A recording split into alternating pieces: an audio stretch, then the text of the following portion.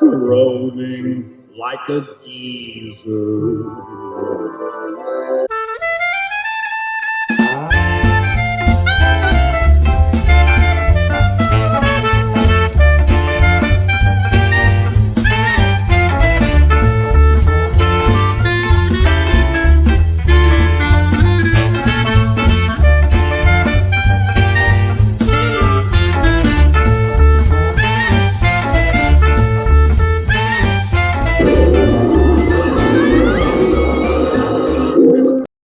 Hey, welcome everybody to GRAYBEARD'S studio. This is episode number 10.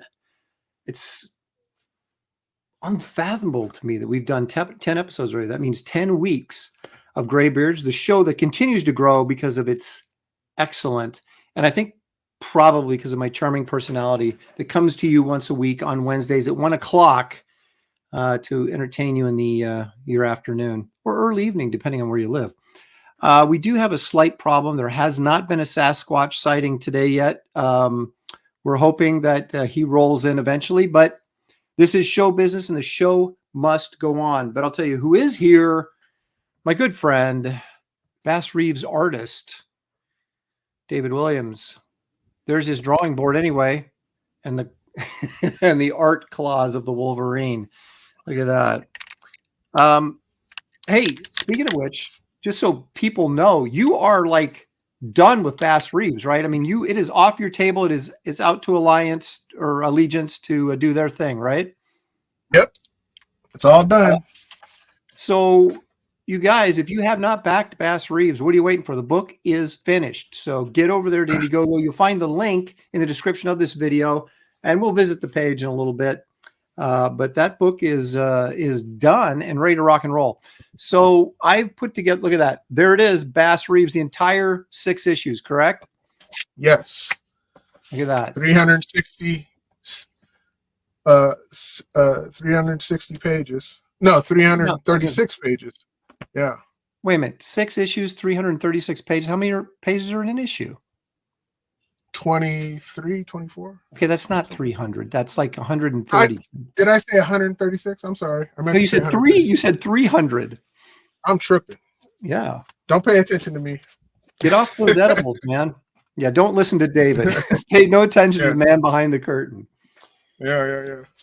Well, let's address the chat properly here as we continue to stall for Kelsey. I wonder if Kelsey knows what day it is.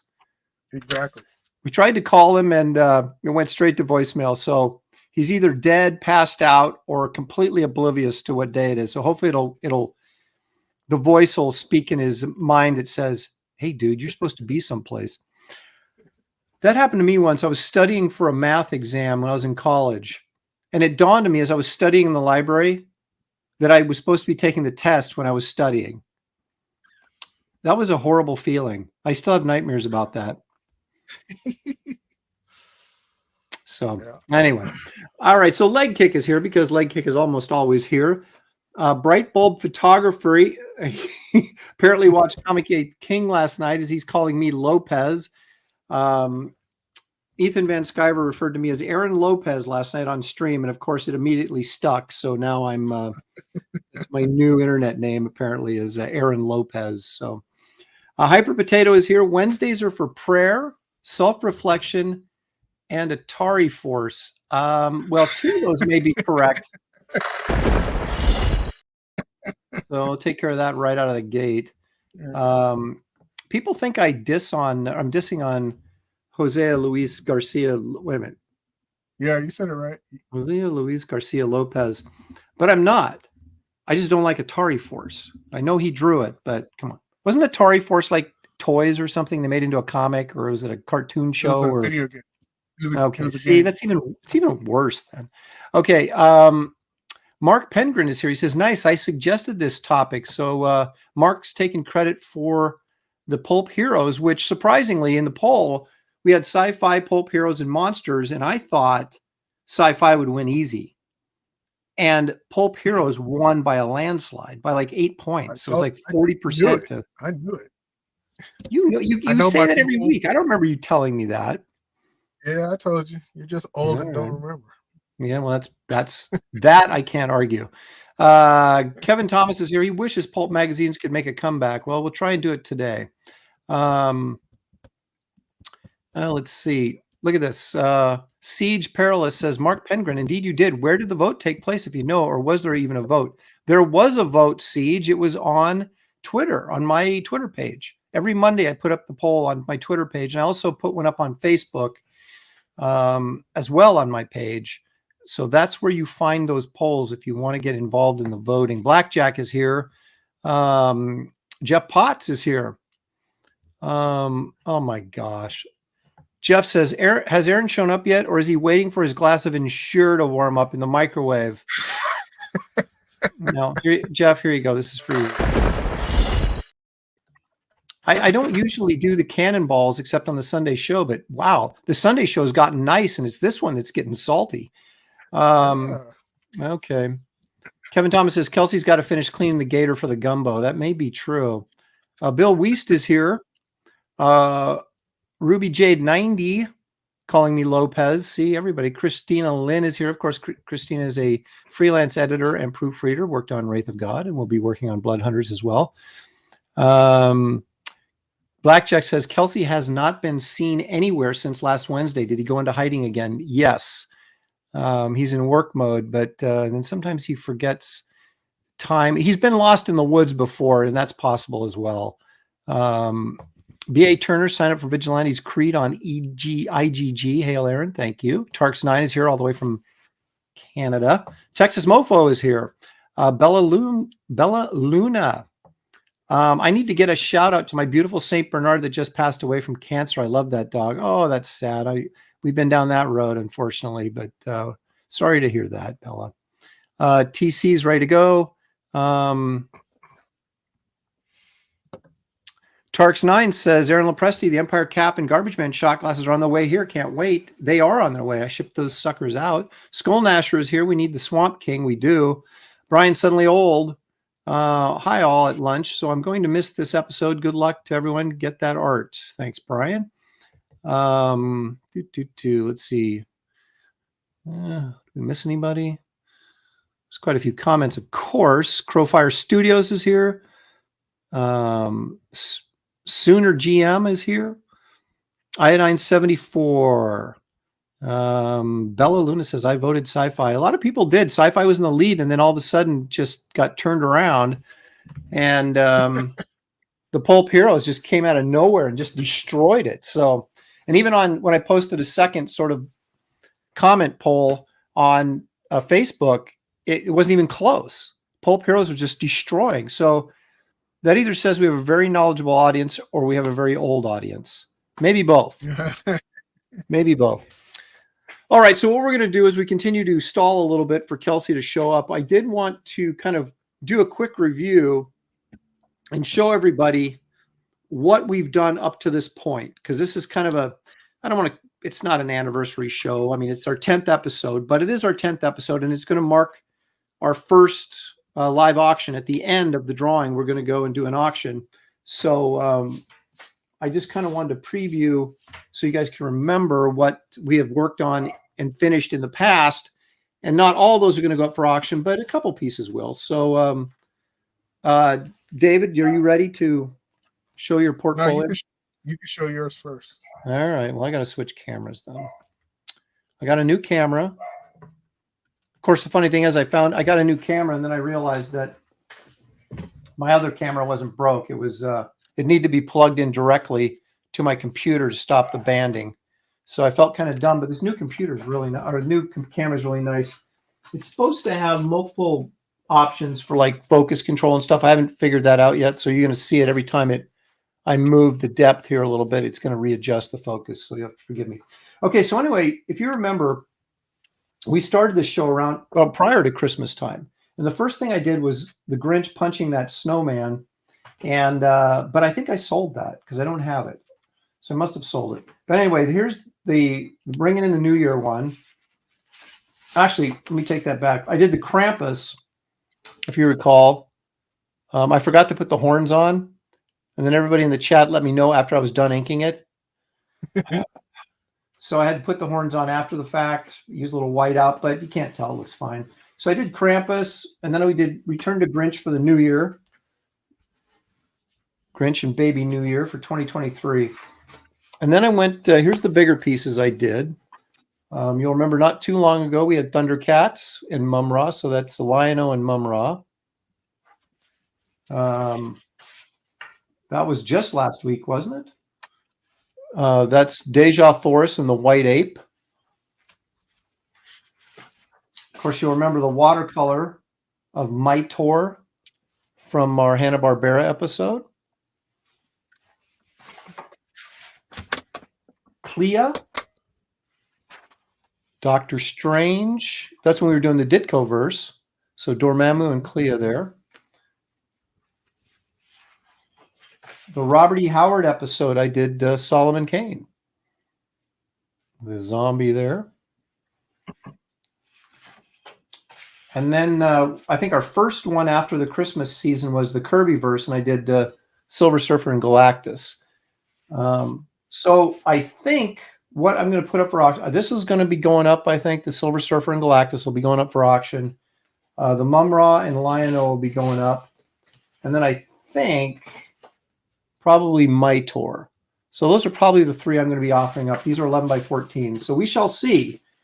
I have a change of heart. If anybody in the chat sees something in there and says, no, put that up, put the other one up, I'll listen to your suggestions, but don't tell me to put something up and then not bid on it. Okay. Yeah. Because that would be underhanded and tricky, and we just don't do that around here. Okay. Let's take a look at what David has completed over the course of this first 9 episodes. Well, you found it. Actually, I'm going to make you bigger. I didn't make me bigger, but I'm going to make you bigger. So you had Super Santa. Yep, Super Santa. This belongs to somebody. I forgot who won. That I said I was going to mail it to him. Just send me a message on Instagram, and You're probably going to get about 30 messages now. Yeah, exactly.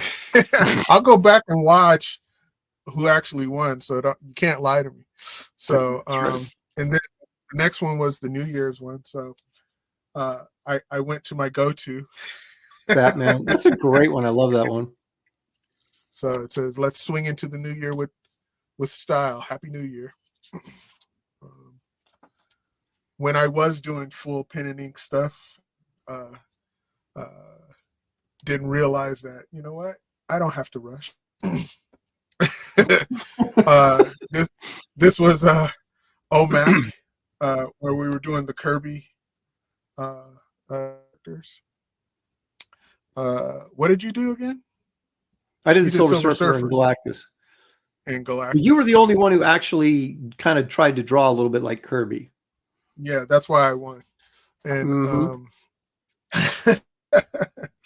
and the next one is Frankenstein Jr. So this one wanted to get away from trying to draw like someone else, you know, or someone's style or whatever. I said, how would David Williams do Frankenstein Jr., you know, and mainly in the ring and all this other kind of stuff. So you see, you know, how I would cross or add textures, and not really make it a cartoon, you know, so fun with that.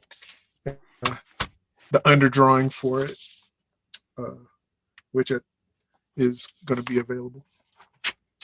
And this was the Conan piece that I did. First time doing watercolor. It's very tricky medium. It beat me up quite a bit,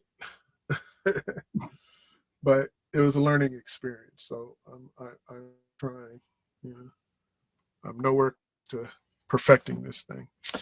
So the next one was the Ditko. So I got to do Dr. Strange.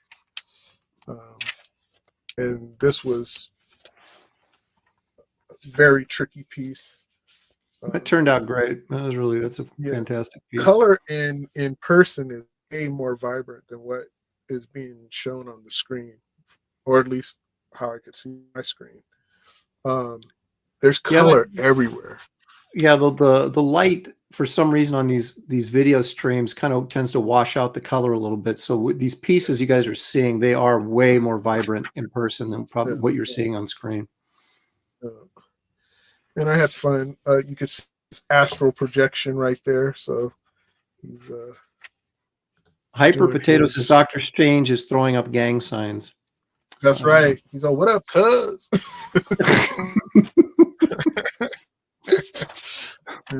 Your drawing. I like the underdrawing better. That's just me. I always do. And finally, Thunder of the Barn. This was rough. This was rough trying to figure this out, and I had accidents all over the place. And this one just came out more like a coloring book type of thing because of the black line around it, holding everything, and I was just coloring and like a kid outside of the lines and doing all kinds of crazy stuff. And again, it's way more vibrant in person. But I had a mistake that happened where the watercolor just bled all into here, the blue, and so I, go back in and knock it back and stuff. It took hours. It was crazy. Well, you did a pretty good job of saving it. I mean, yeah, you don't really know. So there's the underdrawing. And then the last one was the tribute to Frazetta. That's right, Johnny Comet. Johnny Comet. And so that was fun. So Christina Lynn says that Thundar piece turned out cool, man. So there you go. Oh, thank you. She's on board with it. You're far too kind. So that's everything. And Kelsey, he's in 4th place, so it doesn't matter what he shows. Yeah, I guess not. I don't know. I got a feeling that he's probably going to roll in about halfway through the drawing. He's going to wake up from his nap and realize that he's. he probably passed out from eating too much etouffee. That's exactly, man. He spent all day cooking it. Then he had a big bowl, and then he's on the couch, just Hyper Potato says Frazetta Babe for the win. I want to share. Mark's like, he's not coming, Aaron. I'm trying to remain hopeful, but I mean, the one thing is, for you guys' sake, the top 2 artists on this show are here. So, Kelsey's going to finish 3rd anyway. He always cheats by throwing red in to make his art look better. So we don't have to worry about that. This will be more a purer stream, I guess. I do want to share a couple more things, and then we'll get going. I did this last night because I've still got that whole Frazetta thing going. I went and I watched Fire and Ice, which David and I are going to discuss here in a minute. And you guys in the chat can throw in your 2 cents as well. But I did this piece of Dark Wolf. And let me go full screen here. And I really think I captured a Frazetta vibe with it, more so than I did on any of the other stuff I've done. Absolutely. Again, I wasn't necessarily trying to copy Frazetta. I mean, I wasn't looking at Frazetta while I was doing this, but I was trying to think more in terms of, the shadows and some of the looser sort of sketchy line quality that Frazetta would do in his sketches. The shadow placement down here on the knees and across the chest and things like that, I think are very Frazetta. I put a little bit of that line work here in the rocks, kind of when he would do those kind of like real quick scribbles for, rock texture or whatever. And then that sort of wispy, how you do that kind of wispy, like cloudy thing behind the characters. Like there's a great Buck Rogers piece where he did that, that's just a quick line piece. And so I threw some more elements in there that I think feel more Frazetta-like. So yeah, I did that last night in my cool down sketch. And so all right. So Dave, oh, wait a minute. One more thing.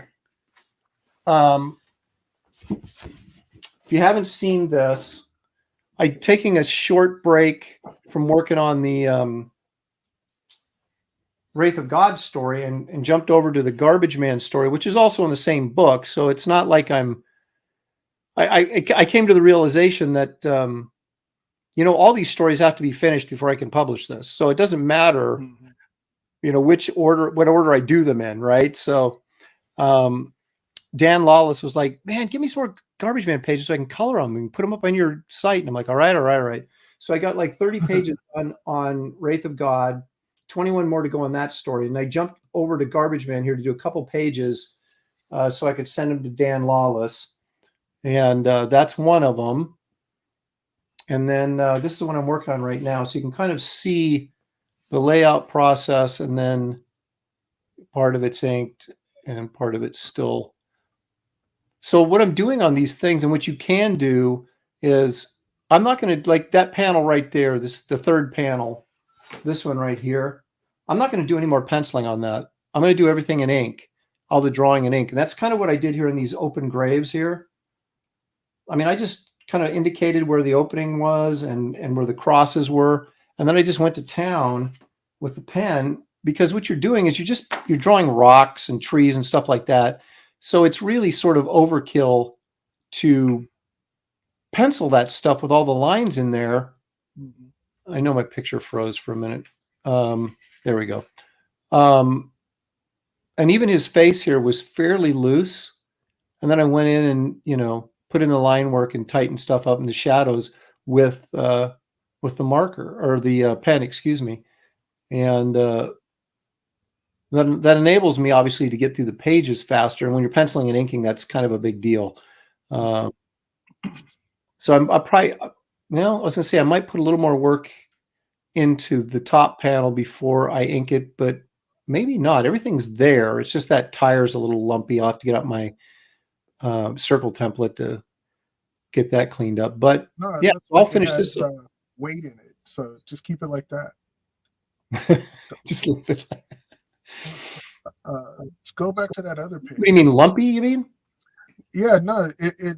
If you keep it, like Michael Golden doesn't use circle templates. Like, look at his GI Joe that he did, and it looks like there's weight and air in the, so there's like kind of bounce to it. Oh, I got what you're saying. So it doesn't look like this hard plastic thing. It looks like an actual top. It's not rigid. It's not so perfect. Okay. Yeah, sure. Why not? I'll do it. You want me to go back to what now? That page, other one. The first one you showed. Yeah. Go closer. That zombie is awesome. The thing with this is all this background stuff, the trees and the leaves, that was not penciled in. I did that all. I penciled in, of course, the zombie and Garbage Man, and then I just an outline of those trees and stuff, and then I filled in the bushes and the leaves. Same here. I outlined where the trees were, but I kind of knew, what I was going to do, and then I went ahead and put the tree texture, the wood texture in there, just inking. Now there we go. Same with this background. You have to forgive my dog. Every single time a delivery truck drives by, he goes nuts. My door's closed. That's the best insulation I can do. Same with this. I penciled in Garbage Man, the zombie. I kind of knocked in where the house was going to be, and made sure my perspective was right, but didn't really detail it up. All the stuff on the roof and the shading in there and everything I just did with a pen after the fact. Again, when you're inking it yourself and you know what you want to do, it's just a colossal waste of time to sit there and pencil everything super tight, and then just because it's going to look exactly the same. So anyway, so there's those two pages. And this is supposed to be a better camera, but it's ticking me off this. Well, I got to find the autofocus on it, or pardon me, the like fixed focus, so it won't keep doing that. But I haven't figured it out yet. It's all new to me, man. All right, Dan. Huh? How long have you been doing this? No, dude, I just got this camera. This is a brand new camera, so I haven't worked out all the bugs yet. Dan, the Pizza Man Genovese says, my dogs do that too. Yeah, the difference is, Dan, we can't hear your dogs. Christina Lynn says, my dog barks at puddles. Well, that's Nintendo Ginger says Lopez is killing it. Of course, he's referring to me and my new name. Siege Perilous says, was reading about Brian Hitch yesterday. He professes a craft knife cut pencil is one of his main tools. Would you concur, guys? Or you talking about like he takes like an X-Acto knife to sharpen his pencil? He whittles it. I've done that before when I couldn't find my pencil sharpener, but I don't live in the woods, so I'm not going to do that unless I have to, but I've done it. So, but I use mechanical pencils mostly because then you don't have to keep sharpening them, but then they get jammed up and then it's, anyway, there's problems with everything. All right. So we're doing pulp. David, what are you going to do? I chose Flash Gordon. Now, see, I thought you might go Green Hornet. I don't know why I was thinking that, but yeah. No, I always loved the aesthetic of Flash Gordon, not the movie, but the one with Buster Crabbe and Charles Middleton. Yeah. Well, anybody who knows me is not going to be shocked by what I'm about to say. I've done several shadow pieces in my time, and so, I mean, I love the shadow, and I would certainly have no problem doing a commission or something. But I am going to do, come on, focus. Man, I'm telling you. You spend more money on a camera and it gives you more problems than the one that was broke. And you criticize me. I know. This is a sad state I'm in. I'm going to do Doc Savage because I love Doc Savage. It's my favorite pulp hero. Has been since I was a kid. I bought the 1970s Marvel series. Do you remember that? The Doc Savage series they did? Yep. That was like the first, well, issues 2 and 3 had Steranko covers. I remember that. That was really cool. And they were adapting the paperbacks, like Silver Death and Brand of the Werewolf and things like that, the monsters. So that was like, as a kid, that was one of my favorite series. And they even had a Man of Bronze because they did a movie with Ron Ely, TV's Tarzan. Mm-hmm. Yep. And you remember that? Oh, yeah, absolutely. And then Marvel did a magazine, basically the Man of Bronze magazine, that had Ron Ely on the cover. And then they had I think Buscema and Tony DeZanuga inked him on those. I don't know if there was more than 1 or 2 issues of it, but they did have the Man of Bronze magazine there for a while, probably speculating that it would be a hot property because of the movie, which of course it wasn't. But so the miniseries lasted 8 issues. And then I think the magazine was just a couple issues before that tanked. But despite all that, I'm going to do the Man of Bronze. Somebody gave me, the James Bama book covers, right? That. Oh yeah. Okay.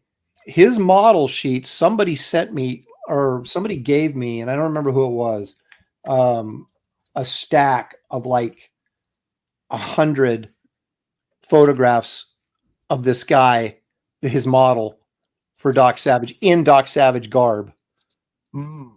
Now I'm not going to use one because I'm going to do my own version, but I have used them before to do Doc Savage pieces, and they're it's pretty fun to say, hey, I got the same model sheets or the same photographs that James Bama used. That's so awesome. Yeah. All right. Well, we have stalled long enough. I think Bigfoot may not make it today, which is really astounding considering this is supposed to be our big anniversary show. Big art auction at the end of the show, and Kelsey decides not to show up on the big show. But that's just the way it goes, man. So hopefully David's left him a message. I've sent him some messages. hopefully everything clicks and he shows up at some point during the show. But we're going to start the clock and get going right now. So I have to ask you, David, as we begin, you've seen Fire and Ice, right? Yes. What was your initial impressions? Because I just saw it for the first time this weekend. I mean, like the last time I saw it, I was like in my 20s. But when I first saw it, I was real young, probably about 14, 15. No, probably no, about 16. And it was out there. It was a lot of rotoscoping. Well, that's like everything he does, right? Is like, Yeah. But as I was telling you earlier before we went on, that one of the things that I found amusing about it was how many butt shots he used of the girl, the main, the princess, whatever. Yeah. And it was like, okay, we get that Frazetta did a lot of butt shots, right? But he was like, there was a shot where she crawled into this hollow log, right, to hide from the cavemen. And the angle was not her crawling towards us, but it was her butt crawling away from us. And then when she crawled out, she backed her way out. And of course, the camera was right on her butt. And it was like he went out of his way to make everything a butt shot, which, I mean, let's face it, the character was hardly dressed at all. So he didn't really need to do that. And I'm not trying to be like, prudish or anything, but I'm just saying that it became so obvious that he was doing it that it became distracting and I was laughing, and taking me out of the movie. But then I found that there was a lot of scenes in there where they were just like what you would call Frazetta moments, that really weren't necessary to the film in any way, shape, or form. But he was like, oh, we got to do this thing where a giant lizard comes out of the water and fights the cavemen, because it reminds you of a Frazetta painting or drawing that he'd seen. And so there was a lot of that in there, which ended up being cool just from a standpoint of a fan standpoint. But it was padding. And I kept thinking, if he spent this time on the actual story, this might actually be good. So there was like some really nice elements in there, but the story did not. I thought it was overly simplistic, and there was stuff in there that could have been done that he just didn't do. And so it came off as kind of I think it was almost a 90-minute animated film, which is about par for the course, right? And but it was lacking to me in a lot of like developmental things. Like apparently there was a connection between Dark Wolf and Necronon or whatever that dude's name was. Like I guess Dark Wolf was supposed to be his father, but they cut that scene out. And I'm kind of like, geez, that's kind of important. Yeah. Why would you, it kind of would lend a little more heft and weight to the whole movie. And I just felt like for a movie that was 80 minutes or 90 minutes long, it felt short because it was so padded with stuff that wasn't necessary to the story, just for kind of like to kind of say, hey, Frazetta fans, check this out, which again is cool. Yeah. But I would have preferred a little more of that effort being put into the screenplay. Why it didn't stick with me, it's just like, okay. Well, that's kind of the thing, right? I mean, it's like, if you've seen any amount of Bakshi films, they're all pretty much the same. Although I thought American Pop was a little bit better. I don't know. Did you ever see that? Oh yeah. I thought that was better developed and sort of had an interesting sort of approach where you get these different generations of guys that are musically inclined, and you follow this sort of family through their musical history. I thought some of that was kind of cool, but I thought Wizards was lacking, even though it had great character design and great idea. but I felt it was somewhat underdeveloped as well. And it makes you realize that when you're doing animation and you've only got a certain amount of time, because obviously the longer it is, the longer it's going to take to make the movie. Because back then, and even rotoscoping, you know, was a process. And they, you know, it's like so you've only got, you know, 90 minutes generally, and you want to, you know, there's ways to flesh that out so you've got yourself a really good movie. And I just, Bakshi always seemed like he would shortcut everything. So, absolutely. He would use like the same shot in the same movie over and over. And I think he fostered, you know, Filmation to do the same thing. You know, look at what they did with He-Man. Kept on using the same shot over and over and over and over and over. He said, "It's just kids; they don't care."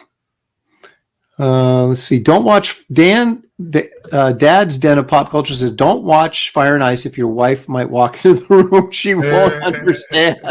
I asked Sheila if she wanted to watch it because we did a clip of it on a Sunday show. And she was like, what the heck is this? And I was, you know, she goes, because that, you know, girl, it was a trailer for the thing. And of course it had plenty of shots of not only the girl running around with her butt and boobs hanging out, but it also had the guy, you know, they basically, these guys were in practically thongs running around. It was just like a butt bonanza.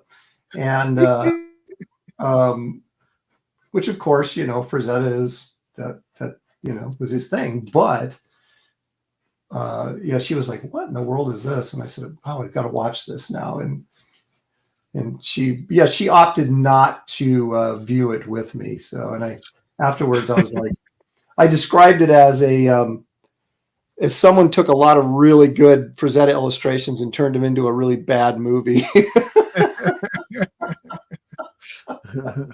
So, I mean, it wasn't horrible, you know, but it was, I mean, you got to go in with, I guess, certain expectations. And I had not great expectations. I'm familiar enough with Ralph Bakshi to not get my hopes up too high on that stuff. But I'm going to do a little riff on Brand of the Werewolf, I think, here. Are you going color? Yeah, I think I'm All right.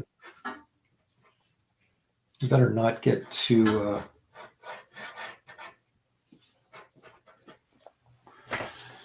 Oh, I botched this layout. All right.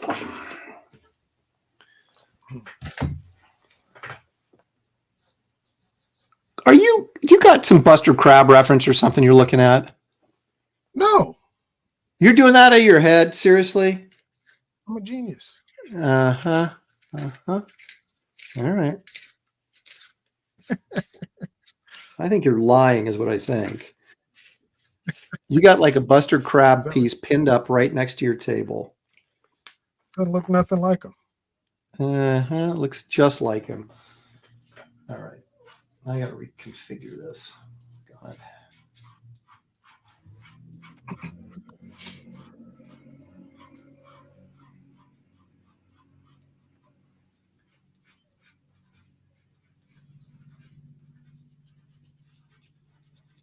I used to love those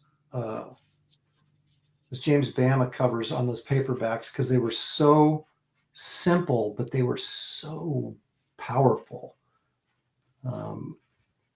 You know, and all the color schemes, it was all monochromatic. Mm-hmm. He was a freaking genius at that. I mean, monochromatic painting actually is easier than color painting because you're just dealing in values. Yeah. But still to be able to pull it off so that it was as effective as he did them. And that photorealism. Mm-hmm.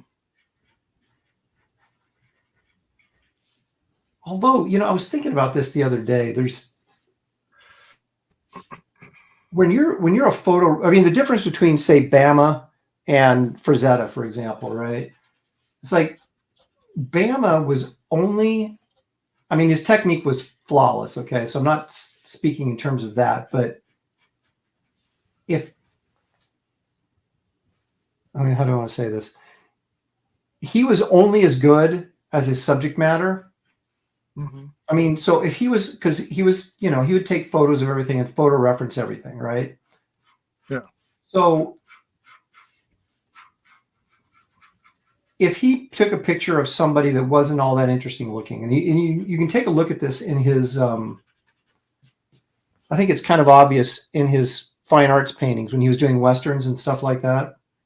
Mm-hmm. If he picked a really interesting looking person to paint, then it ended up being a really cool painting. But if it was, if the person was not all that interesting looking, it wasn't that great.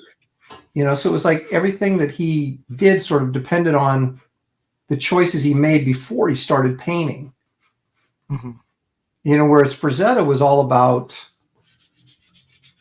his imagination, right? And so if you like Frazetta's style, or if you like his approach, then you're going to like 90% of his paintings. But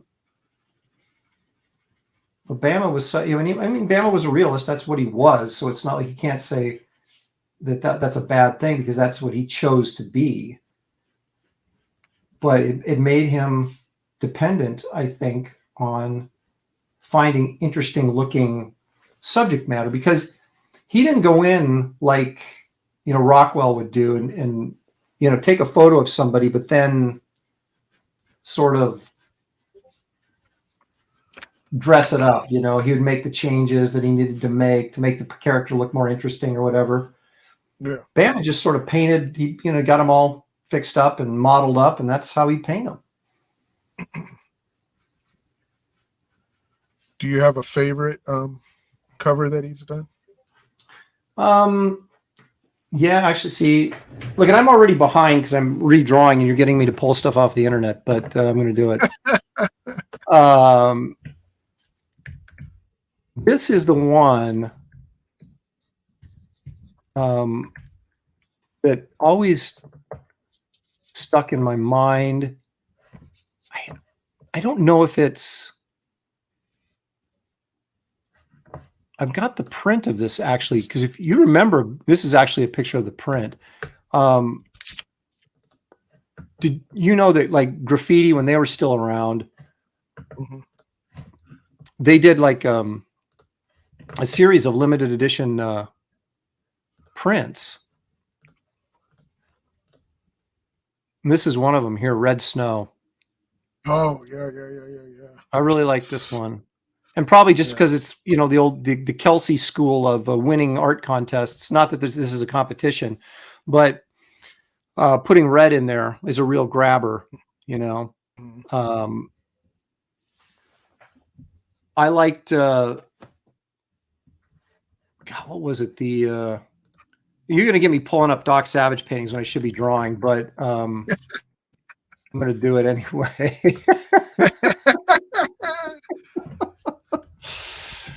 Let's see. Is this the right one? I gotta, no, that's not it. I was thinking the Mystic Mullah, but that's a good one, but it's not. There's one where, I think it's the Magi. It is kind of cool. The Magi. Yeah, there it is. Let me bring that one up when I should be drawing. Just because this kind of creepy old dude in the background, I thought was.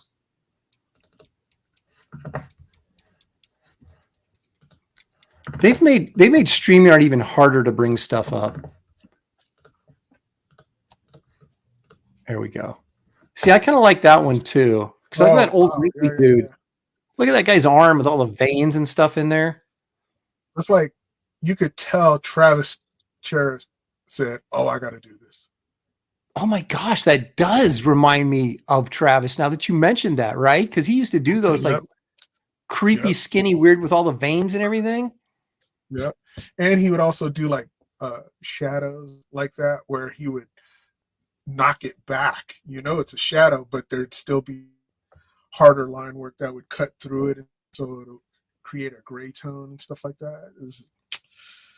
Yeah, Travis is all over that. Well, people are saying my camera's out of focus. There we go. I think it's back. All right. And I'll show one more. And this just to make a point. Dave, look at you, man. You got Buster Crab's already done. I'm still working on I haven't even got Doc Savage drawn. I got like half the werewolf's face. But I want to bring this up because this brings up my point about Bama. Now,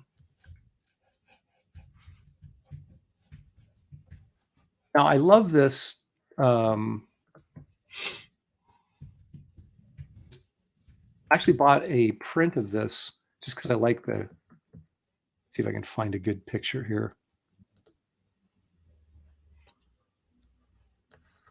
I like this cover.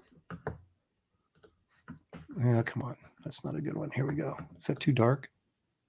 It's kind of dark. Well, you guys have to live with it. It's the biggest picture on here, and it's a little bit dark, but it's not bad. Okay.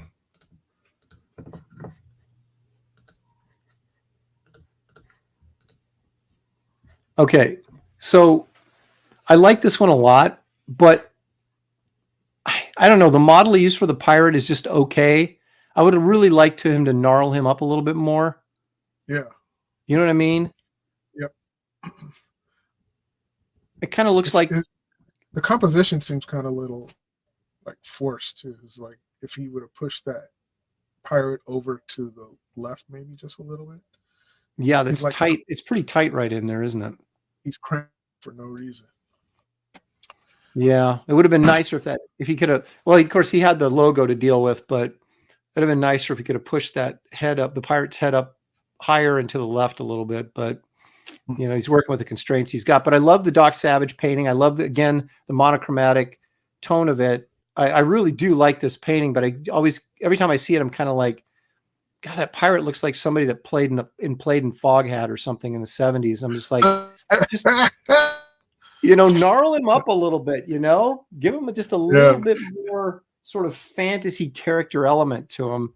But that's like I said, that's not how he worked. So, no. I saw an extra screen there for a second and I got excited. I said, "Oh, Kelsey showed up," but he didn't. It was just my, me sharing. So, all right, now I'm going to get back to this freaking werewolf thing. So, what was your exposure to Buster Crab? I mean, obviously, the guy. I mean, that was way before either of our times. I'm familiar with him, obviously, but honestly, all of these things, a lot of these things, it's just not that I'm like the biggest fan ever and all this kind of stuff, but it's memory of times with my dad and where we would watch this stuff on television together. And you know, because if you go back and watch some of this stuff, it's not really good.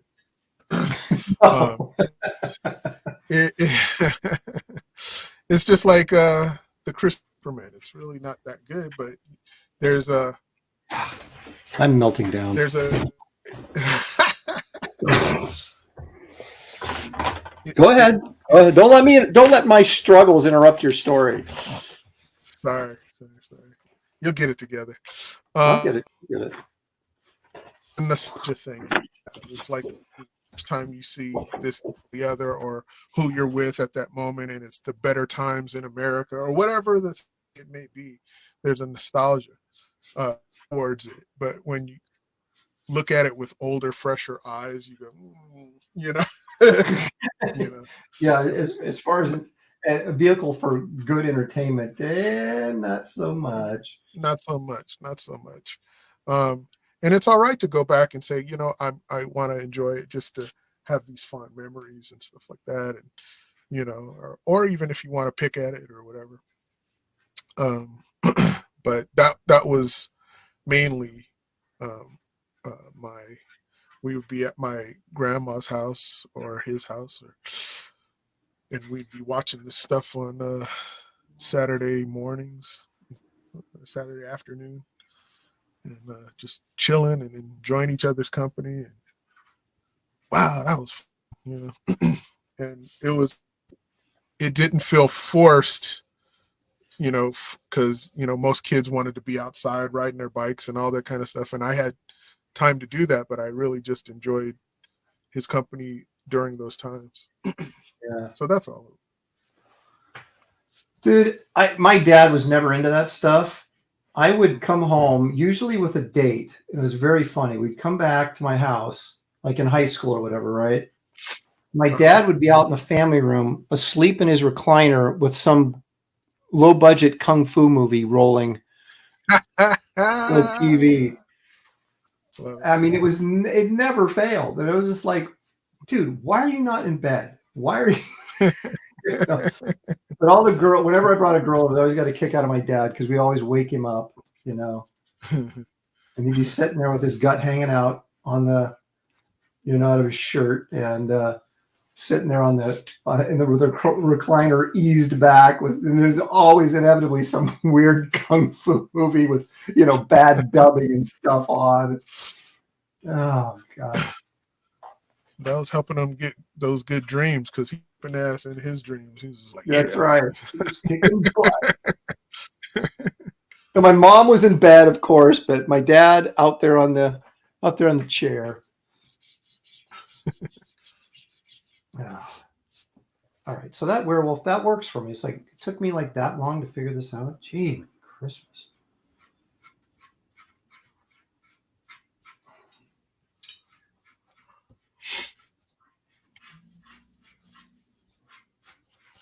I'm gonna rally, man. There was a little bit of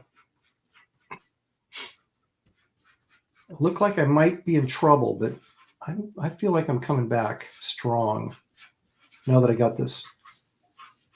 So you obviously figured your layout in advance. I thought I had mine. Huh? Why do you say that? Because you're just knocking that out so fast. Yeah, here it comes. Just winging it. Yeah. I'm just winging it just like you. Mm-hmm. Well, no, I mean, that's a good thing. We have a week to sit here and think about how we want to approach this. And you get something in your mind, but then it's like you start putting it down. You're like, yeah, this ain't as great as I thought it was going to be.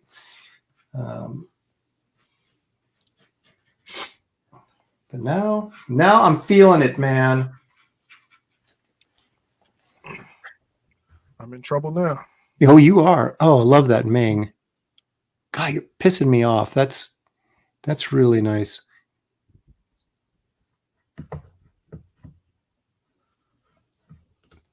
Past Master Dan says the dude with the long white beard was the best martial artist I've seen. Oh, I'm trying to remember. That was me.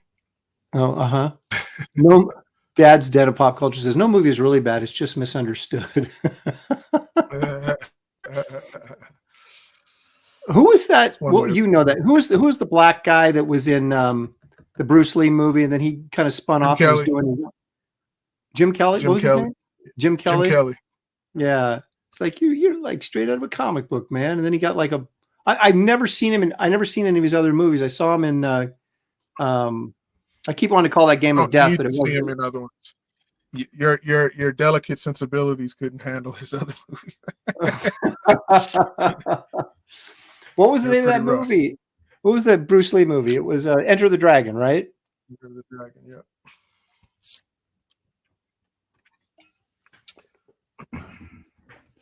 Were you into that stuff at all as a kid? Absolutely. I was Los Angeles, California, martial arts movies. It was king to young black men back in the 70s and 80s. So Dad's Den of Pop Culture says Take a Hard Ride is a great Western with Jim Kelly. 3 the Hard Way. You don't want to deal with that one. Okay. Now I'm getting quoted now. Citizen Ronan says, "You'd know this. Who's that black guy?" Aaron to David. Yeah. No, that's not why I said it. I said it because I knew David was. We had talked about this Bruce Lee stuff before, and I know that you knew who the guy was, not just because he's black. All you guys know each other, right? Jeez, Who's that colored guy? Yeah, come on, dude. Who's that black guy? You know what I'm thinking of. I meant person of color. Yeah. And wait a minute. Enter the Dragon. Was that Enter the Dragon? What did I say it was? Yeah. That's the movie where they go to the island, right? Yeah. Yeah. Okay. Suddenly, I'd like to leave your island. Yeah. Man, you come straight out of a comic book. See, you got it down. The Gourd Ox Pub says, I used to watch Kung Fu Theater every Sunday. Well, apparently that's what my dad was watching on Saturday nights was Kung Fu Theater, like on USA Network or something. Oh, look at this. Black Belt Jones. Yep. Was that another Jim Kelly movie? It sounds like it must have been. Yep.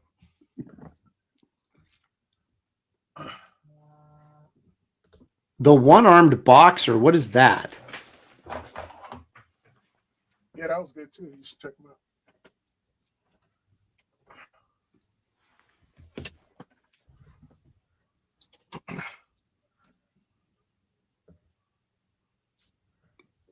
Let's see if okay. All right. We've got 103 watching right now. That is awesome. Thank you guys. Make sure you hit the like and subscribe button while you're here. We greatly appreciate it. Helps the channel grow. You know what also helped the channel grow? If everybody that's supposed to be on the show showed up. That would be great. Nomsky says, my brother was big into martial arts movies in the 80s. He used to get these ninja magazines in the mail. He would buy ninja boots and swords and whatnot. Wasn't it amazing, this stuff you used to be able to buy just out of the back of a magazine? Yep. Can't do that now. I know. It sucks. It's my favorite stuff was going through there. And I did one time. I may have told this story before. I did buy onion gum once. What? Onion gum. It was like Fool Your Friends out of the you know that sort of that they have that one page in the comics that were like classified ads and they had all sorts of like cheap stuff you could buy. There was like a whole page of them. And one of the things you could buy, like the X-ray glasses and things like that. Yeah, I don't remember onion gum. Oh, they had onion gum, and so I sent away for it and actually got it. Oh, okay. And so I took it to school and spread the love around. Did you ever get the sea monkeys? No, that was like krill or something, wasn't it? Yeah, I got that. I was disappointed. I was just like, man, this is a bullshit. I wanted to see those little pink drawings that were. Yeah, I know. The drawings look so great. They're like by Jack Davis or somebody, you know, and you're like, oh, I got to get this. Then you got it, and you're like, what is this crap? I thought I was going to name them, and they were going to be my friends and all this kind of crazy.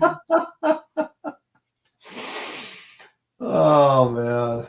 Good old sea monkeys.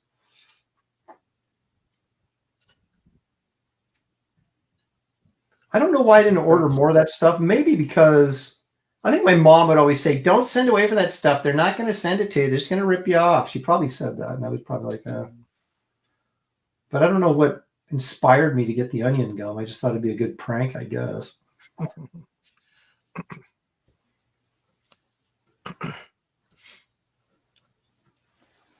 My friend bought over at Knott's Berry Farm when they sold this at that time. They had that prank perfume that smelled like fart.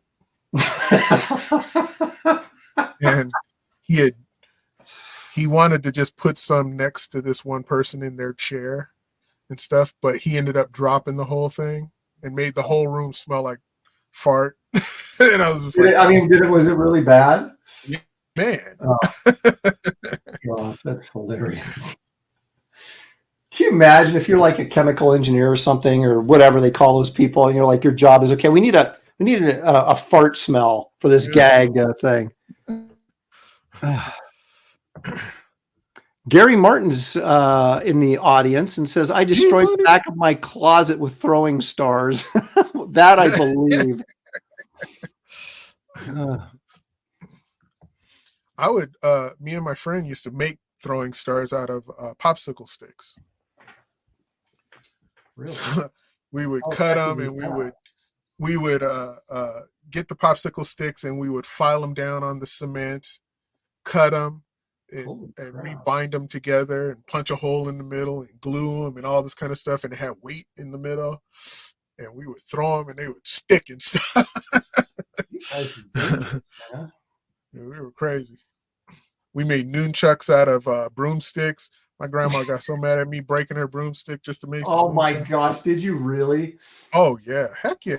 Telling you, that's all black kids did in the 70s. They wanted to be Bruce Lee, Jim Kelly, you know, whomever else that was big in that time. Bruce Lee, all the different variant Bruce Lee. Yeah, I remember that dude, that Bruce Lee. He's like he's the new Bruce Lee or something. And yeah, this guy's never wanted to be those guys. But all these years later, Wu-Tang Clan never let it go, and they just kept it, and they profited off of it. They said, "Shoot, we're gonna keep our, fandom for this and make billions off of it." Well, that's it was like its own sort of market, or its own what am I trying to say? Not market, but its own niche. Yeah, definitely.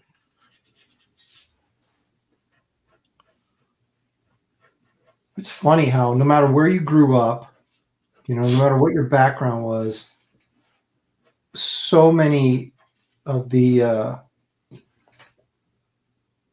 you have like these weird shared experiences that just kids go through, adolescent kids, and it's like doesn't matter where where you were born, or I mean, if you're in the United States, obviously, so you have access to the same stuff, but what your background is, it's like the same stuff. We all wanted to be karate experts or whatever, and then got into comics, and comics brought us together, and now they're tearing us apart. They're tearing us apart. Man, this is really weird. I'm such a slave to Bama's Doc Savage that I'm struggling getting this to look the way I want it to look, because I've got Bama in my mind. That's right. And it's like, dude, just do you. And I'm like, I can't. I'm trying to do Bama. Someone had asked earlier in the chat, and I was going to address it, was if I had any feelings on Doc Savage prior to the Bama incarnation. And one of the things that attracted me to Doc Savage, I mean, obviously the artwork by Bama on the book covers, but I love that sort of, what do you call it, that helmet hair he had, right? Mm-hmm. And that was like that was a thing that I believe, unless I'm mistaken, that Bama created, because he drew him with hair, and they were like, do something to make him look more sci-fi. And so he came up with that. Didn't they establish that it was a helmet?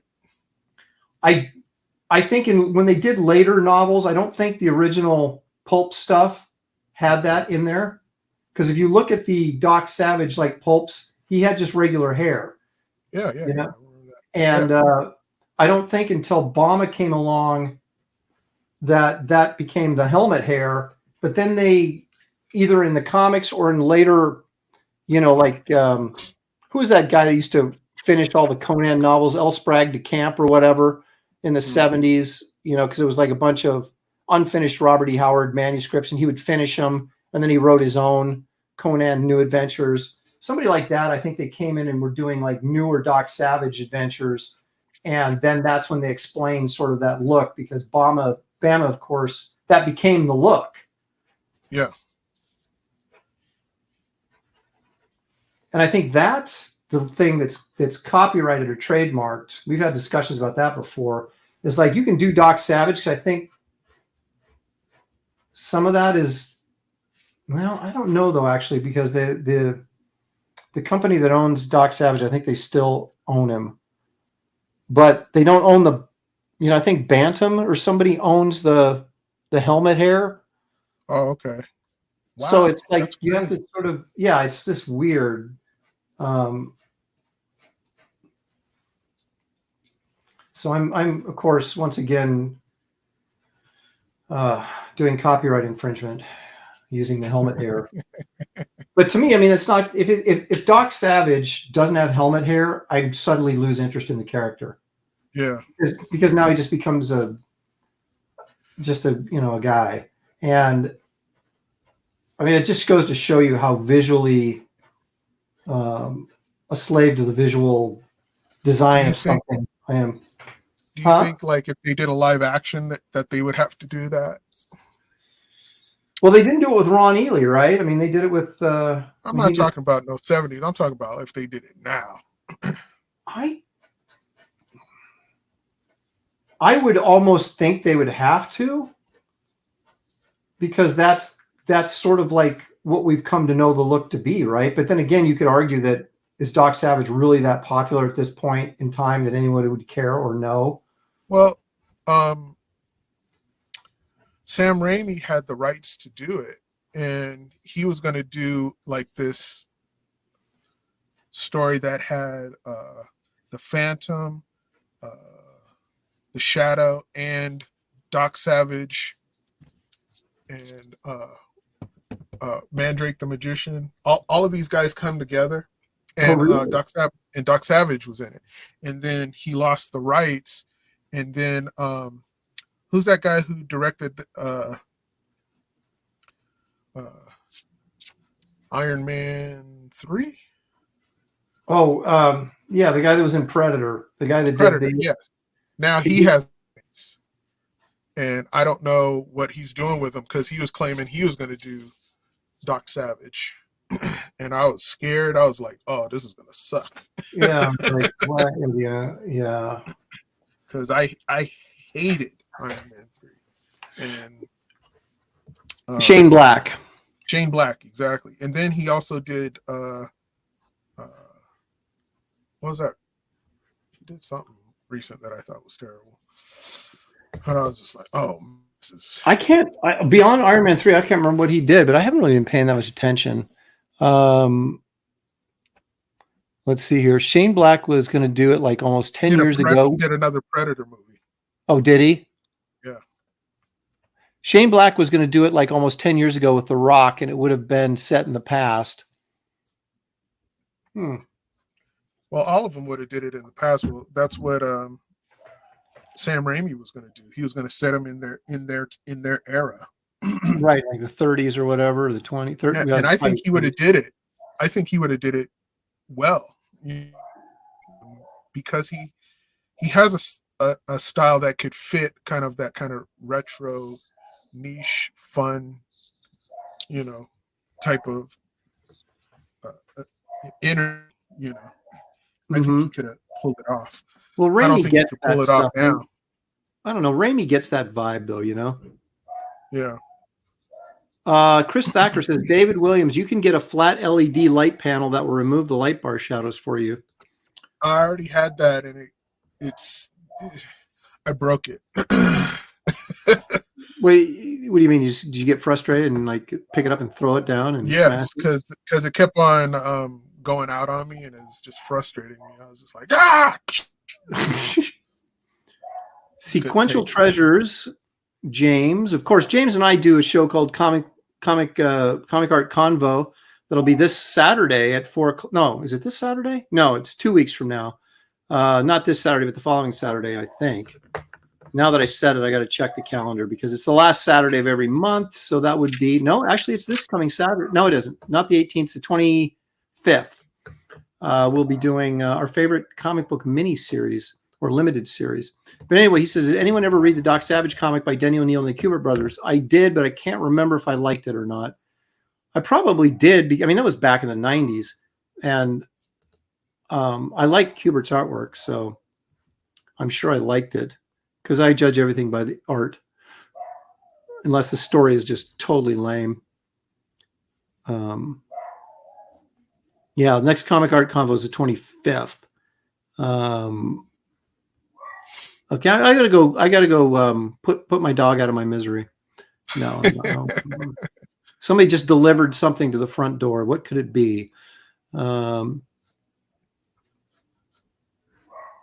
was this? Chris Thacker says, as a kid, it was the best ever to have Ron Ely be Tarzan and then Doc Savage. Yep. Yeah, he was like sort of like the superhero hero guy back then. Mm-hmm. He was getting everything. He was even getting the chicks. Actually, I don't know that for a fact. I only assume he was. And I'm going to start any rumors here that I can't back up.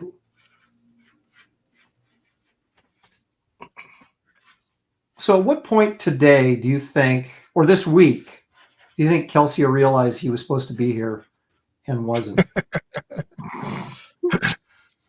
Probably about 3 o'clock in the morning, he'll go, oh! Sorry, wait a minute. I'm supposed to be someplace today. Where was I supposed to be? I have a strange feeling I was supposed to be somewhere. Well, you know, it's funny. When I posted we were doing this show on Facebook, and I posted some art from one of the shows. I can't remember which one it was, but it was a few weeks ago. And Jerome Moore chimed in. He goes, and Kelsey's actually shown up for every episode. And I was like, yeah, it's amazing. And then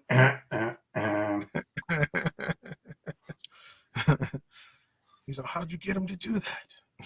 Well, it's easy. Well, apparently it's not as easy as I thought. I will do this. So I will say next week, we're going to do this. Dang it, that hand's not big enough. Once a month, we're going to have a guest artist come in, and hopefully there'll be 4 of us and not 3 of us.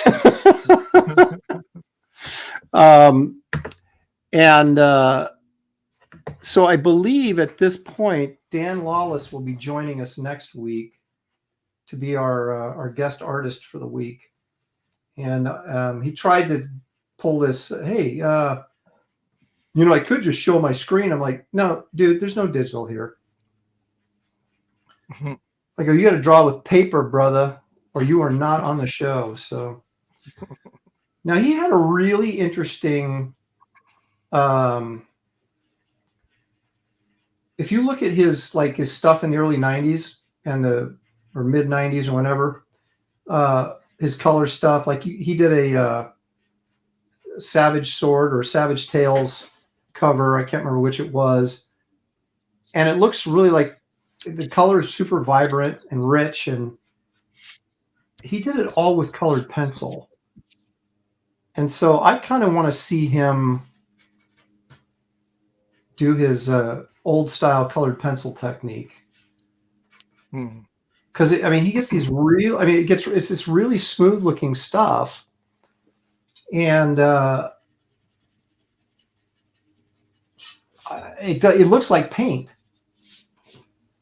Because when I use colored pencil, I texture it, so that I'm not trying to hide the fact that it's colored pencil, but and I'm not saying he was trying to hide the fact, but it was just this technique he had that it really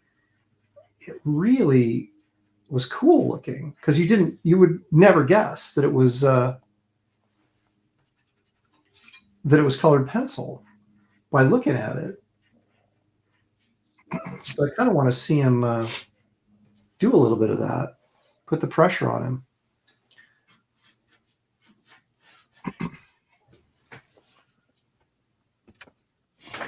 God, I'm still not happy with that Doc Savage face.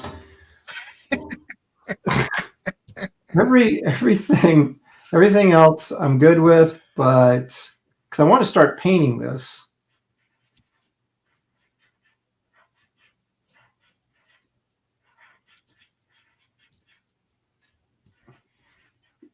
One of the things that Bama used to say when he was working on his, or one of the things he mentioned that I read about when he was working on his Doc Savage stuff was he would always make he'd get the model right, and then but he'd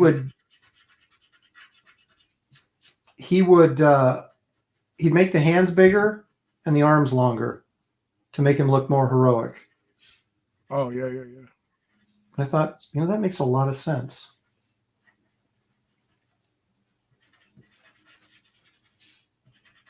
So here I am trying to do the same thing. Because I'm just copying Bama. Without looking at Bama. Even though I know you have reference for what you're doing right now. Prove it. You got Max von Sydow on one side of your page and Buster Crabbe on the other. Yeah.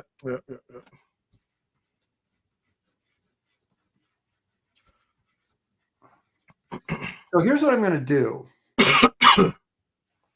I'm not going to ink this. I am going to watercolor this, and then I'm going to go over it with colored pencil to do the holding lines rather than black ink.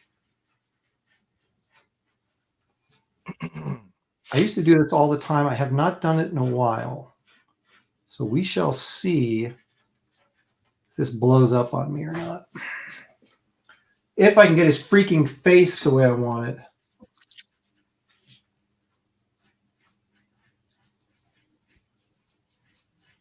Oh, God, Doc Savage.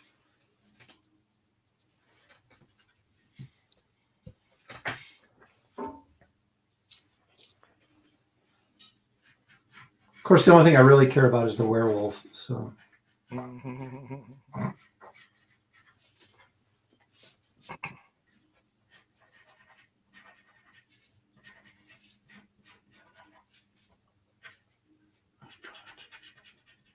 considering I did the werewolf drawing 3 times, it should be decent by now. Let me see. Nope, you gotta start over. Oh, you don't like that? Gonna have to. I think it wouldn't take me much to convince me to start over. All right, so don't. I think you're copying. You're using photo reference. If I was using photo reference, you know what? I shouldn't do this because it's going to take me forever to find it. But I did a layout before. I wonder if it's in this book. In one of my sketchbooks that was Doc Savage and Brand of the Werewolf, and I was going to do an oil painting. I used the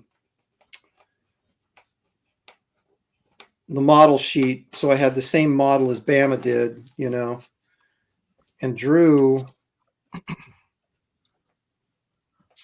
And then I did the werewolf, but I used Henry Hole from Werewolf of London.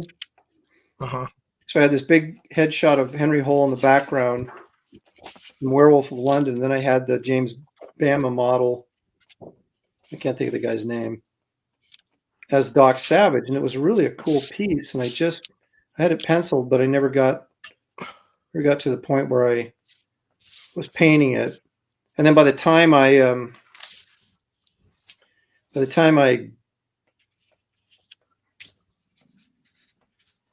would have been able to do it, I used to go through these periods of time where I would like paint for like 3 months straight. I'd just start getting the knack of it, and then I'd start working on comics and work on comics for 5 years and not oil paint again, So that every time I picked up an oil paint or tried to do an oil painting was like a brand new experience.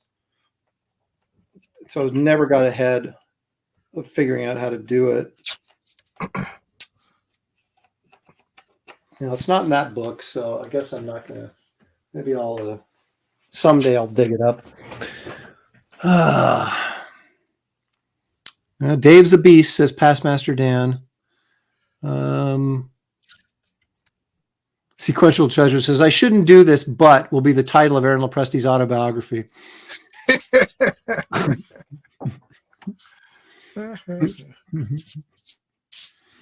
Marcus Killigrew talking about Kelsey says there's a show with his name on it and he doesn't always show up. That's true. That's Master Dan. The swamp is a cruel mistress. He's once again transformed into the swamp creature and disappeared into the bayou. Oh, my goodness. I wonder if, no, I'm sure. I was going to go check Twitter and see if he responded, but if he responded, he'd be here. So, all right, I've got to get this freaking face right before I can. I'm going to erase this so much that the paper is going to be completely damaged.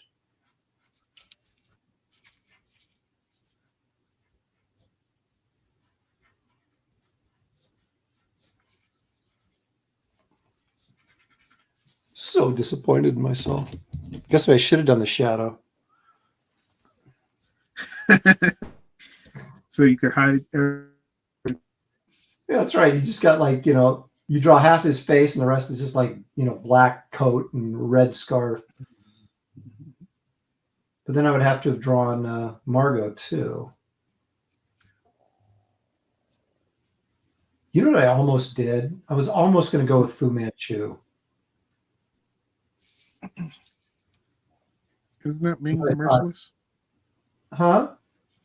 Isn't that Ming the Merciless? Yeah, they're all the same. Guys just, I'm sure those pulp writers are all, oh, hey, that's popular. Let's rip that off.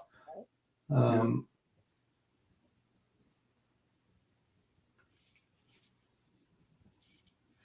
like these guys, like, apparently they weren't even like real people. They were real people, but the names they used, like they were like Kenneth Robeson, who's credited for writing Doc Savage, or they say that he's not even a real dude. It's just like that was just a pen name that the studio that produced this stuff, and they had multiple writers writing it under the name Kenneth Robeson. Wow. And it makes you wonder if like Fu Manchu was created by Sax Rohmer. Who names their kids Sax? Like that's got to be a made up name, right? The whole thing is, sounds like an elaborate pen name.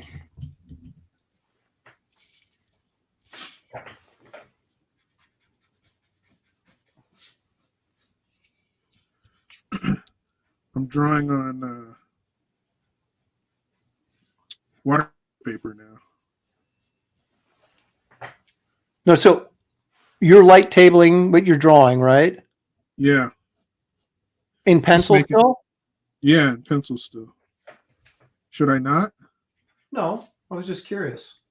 So you're not going to ink it. You're going to watercolor it. Watercolor it. Okay.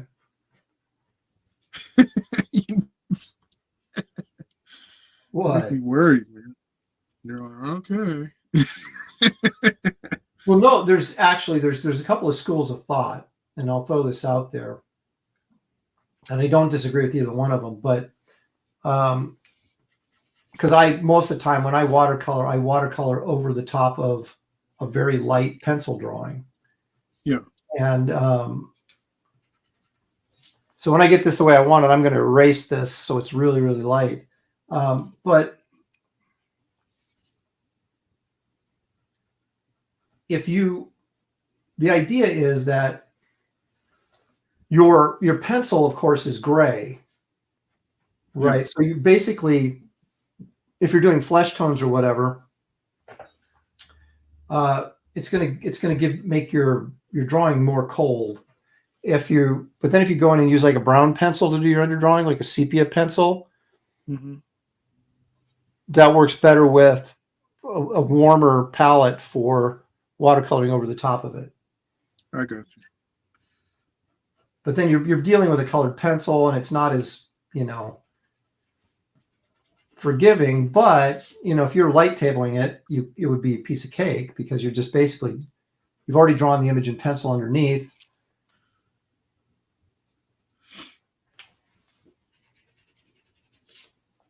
So you're not doing any erasing or anything. You're just kind of going over what you've already done. So it would probably work pretty easily.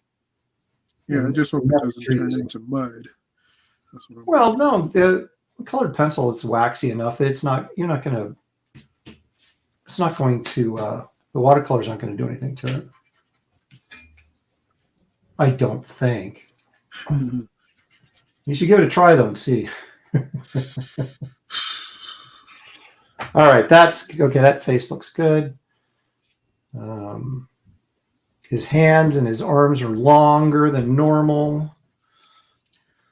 So I know people in the chat are like, his arms are too long. I know. Actually, no one said that yet, but I'm trying to be preemptive.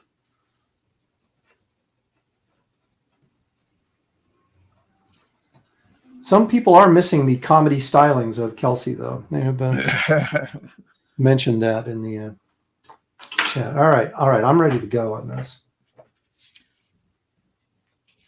Let's see. I think you got to read more chats. Yeah, and pull up more stuff on the internet. And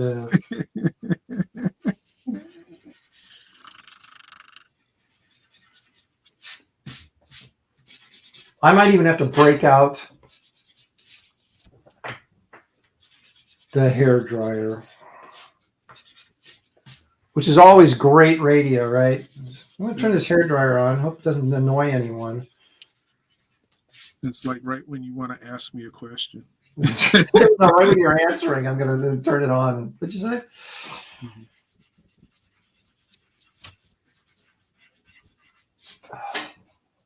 How much time do we got?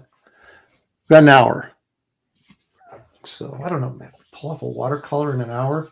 I can do it. I can do it. I know I can do it.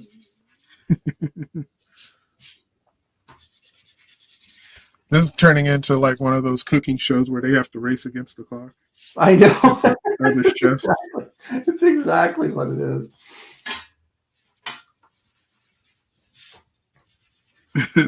Like the stakes are high with us. It's like, okay, you got to finish a 10-panel page or your mother dies. You're like, what? Hurry. The clock's ticking. They keep cutting the shots of her, like, tied up in a chair with a bomb. And look at my mom and I go, I love you. Just know that I love you. like, I don't need a pressure, Mom. Be quiet. All right. Okay, so he's the man of bronze. So, a little cadmium orange, or is it cadmium? It's cadmium. Whatever. Yellow ochre, can't go wrong there. What about fried okra? I don't know that I've ever had it, but it doesn't really sound all that great to me. Although I didn't used to like Brussels sprouts.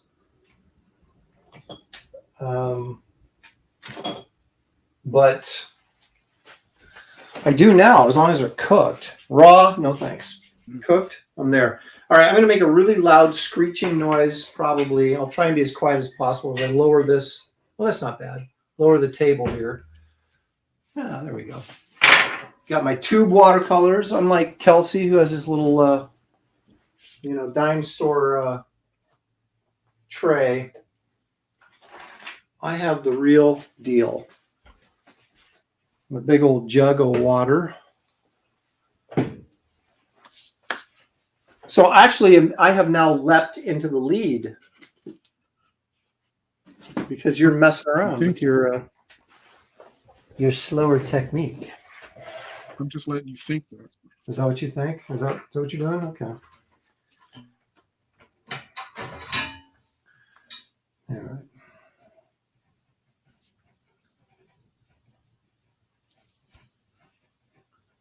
Lulling me into a false sense of security. Of course, the thing to remember about this show is it's not a competition. It's just a couple of guys getting together to draw in an online studio environment. That's all. Yeah. Mm-hmm. If anybody wants to tell me that they think mine is better than yours, that's totally acceptable.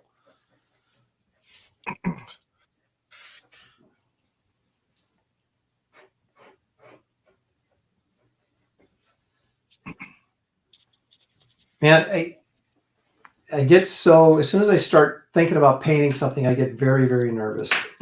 Mm-hmm. That's the thing, man. I just don't do it enough. All right, let me pull this back just a bit more. There we go. Move that over there. All right, I need a brush. This looks like a brush. I'll use this. All right. Actually, I got to lay down a base color here, so I need a bigger brush. Much like Quint needed a bigger boat, I need a bigger brush. There's one.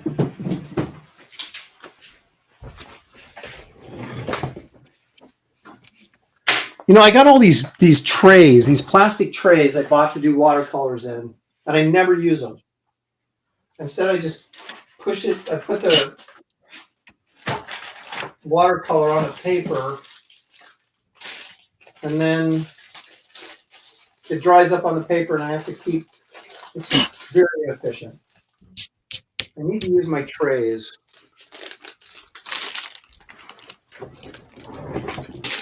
Thing is that I don't like using a tray because then I got to clean it up.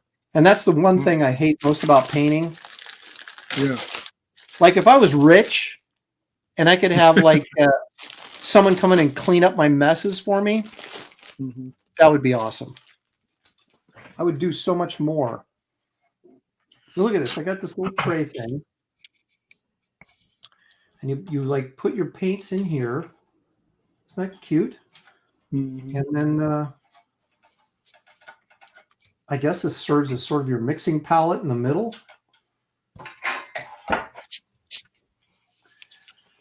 So I bought this thing. I might as well use it.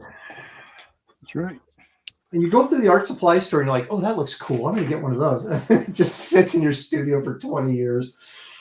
Someday I'll use it. All right, what are we going to do here? I'm going to try some yellow ochre. I don't think that's exactly what I want. Let's see.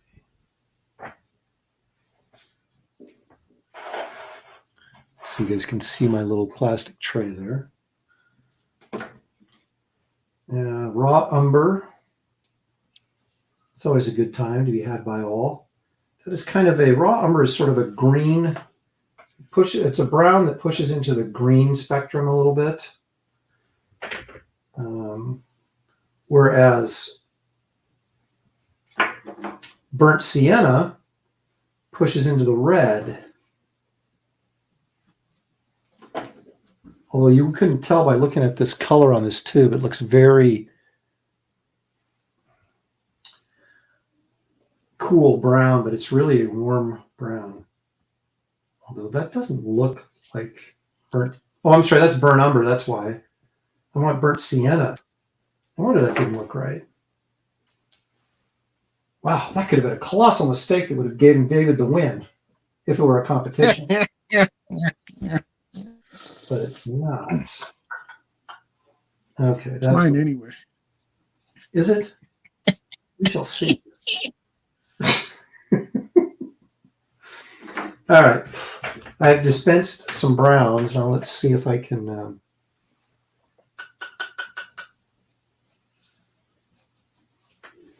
don't know. You see how red that is? That is a burnt sienna. The thing is, I'm going to do this kind of monochromatically like our good friend James Bama. So I'm going to use all browns sort of in this family.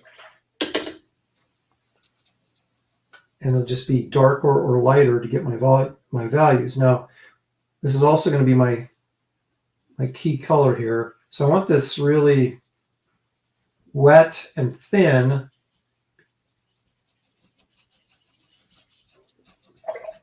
Because I'm going to be painting over the top of it. And watercolors, of course, are not opaque. They're transparent. So I don't want a real heavy sort of underpainting here.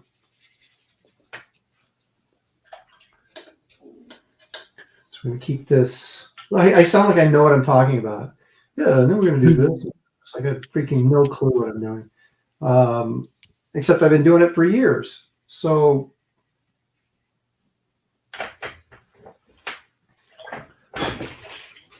oh my gosh, I was drawing last night on my drafting table. Like it was around like it was late, 11:30. This giant bug dropped out of nowhere right on me. I have no idea where it came from. I'm not going to say I screamed like a little girl, but it was darn close. And it's just like, and then I just like started, like flailing like a wild man. And then I had no idea where the bug went. And I finally found the bug and put it out of my misery. But wow. It's like,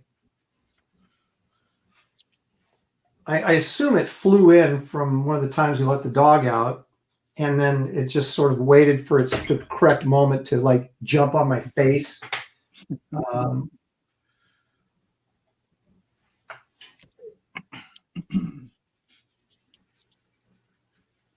yeah, so you do that, you look around and you're like, okay, nobody was awake to see that.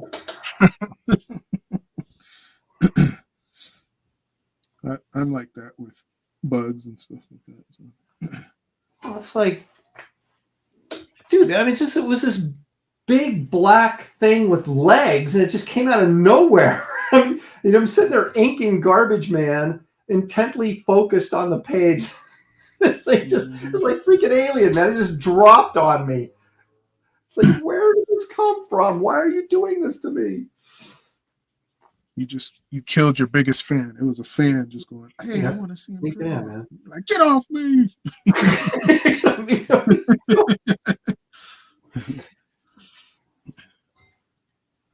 I don't know.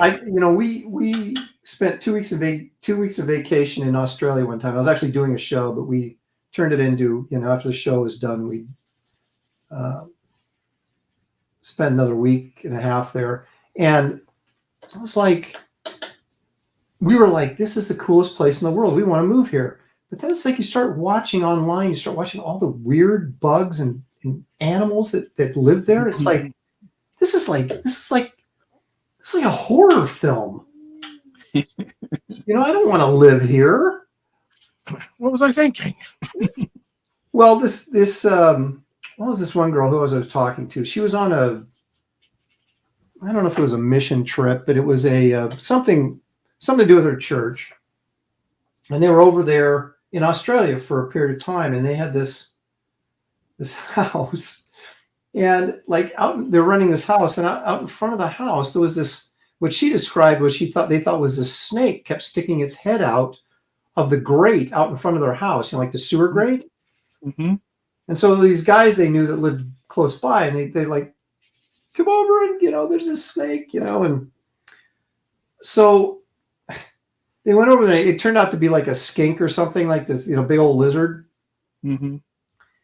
And so they got it out of the sewer or whatever. And well, then this girl had to sleep in the garage, right? And she said almost every morning she would wake up and the skink would be laying either on her or next to her in the bed because for her body heat.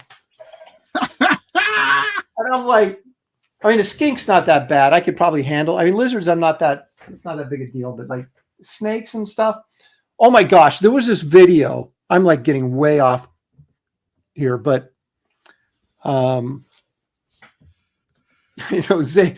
Phil Diaz is like, does Aaron know he's live?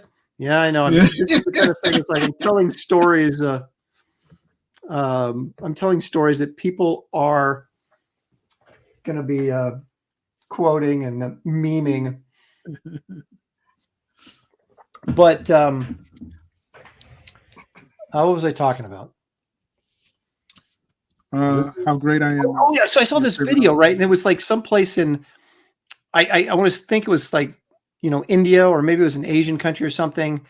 But there was like this, I don't know if they were in a schoolhouse or an office building or whatever, these these guys were like, that looked like they had like fireman helmets on or something like that. Mm-hmm. And it was from the back. So I couldn't see what nationality anybody was, but they were speaking in a foreign tongue. Let's just put it that way. So there's this big snake tail hanging out of the ceiling, right? And it's starting to pull up into the, you know how they got those in office buildings, they have those kind of like foam core ceilings that are, they're in squares and, they have that little light metal frame that they sit on. Mm-hmm. And it was like going up in one of those, right? So this guy's got a hook or whatever, and he's trying to pull the snake back. And then someone up in front of him where the tail was headed starts hitting the ceiling, and it collapses. And there was like 3 like boas or anacondas all twisted together that fell down. Oh my gosh, it was horrific. And as they're like jabbering, trying to figure out what to do, these things are slowly crawling back up into the ceiling. Oh my goodness. Like, golly, maybe I'm just be thankful I'm living where I'm at and that there isn't any like, horrific wildlife that's going to eat me alive. Okay. Ladies and gentlemen, this is your 1980s hair dryer alert.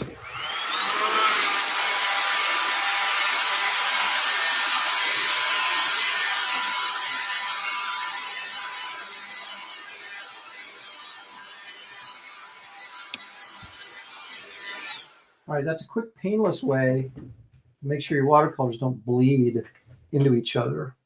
And then you can layer them on top of each other. See, it's a wonderful thing. Now tell me what you did. You just put a layer over the entire... Yeah, like an underpainting, right, of my key color. Like if I was going to, if this was going to be, say, an orange-blue complementary, I probably would have done the background in blue, and then I would paint over the top of that. But this is all monochromatic, so brown is the color. So, so I just basically did an underpainting of basically the color I'm going to use over the top of this.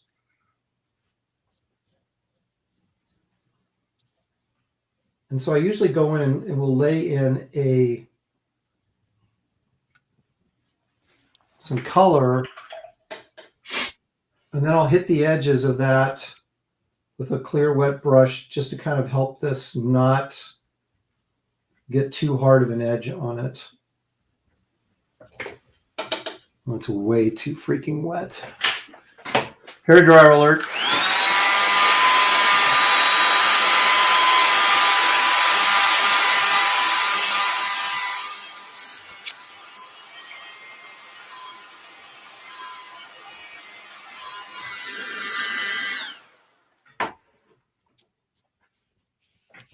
All right, I'm gonna go to my smaller brush.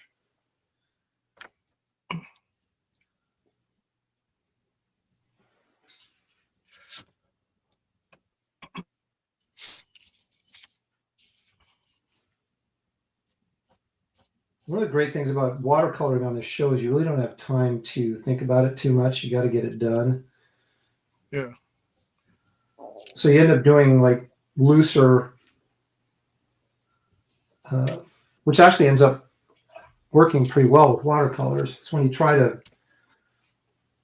nurture it, and kind of control it too much that it can get ugly.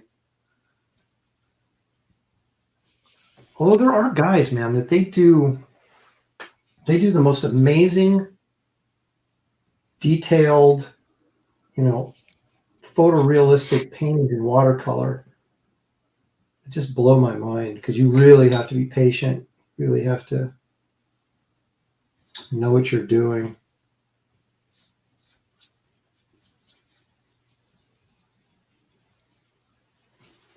It's much easier to get that effect with oils. Pastmaster Dan says brown recluse are bastards that melt your skin. Thank you. Of course, he's talking about the brown recluse spider. James Murphy, how does Kelsey win if he's not here? Kelsey doesn't win when he is here. So paper is puckering. Yeah, well, that's if you're not using watercolor paper. I have multimedia paper here, but it is going to buckle a little bit. it tends to flatten out a little bit after you dry, and you can always heat press it. If you don't have a heat press, you can go to like a framing shop and they'll have one.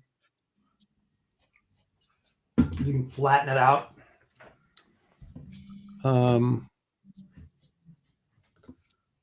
Sequential Treasure says only 45 minutes are left, Aaron. Stop talking about snakes and get painting. Otherwise, Brohawk wins by default. He's not going to finish.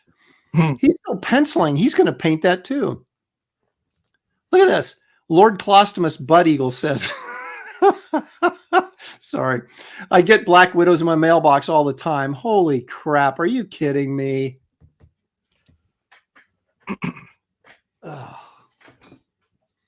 No, thank you. You know, no. I'm just going to go get the mail and maybe die from a lethal spider bite. I just don't know. No. And then I keep threatening to move someplace where this is going to be a problem, or there's going to be like weird monster bugs and snakes that are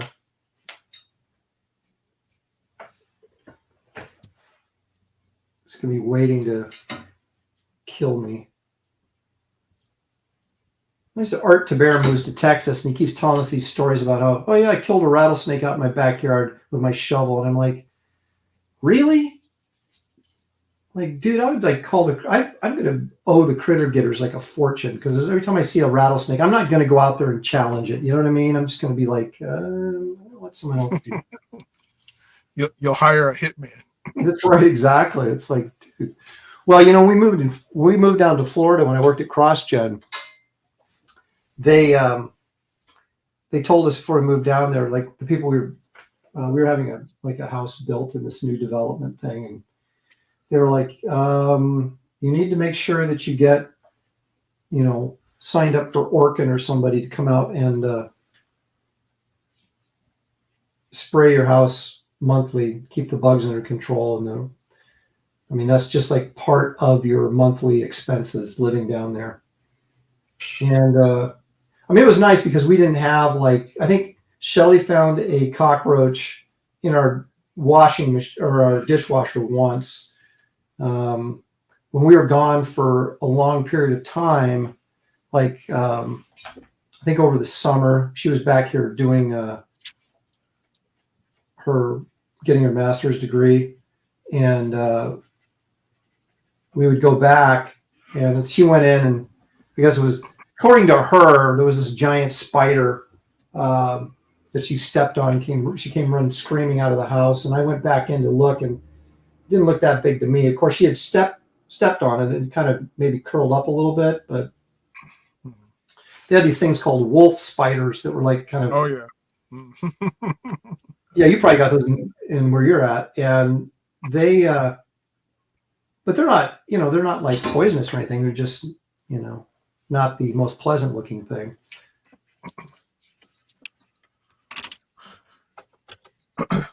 About to get my watercolors. I'll be right back. All right.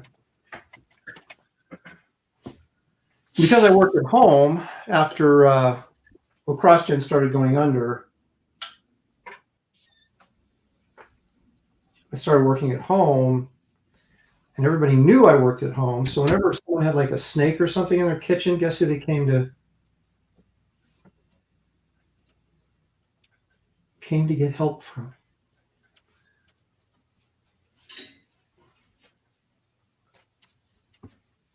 The people across the street from us, their house is backed up into this like,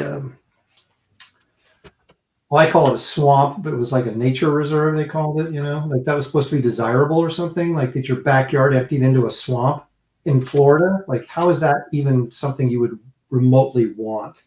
So they would get like snapping turtles and all sorts of snakes in their yard. And this one made its way into their house. Of course, Aaron, come get this snake out of my neighbor's house. I'm like, why do I have to do this?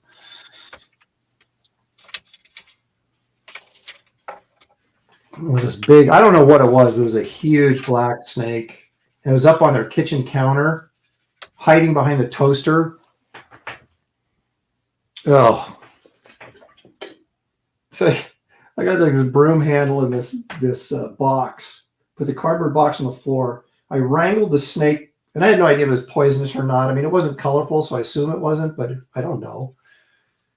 And I wrangled that thing, dropped it in the box, and it was so long. It had to have been 5 feet long.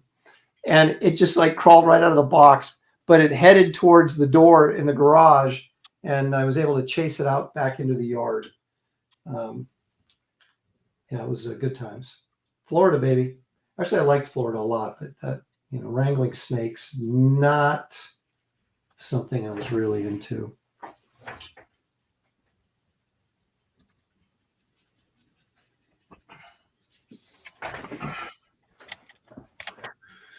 I'm back. Trouble now, boy. All right. Well, let's see. We shall see. I think this werewolf's going okay, but oh man, you're just going for it. Yeah. Gator turtles eat ducks. Thank you, Past Master Dan. I hate snakes. The Lord cursed the serpent. I have no use for him. Good for you.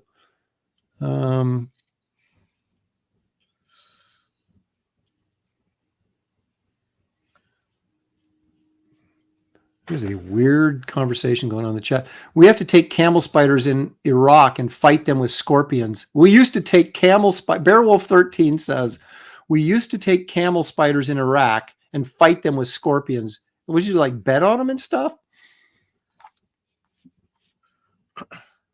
Crab spiders are pretty big. Also a D&D monster. They eat other spiders. They carry their young on their backs. This is just like disgusting. Why? I wish I hadn't even started this conversation. Hair dryer alert.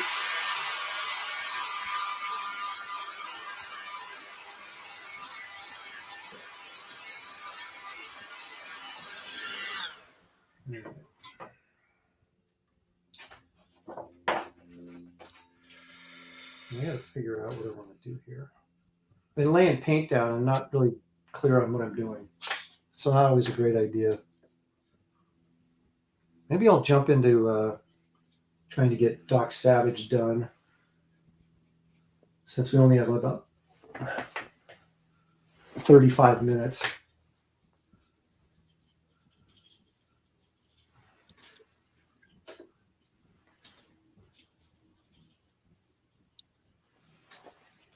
I feel like let's see here.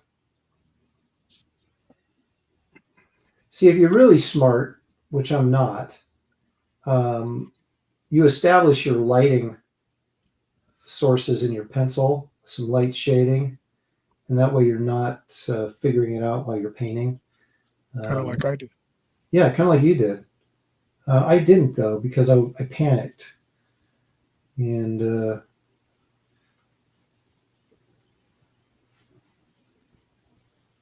said, I've got to get ahead of David.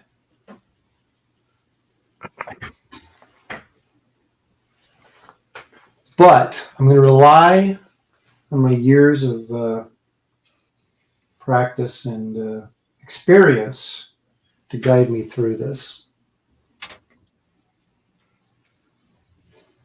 We shall see if I screw it up or not.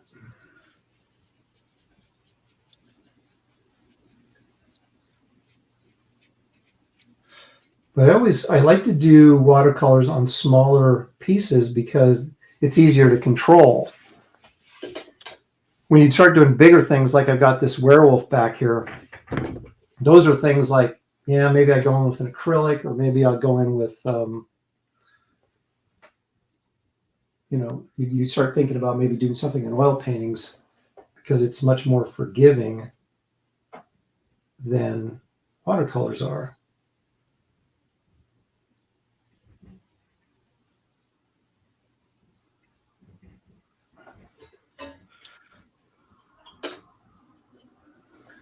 See, with Doc Savage, I've only got like bits of flesh tone underneath the torn shirt, so there's no real large areas that I need to cover with color and worry about getting all splotchy on me. Splotchy is, of course, a technical term. See, that's too dark. That's way too dark. So I need to go in here, wet that brush, and then kind of blend it out.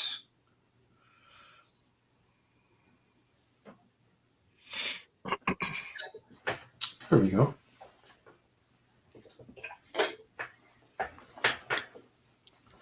So you're knocking in all your shadows first, right? Is that what you're doing? Yep.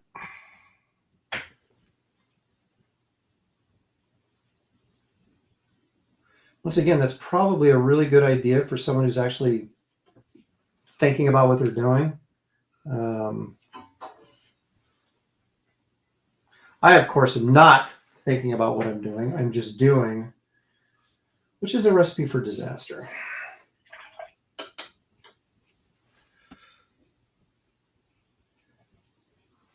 See, David's trying to do a good painting. I'm trying to finish a painting. I'm not sure if it's good or not.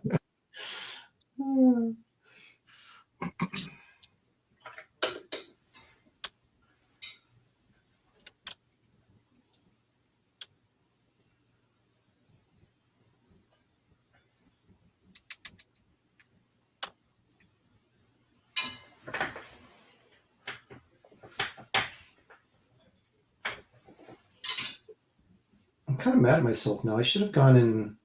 Now, if I did shading, I'd still be shading right now. Just gotta. Just remember, this is a watercolor sketch, people. It's a. Oh, you're making excuses now? Pretty much. But at least I admit it.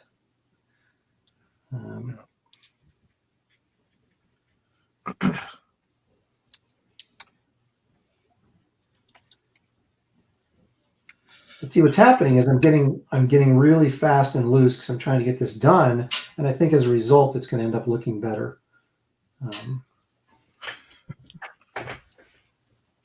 You're not buying that? No. Okay.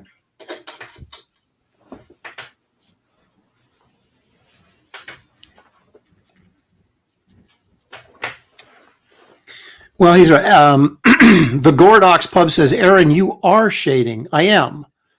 I'm doing it with the paint, which is the unforgiving way to do it. If you figure it out in the pencils first, you can, if you don't like something, you can erase it or whatever. Have you ever read any of James Gurney's books on painting? No. The Dinotopia guy? Nope. I know who he is. I mean, pretty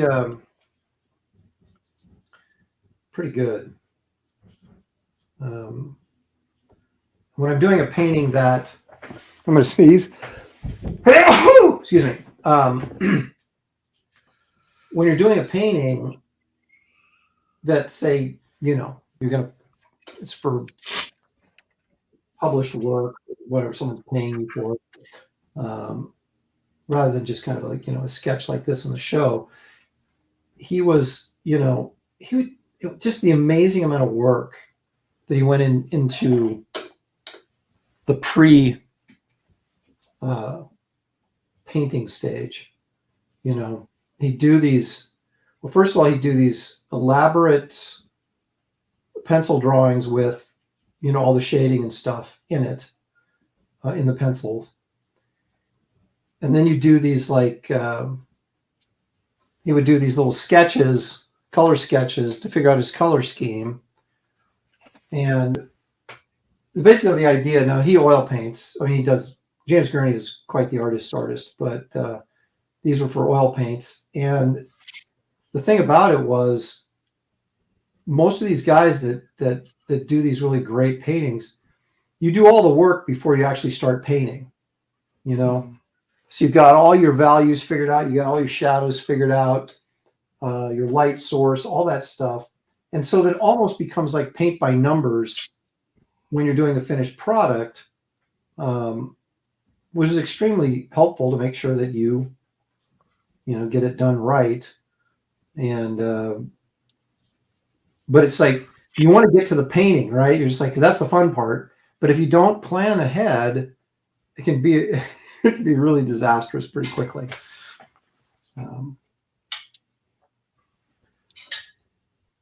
But of course, again, as I make more excuses on a show like this, I don't really have time to do that planning unless you're like David and you pre-plan, which is kind of like cheating where you come Sure. on. Mhm. Mm-hmm.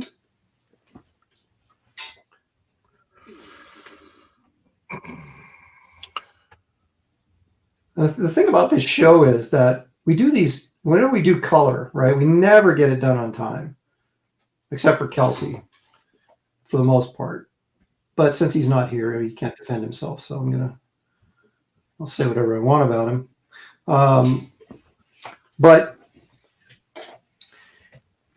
so then when I should be working on whatever, Garbage Man, Wraith of God, whatever.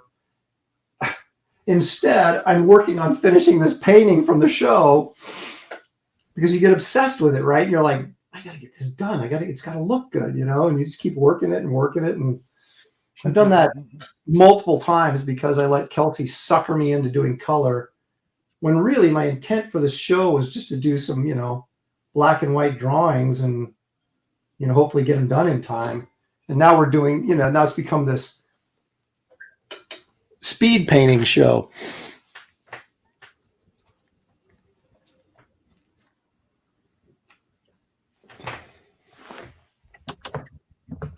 The Gordox Pub says, Aaron Lepresti, James Gurney has a YouTube channel and does a lot of watercolors. Right, but I meant the books I have. The books I have are about oil paintings. That's what I meant. The technique that I was discussing was from a book on oil painting. But yeah, I know he does everything. The guy's amazing. And he paints everything. There he is, Dan Lawless. Dan Lawless, will you confirm that you're going to be our guest on the show next week? Now that you're in the chat.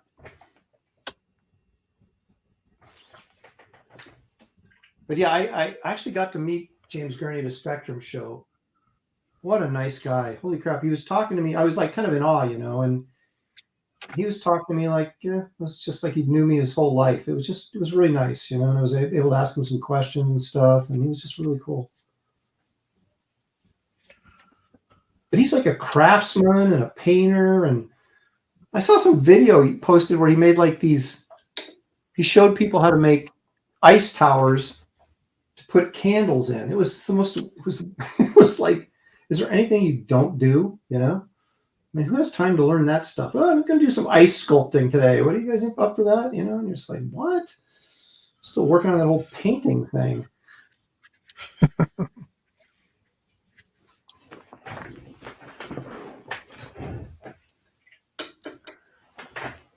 All right, we have 25 minutes. Still no sign of Kelsey, so...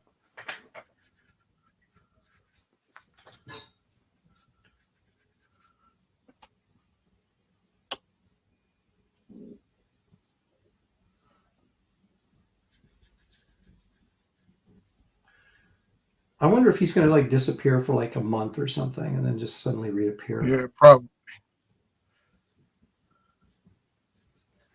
I'm going to have to line up.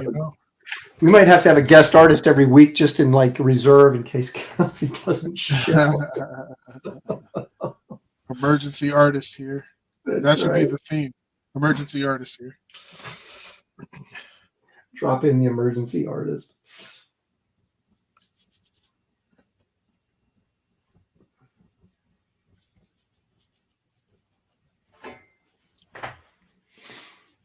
I think I want to. I'm going to go in with. I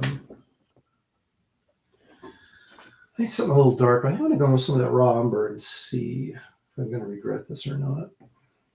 God, that's a little pasty. I don't like the color that much. Yeah, I don't like that. What's this look like? That's basically what that is. Okay, so if I lighten that, I mix some raw umber with some yellow ochre. What do you think will happen? Do you think it'll explode? I hope so. You hope so, because then you got to start over. That's not bad. No, I'm doing it whether I should or not. Well, basically, I'm going to take that kind of flat brown that's leading into the green and get warm it up with that yellow ochre, so it matches better with what I'm doing here with the burnt sienna.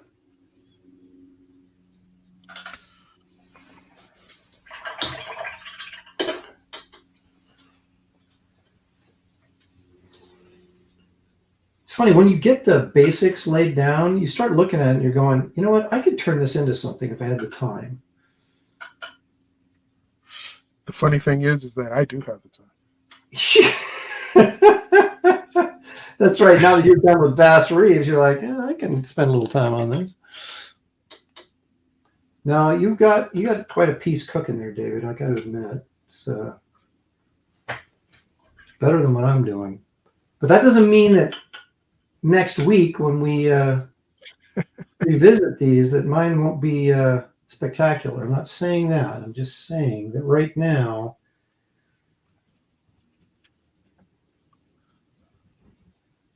you would have the upper hand.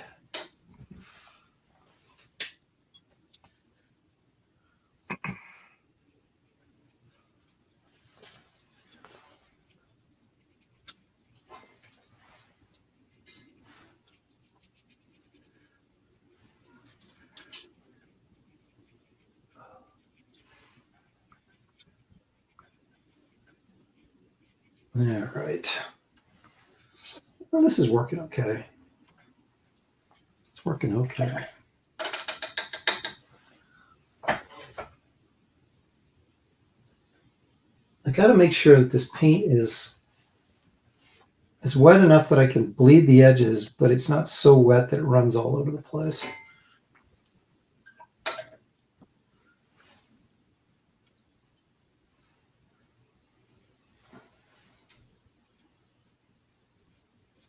I kind of wonder what it would be like to be, like Alex Ross and be so proficient at what he does that it's almost, it's just almost mindless probably to him,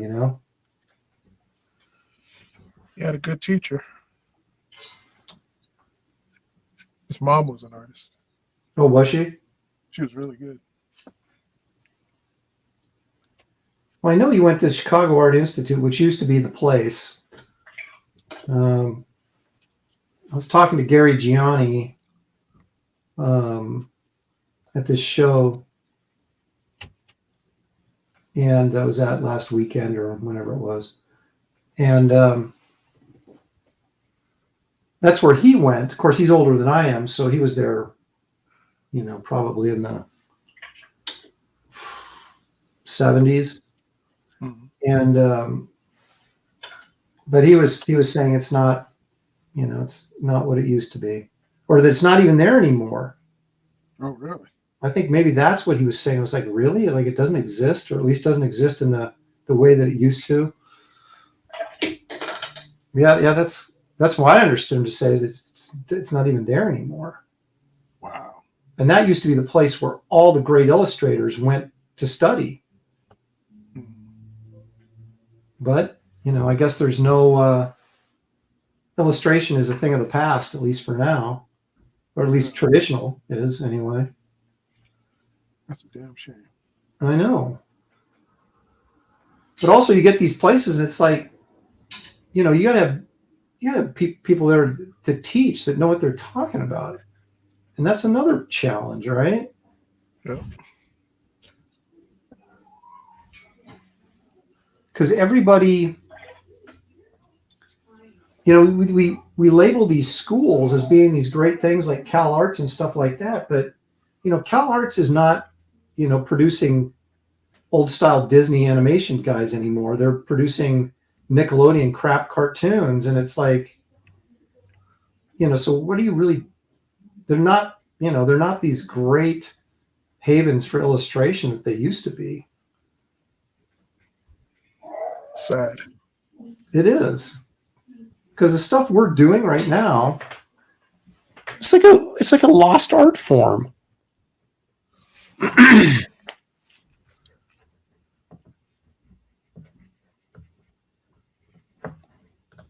Yeah, Kelsey's working on Nexus with Mike Barron, and he gets into deadline crunches, and then he just sort of like builds a fire in a garbage can and just goes to work, you know. Doc Savage, baby. There's Shelly Showtime. Woo! Shelly. David. Did you see our text from our child? No. What happened? Our oldest? Oh. He's got a promotion. See, that's what happens when you're smart and you like become an engineer. Says they get a real officially job? gave me a title change to entry-level manager today. Crazy. I got an 18% raise. Woohoo! I haven't got an 18% raise ever. I know. That's crazy. I worked at DC for 11 years, never got a raise. And they were like, it was kind of like, I was happy that I didn't like get my page rate reduced. Right.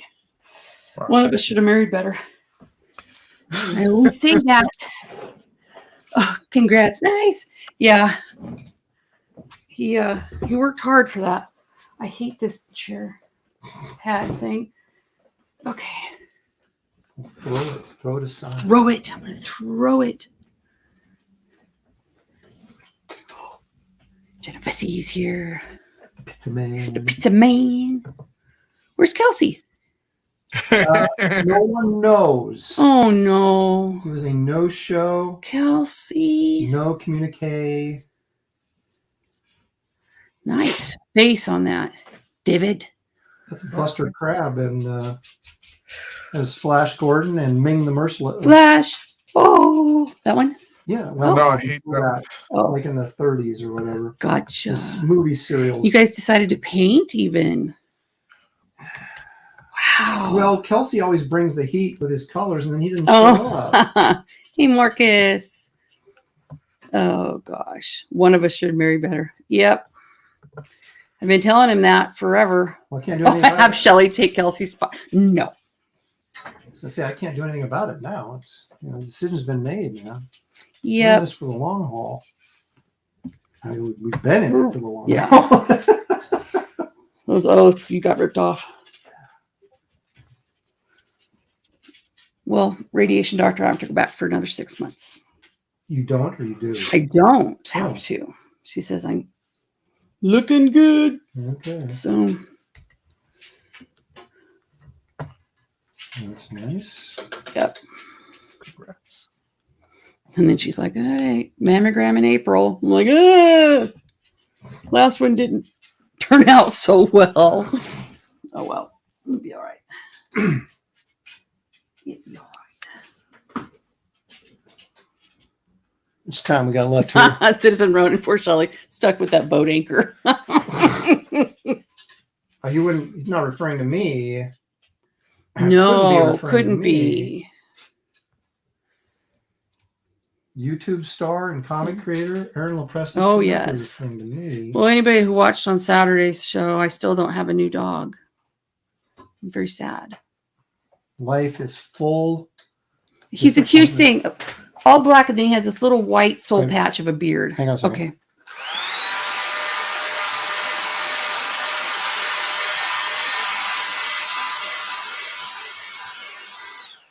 Continue.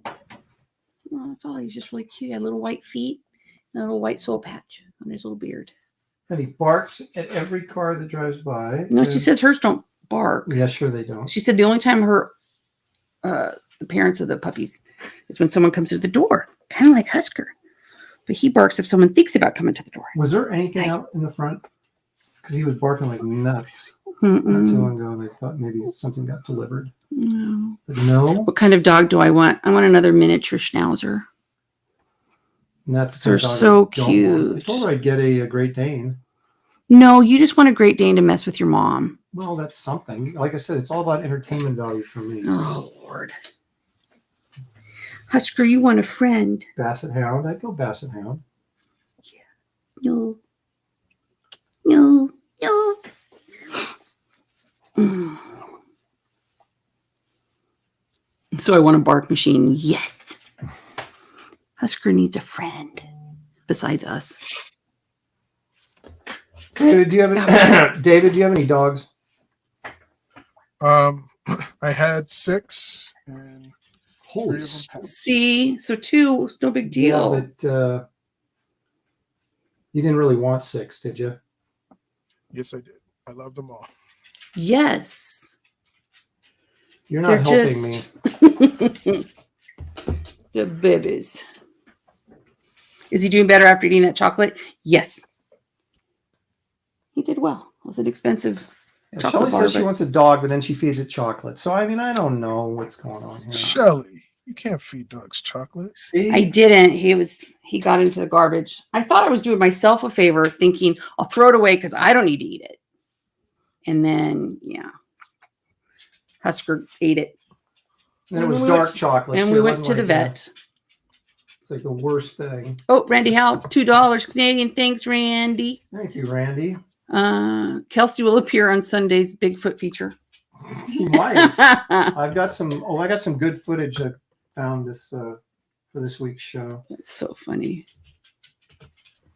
I'm amazed how many rabbit holes I end up going down when I get on YouTube to do something else. And I'm like, ooh, Bigfoot videos. And then an hour later, like, what am I So hearing? Jackie says the jump from 1 to 2 is huge. After that, it doesn't matter. 3, 4, 5 is the same. Kind of like kids, probably. Once you're outnumbered, it's like, oh, well. Oh, my gosh. Marcus Killer, they have a 19-pound cat. It's almost the same as Husker. All right. I am not a cat guy. No, but you are a dog I guy. am a dog guay, but And 2 would be perfect. it's got to Husker, do you want your until you want a want brother? then you want a third one, right? No, You just no, never and then we'll know. name him Lincoln, Nebraska. Telling you, Yeah. I'm not getting another barkaholic Name like him. this thing. Hoboken. Oh, I'm dying again. Oh, wait a minute. What? Hoboken. Oh, I'm dying again. There it is. There it is. Look at my Man of Bronze is actually starting to look kind of shiny. Good. He's nervous. He's like, ooh, that Is Man His of hand Bronze. shaking. He's so nervous. It is. He can't even paint straight. He's just like looking over his shoulder. Yeah. I mean, this is not a competition, but I'm just saying. How much time do we got? About 10 minutes. 10 minutes? I don't think so. Oh, before the auction? Well, 10, we only give ourselves 2 hours to do this, and then if we don't finish, we have to finish before the next show and then show what we've done. It's kind of like homework. If we can get the assignment done in class, we're good to go for the weekend. But if we don't, well, then we got extra work to do. And we used to have no problem getting stuff done until Kelsey, who's not here, started pushing this whole painting thing on us and gaining the favor of the crowd by, coloring his stuff. And so David and I are starting to feel the pressure. And so we're full bore ready to paint today. And guess who doesn't show up? Dang.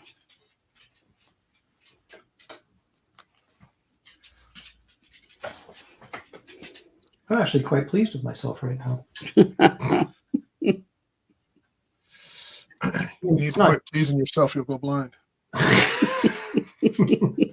That's not true. It's an old wife. I wasn't sure how this was going to turn out, but I'm liking it. Awesome. And I think if we took like an informal poll or something, people would probably say that mine was the best. But we're not doing that because this isn't a competition. I'm just saying. Should we go? Let's go, baby. Okay, watch. Oh, Yeah, sorry. I'm out. Oh, Well, thank you for joining us. Yep. We'll see you on Sunday. maybe if you're lucky. Yeah. Come on, Husker. Come on, Mimi.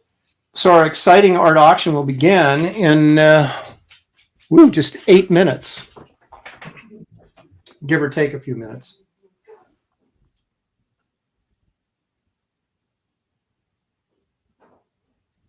I Have you decided what pieces you're going to throw up, David? When I say throw up, I don't mean barf. I mean put up on auction.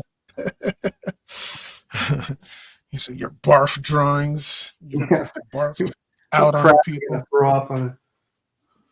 Yeah, exactly. Not yet. I haven't thought. You're going to let me go first and take my lumps, right? Yep. It's all right. I'm not afraid.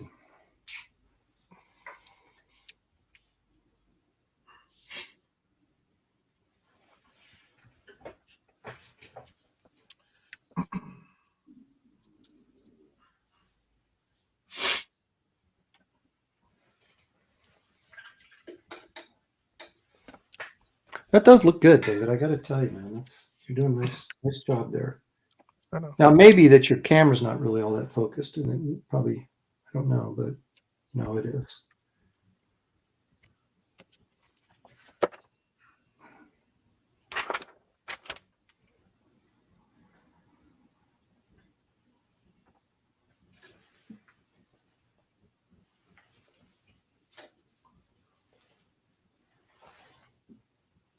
I don't feel as bad now.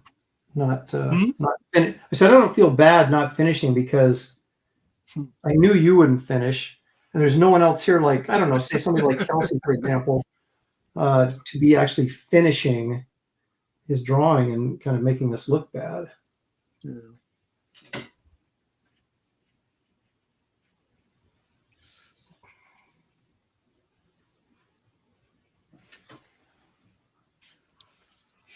Put in some nice dark shadow areas there. So I haven't even been messing with his face. I've been spending all the time on his torso, but kind of figuring out what I want to do here, and I will use this as a template for how I approach his face. There's always that stage when you're doing a painting. I remember talking to Peter de Sève, the great cartoonist and the illustrator that used to do a ton of New Yorker covers. Uh-huh. And he's done some children's books and other things.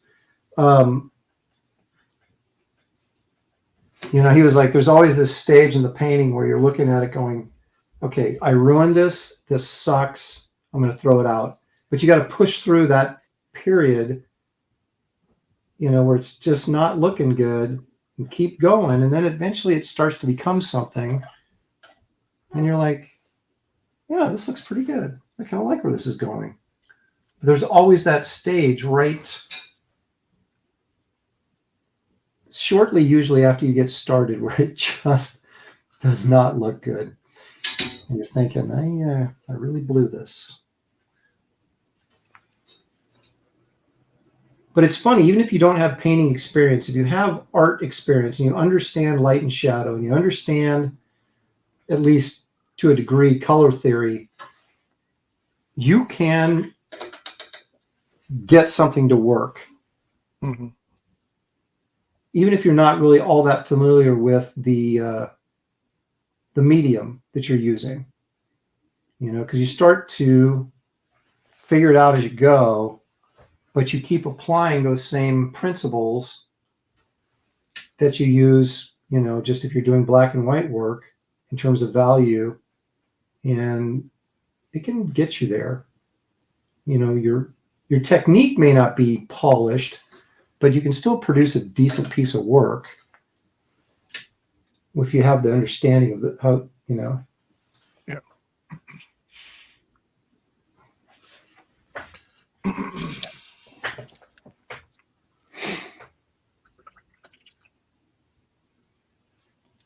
Randy Howell says Kelsey needed to get a haircut at PetSmart. Dude, I love what you're doing. I think that looks really, really cool. I'm gonna have to. I'm just gonna send you part of my paycheck every month, and you can just send me those drawings. You're too kind.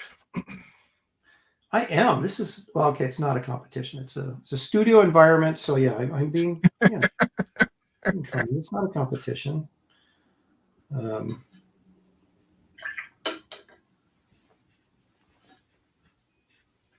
the thing is, you and I, what's so interesting is, and I guess Kelsey to a certain degree too, is that we're very different in our approaches. So it's like you do stuff in a way that I would never do it. And so therefore I have this like really this great appreciation for it.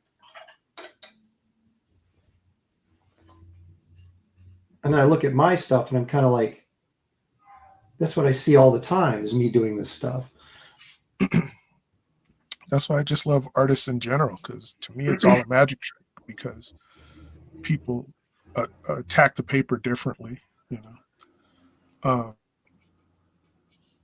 Like Dave Stevens, when I would see him draw every once in a while, he didn't like drawing in public, but when he did, you know, he's left-handed, seeing how he would come up to his conclusions and stuff like that, and how he would get to certain things was fascinating to see. Him and like Jaime Hernandez were both left-handed.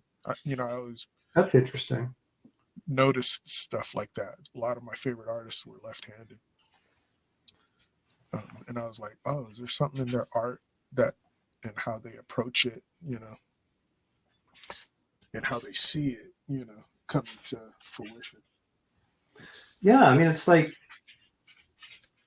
because we always work left to right so that our hand isn't blocking what we're drawing. But if you're left-handed, you would think you'd work the opposite way. I mean, I'm talking just from a specific technical standpoint, not, you know, artistic approach, but just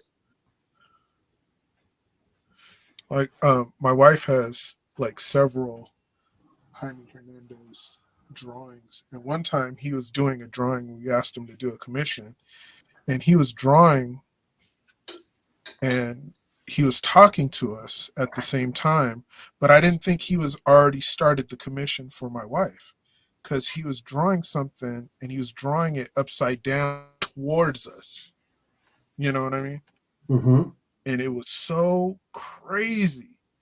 And I was just like, it was like a magic trick. What's his name? Mike Grell used to do something similar. Like he would Was he a lefty too? Well, he's ambidextrous. He's right-handed, but he could do stuff with his left. He took two pencils and drew a green arrow for me. And one hand was doing one thing and the other was doing the other. I was Are you kidding me? No, I'm serious. It was amazing. I used to hang out with Grohl in the 90s up when we do the Seattle shows and stuff. And he always had that entourage of like, you know what I'm talking about? The younger groupies or something. Huh? No. I didn't hang around him. No. Oh my gosh. We got to dinner and there was like 5 people with him, you know, and they were like all younger.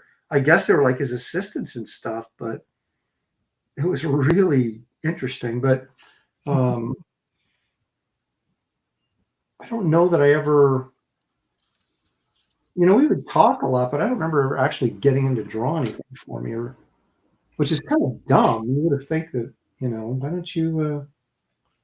I just never used to think that way until I got older, and then then I would never see these guys anymore around, and it was like, God, I should have got Grell to do this, or I should have got, you know, so and so to, or I'd forget my sketchbook. You know, I'd go to a show and say, well, I can't really afford to pay a bunch of people to do sketches. You know, I got to save my money for, you know, whatever. And then you'd get there and go, oh, why didn't I bring my sketchbook? Yeah. Because I never pay attention to the guest list, so I never know who's going to be there. Yeah. I show up and I'm like, oh, I didn't know that. I mean, I'm like, you know, I'm like one of those fans that go up to your table and they're like, oh, I didn't know you were going to be here. And I'm like, well, dude, you know, it was advertised. But I'm saying, I never look. I was just like, I just go and I'm like surprised at, you know, who's there.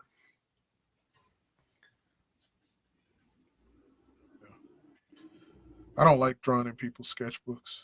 I got like 5 of them underneath my desk right now that I've had for a long time. Why don't you like drawing in sketchbooks? Because it's pressure, you know. At least if it's a loose leaf, I could throw it away if I don't like it. Yeah. You know, Well, I don't want to X-Acto knife some things out of there. well, dude, this is like this is pressure right here. Hey, you know what? I could throw this away at any moment. True. True. And that's why I think that's why people are looking. They're waiting for Evel Knievel to, you know, to fail. They're not looking for him to succeed. They're waiting for the big crash over the fountains, man. That's He right. made the jump, but that landing. Oh, look out! Exactly.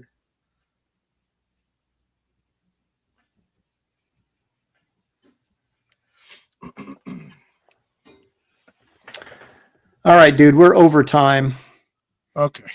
Let's take a look at our what we've accomplished to this point, and then we'll jump into the auction and see what we can see. All right, I will reveal my my Doc Savage here close up. It looks pretty good far away, so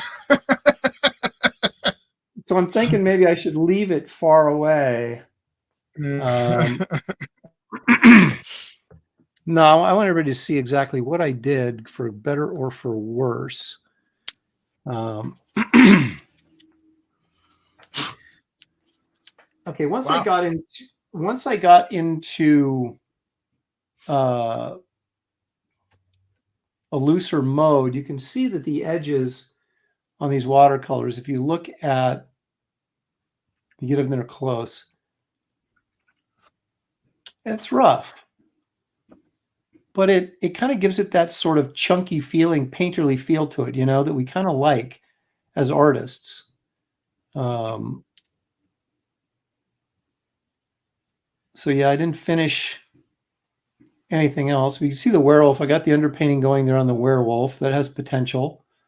And so, of course, this is brand of the werewolf is what the story is, that this would be, say, a book cover too.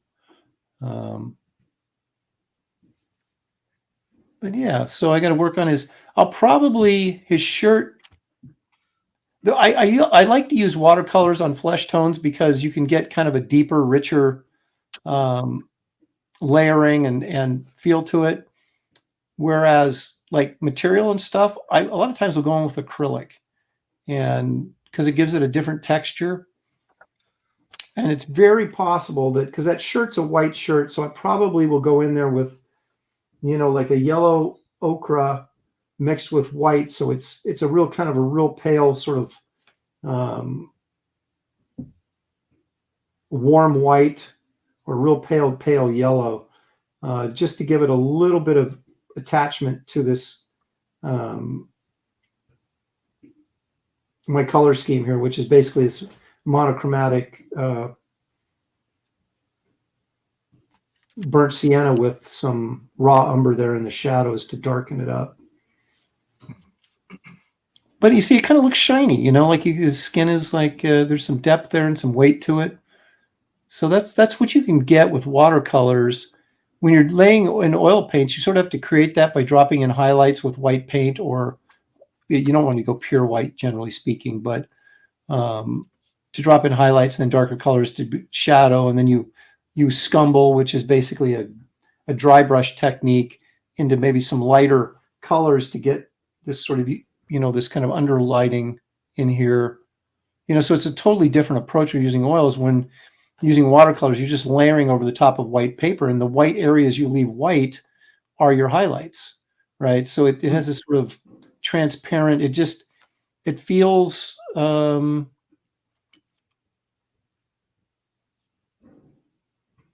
more natural, I guess. I don't know. But anyway, that's a lot of BS for, you know. But anyway, so there's Doc Savage. This is going to take me a while, it looks like, but I'm really kind of digging it. So it'll be interesting to see how this finally turns out. And of course, I will have it ready next week for certain. His face kind of reminds me of Namer. Yeah, I'll accept that. Jimmy for $2. Thank you. Hope you and Shelly are okay. We're doing fine, Jimmy. Thank you very much. She was just here. I don't know if you were, but she just dropped in about 5 minutes ago to say hi. Dan Lawless is like, that's killer, Aaron. Well, you get a chance to show me up next week, Dan. And we want to see your colored pencil technique, Dan, from the old days. So you better get out those colored pencils. It's going to be a good time. We got someone, here we go. Skull Nasher says Kelsey won. Wow. Okay. All right. You guys don't be fleeing right now because the art auction is about to start. So this isn't the end of the show. It's really the intermission before we get to the auction. So hang with us here for a minute as we take a look at David's. Oh, look at, you've got, that's really nice because you got kind of a more of a smooth sort of gentle approach. It's the paper. Well, I mean, it's how you're laying down your paint too. I like it. You got your ray gun in there. I love that Ming. That's awesome. Now I'm excited to see how this turns out because this is looking really, really good. It's going to put the pressure on me to come up to finish this strong. So there you go. How much of his I see. Are you going to do much of his shirt or are you just going to stick with the blue in his hand? I'm doing the lightning, and then when all of this is done, it's going to be like jet black. I'm trying to make it like an old movie poster. Oh, gotcha. Yeah. Oh, that'll be cool. Dan Genovese says, are you auctioning off Kelsey's spot? Well, we'll give him, if he skips out next week, he's going to be in trouble. I can just tell you that. Sequential Treasure says, is that Doc Savage or Donald Trump? I can't tell.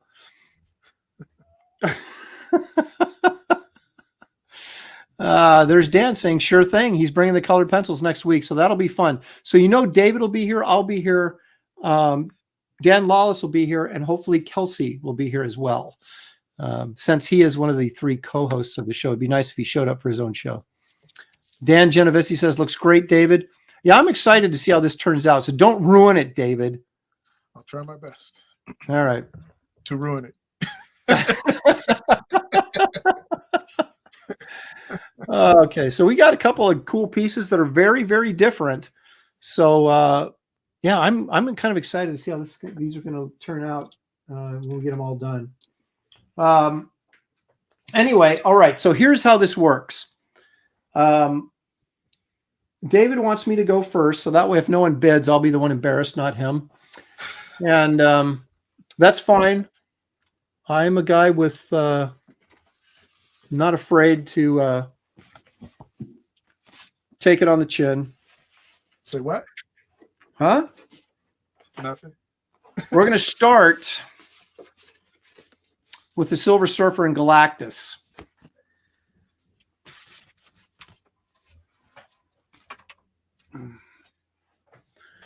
Now, what you got to do is you'll put in a bid in the chat,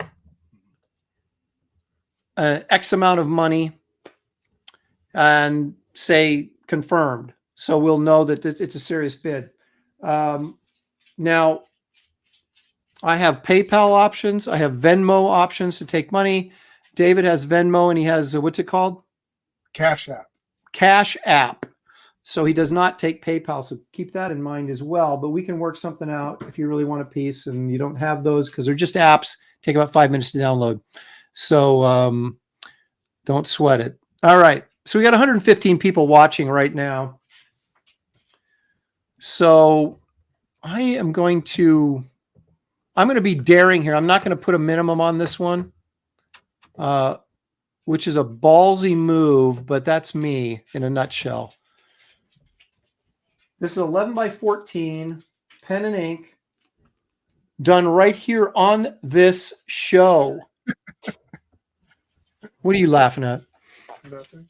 I even signed it. So anybody want on this action? Let's say opening bid $20. Oh, there's Green Laser, $50 confirmed. He jumped right in there. There's $50. Look at that. Now we're not going to go all day on these like we do on Ethan's stream and stuff. It's going to be, we'll give it about 5 minutes, 10 minutes, and then we're going to move on. 150 confirmed from Jackie Daytona. Thank you, Jackie, very much. Appreciate that. Feels like my effort was not in vain. I need to be one of those fast talking guys. Got a 150 and the man in the back. Here 175. 175 going once. Come on, that's about as good as it gets. Everybody's talking about, does Dan have a beard? Guest stars on Graybeard's studio don't have to have a beard. So only the people that are supposedly hosting the show, like David and I, and apparently Kelsey, we'll have to confirm that later, are only the ones that have to have the Graybeards, because it's our studio. And then we invite guests in to partake in the fun. Dan is straight. He doesn't have a beard. That's right. Jimmy Owens says every Aaron piece is worth over $700, and he's right about that. So what a steal Jackie Daytona is getting at 150. Do I hear 160? You guys are arguing about the beard. We should be laying down the bids.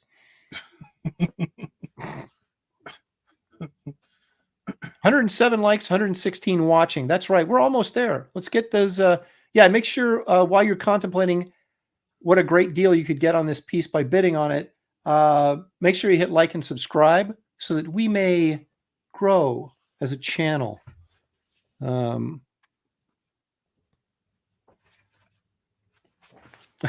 Gordox Pub is letting me know it's called an auctioneer. Yeah, okay, whatever. All right, so Jackie Daytona is my high bid at 150. Yeah, we need it. Yeah, Hyper Wizard. Yo, that's worth more. Sure it is. Let's get in there, you guys. You should do these on Fridays so people have money. Yeah, you can pay me on Friday. I'll wait. Where am I going? Exactly. Bid like it's Friday. I'll wait. Yeah. Exactly. All right. Anybody else out there? Got 119. People are jumping in. The bid right now is 150 on this wonderful Silver Surfer pen and ink drawing with Galactus in there and star effects in the background. So a wonderful tribute to Kirby. Yeah, without really looking like Kirby. That was a kind of, I thought, interesting how I pulled that off. Mm-hmm. It's funny. It never occurred to me how to, or to kind of like ape Kirby. I was just like, I'll just draw a Kirby character. But then, of course, you did OMAC sort of in a Kirby style. And so that was kind of an eye opener. And then we took a lot of grief for the Frazetta stream because we didn't draw like Frazetta. I mean, you did again, sort of. And so when I did these extra sketches at night, I was thinking, I need to get a little more Frazetta vibe going here. So, Hyper Wizard, the Fred Flintstone went for $185.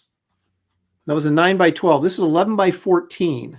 Fred Flintstone smoking a cig went for $185. So, oh yeah, well hey man, you roll the dice when you do an auction, and I'm prepared to roll it. There's Green Lasers coming in with 160 confirmed, inching his way up the ladder. Rudy J just missed it. Green Laser beat you. You're gonna have to go to 170, which I think is very reasonable. Yeah, someone offered to buy this from me, and I said I'm saving it for the auction, but if you want it for 300, I'll do it. And he backed off.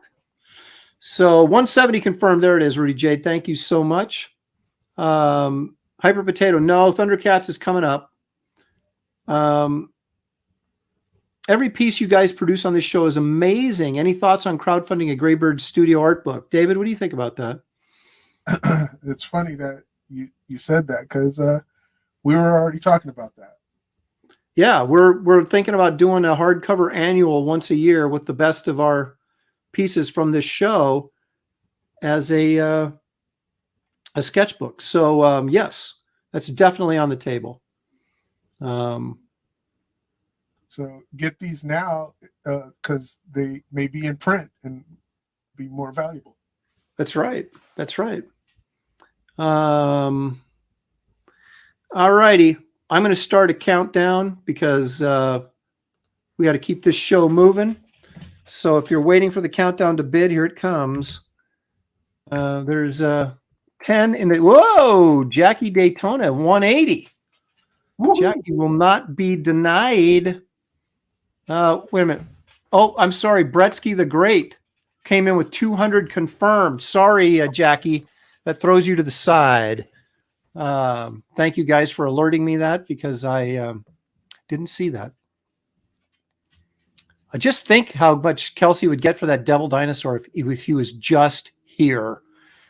Exactly. It's sad. It really is.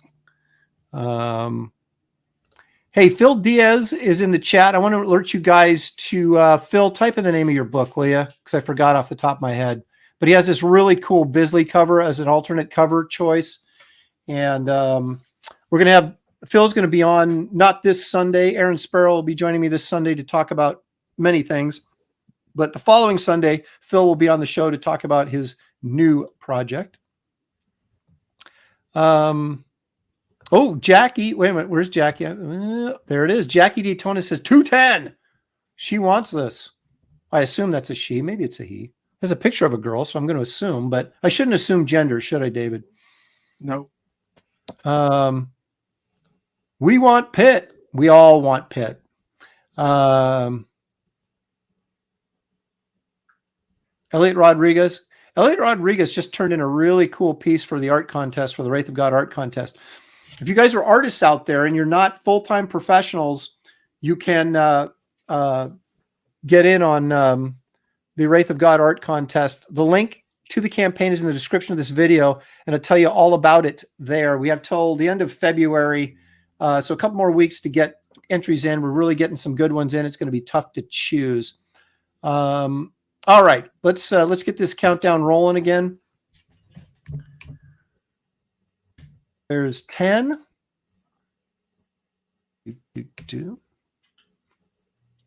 Do I dare say it? 9. My dog is bugging me. Yeah, let's get another one so I can stream and have a dog bug me. 8. Yeah, you guys tweet the auction out, man. People are missing the action. I did tweet it out earlier today. 7.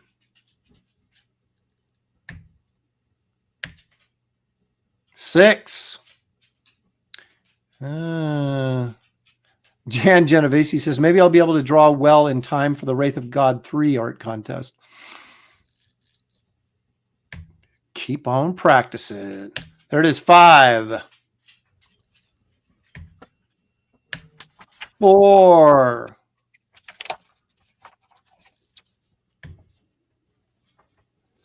3. Going for 210, folks. It's a steal. It's an absolute steal. 2.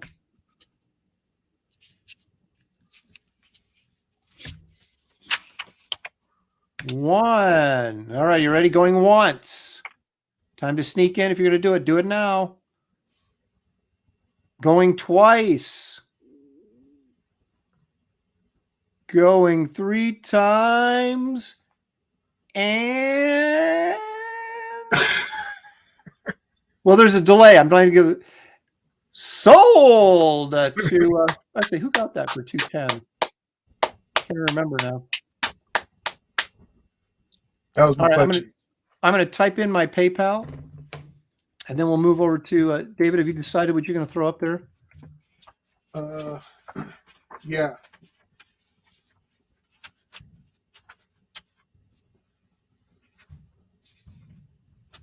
Please include $10 for shipping. So $220 is what I'm going to squeeze out of you. But there you go. PayPal address is aaron@aaronlopresti.com. 210 was okay. That's one piece down. Now let's see what David's got. He's going to go OMAC, it looks like. It's Kirby drawing. This is 11 by 17. Mine was 11 by 14. This is 11 by 17. Yeah, it was Jackie got it for 210. Nice going, Jackie. So in his Kirby style, 11 by 17 OMAC.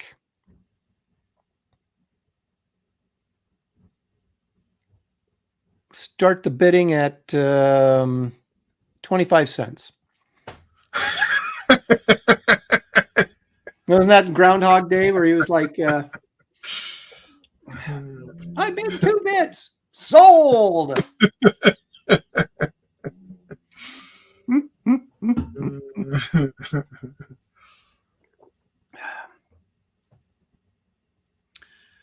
Actually, you can start the bidding at wherever you want. So $20, like you. 25 cents confirmed. Look at that.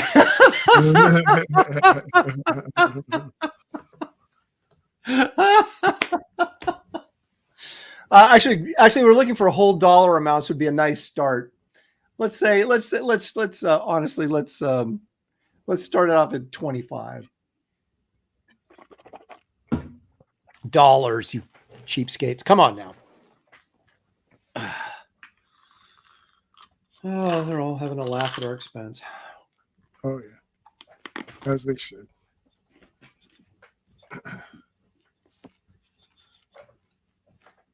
There you go. Geek Avengers. He's in there for $25. It's like throwing chum in the water. Green laser, $50 confirmed. There we go.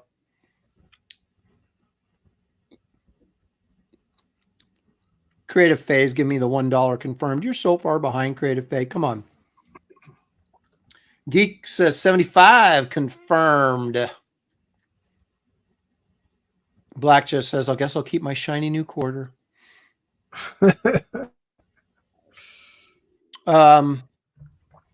Sean Ferris. No, Sean, on the Captain America piece, that was something. Actually, David and I did that on one of my live streams a couple months ago, but I sold that a while ago. We're only going to put up pieces that we did on this show. So we're at 75 right now. Geek Avenger is our leader in the clubhouse.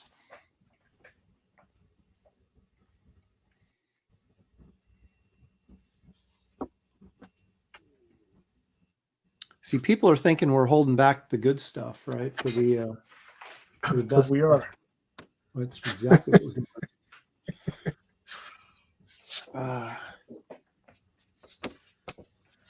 Let me see. I got to figure out what I'm doing next here. Yeah. Oh, that's right. Yeah, okay. See if we can get this up to $100. It's not even worth shipping out if we don't get at least $100. Come on now.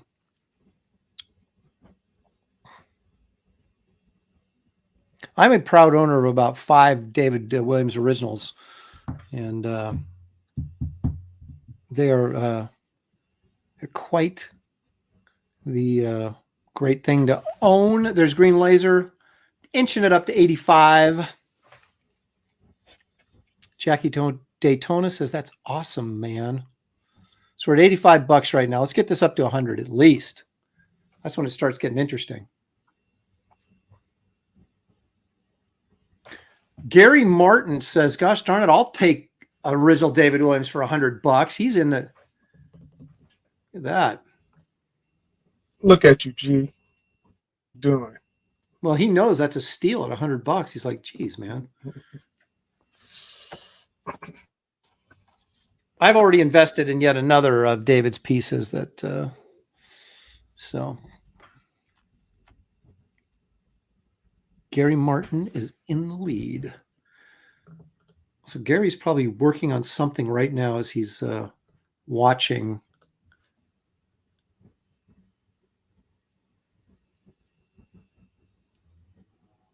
Past Master Dan says he's airing that leather out. Airing, not Aaron. airing that leather out.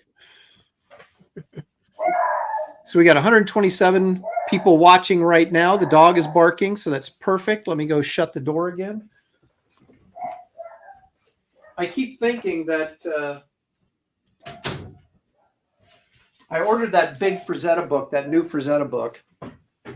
And as I was telling David in the green room before we got started here, that that thing is freaking huge. It's like a coffee table, giant coffee table book, and it's like 3 inches thick. And once I actually saw how big the book was, I was like, I got to get that. So I wasn't going to get it because I have all these Frazetta books. But somebody is delivering something to the front door. Could it be my Frazetta book? We'll have to find out later. Hyper Potato says, Aaron, again, I say Aaron needs at least one more dog, more barking more often. I know. It's just I'm looking forward to it so much. Because I know Shelly eventually will win. She works me over until I cave. Once, like, dude, is that the Teschen book, Aaron? Yes, it is. I didn't get the like super expensive, like $600 version. I'm not that crazy, but I did get the $200 version, and I wasn't going to get it because like $200. I'm not spending that on a book. But then when I saw how gigantic it was like I was mesmerized. It was like a great white shark going, "Aren't I cool?" And I was like, "Yes, yes, you're cool." Okay, we're at $100. Does anybody want to flavor this up a little bit for David? He's feeling like Kirby's not being appreciated. He's feeling like OMAC is not being appreciated. OMAC #1 freaked me out when I was a kid. Yeah, because they had that they had woman in the like, box. yeah, like that woman, like parts of that woman were in a box, and it was just freaking me out. Hyper Potato says, my wife wanted a dog. I didn't want anything else that popped out. Let me try that again. My wife wanted a dog. I didn't want anything else that pooped. So, of course, we got a dog. Of course. Elliot Rodriguez is saying it's awesome how David was able to channel Kirby's work. Great stuff. It is great. All right, guys. We're going to start a countdown to initiate the final bids here. So 10. And we knew coming in that, still have a smaller audience. We're going, David, how many pieces? I'm putting in 3 pieces. I don't know how many David is. Yeah. If David doesn't get more than $100, he No. may not put any more in. Yeah, exactly. No, one of the things, at least from my perspective, one of the things on this is we create these things on the show. It's kind of fun. Even if you guys are just destroying us with these great deals, we're giving a little bit back to you guys for joining us and being part of this and helping the channel grow. So it's all good.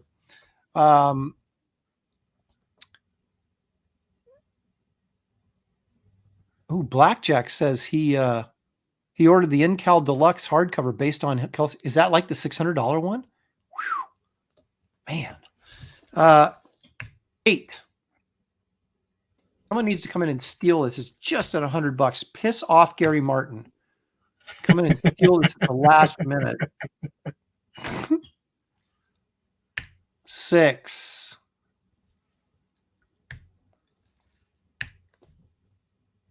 5.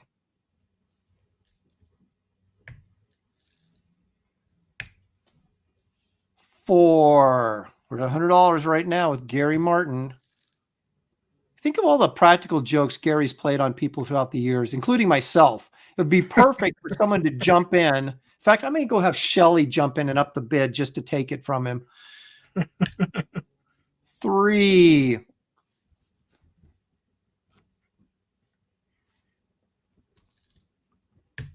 2. People are saying they're holding out for the good ones. Not that these aren't good, but the better ones. We shall see. We shall see if they are. Nope, the 151, only 83 on in stock trades. Oh, I see what you're saying. You're talking about the book. Yeah.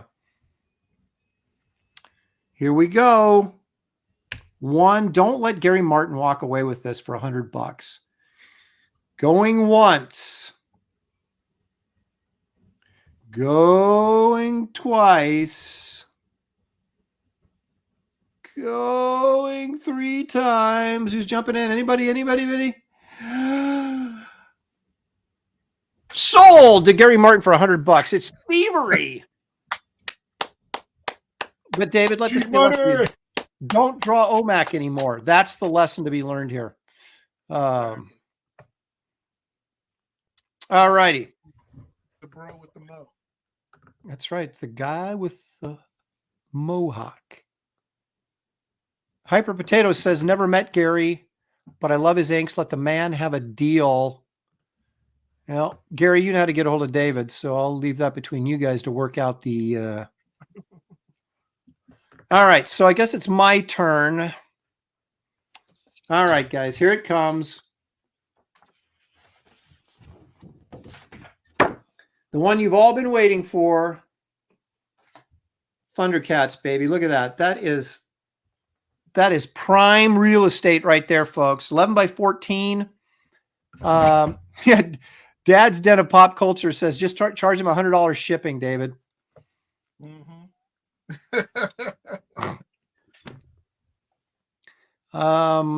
Okay, so this is Thundercats pen and ink with Mumra back there.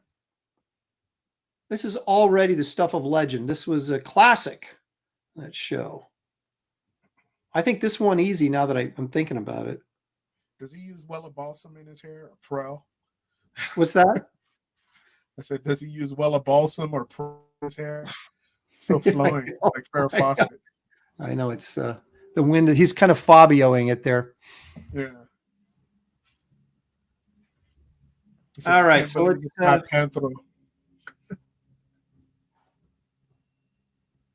So I'm doing the Thundercats piece, and I got one more after this. So there you go, Geek Avengers. He's not going to let that walk by. $50 confirmed. Thank you, Geek.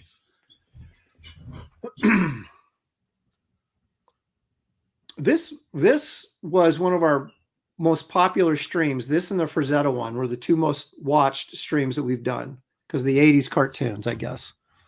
Green Laser, he's back into the fight. $75, but then Geek Avenger right back, $85. Hyper Potato pissed off because he just bid 80 and he got outbid already. Jim Alaska coming all the way in strong at 150. He's not fooling around. Boom. Now, Jim, do you actually live in Alaska? Or is that just your name? So we're at 150 right now on what should easily go for at least 250, maybe more. Look at the work in that. Look at that cross hatching and that penny. That's actually really tight for doing it on this show. I fixed the sword, so it's pretty much correct. So, I mean, what more could you ask for? Pretty much correct. We got 175 confirmed. Then we got 200. Red Centric. The boiled frog jumps in for 200. These names are amazing. All righty. 200. Now we're talking. Things are warming up. Let's see here. Jim Alaska says, no, I want it for 225. 225 confirmed. Hyper Potato is right. The nostalgia market is strong with this one. So I got Baked Alaska at 225. Anybody ever call you Baked Alaska, Jim? Look at this. Everybody's draw more 80s stuff. David, would you consider yourself an 80s kid or a 70s kid? Both. Yeah. Both. So what stuff do you have fondest memories of? Stuff in the 70s or stuff in the 80s? Literally both. Serious. See, I'm 6 years older than you, so I was like getting into college in the 80s, so I didn't really watch these cartoons at all. I was the 70s. Red Centric says no, 240 confirmed is what we're doing here. So Red Centric, the boiled frog, is now in the lead with 240. This is a frameable piece, I think.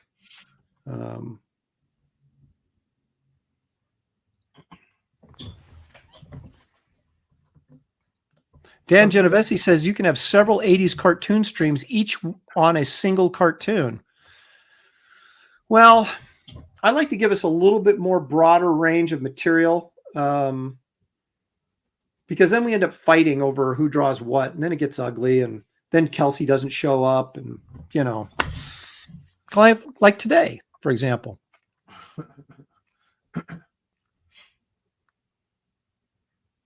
So what we'll do is we'll do 10 more shows, and then we'll do another art auction, and we'll just keep doing it that way every 10 shows. And, we'll throw up pieces, of course, that we created on this show where you guys, our faithful viewers, can get first crack at this stuff. Jim Alaska says, okay, no more fooling around, $250.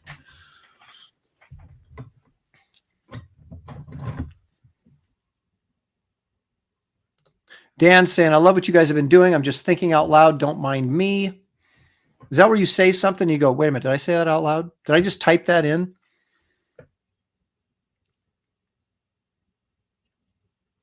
All right. So we're at 250. We'll let this run for a couple more minutes. And Red Centric, the boiled frog says no, 260 is where we're going on this. Look at this. Hyper Wizard says, imagine Aaron drawing Cyril Sneer from the Raccoons. I don't even know what that is. Okay. So you can imagine all you want. I'm imagining because I have no clue.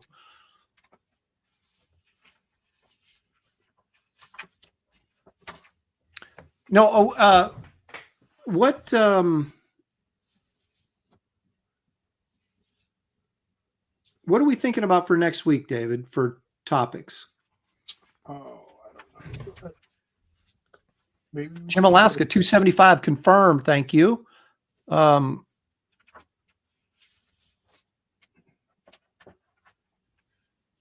sorry, I cut you off, David. What were you going to say? Maybe we should keep it a secret and just bring it on them on Facebook. All right. Well, I'm just trying to throw out some ideas at this point. I changed my mind about 10 times last week before we decided, after I talked to you, and decided, let's do this one. Yeah. Let's paint Doc Savage and Flash Gordon and only get it a third of the way done. Patrick Furtado says video games. God, I hate video games, though. Are there any good video game characters?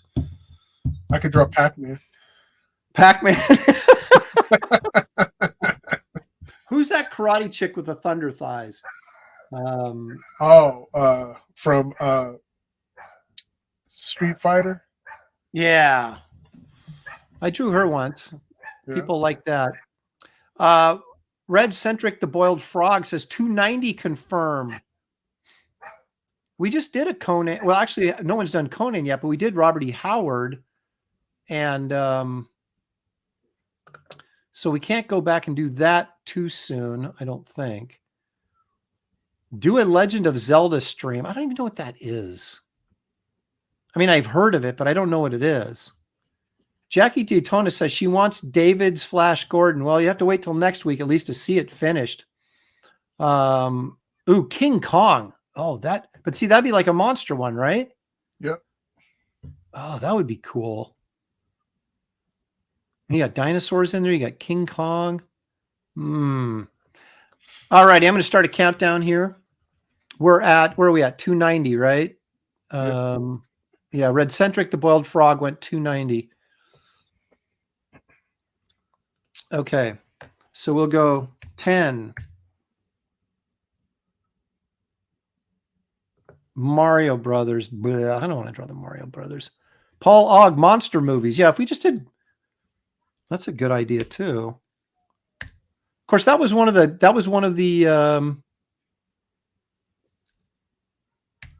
options this week was monsters, which we could have done any monster we wanted or even made up one.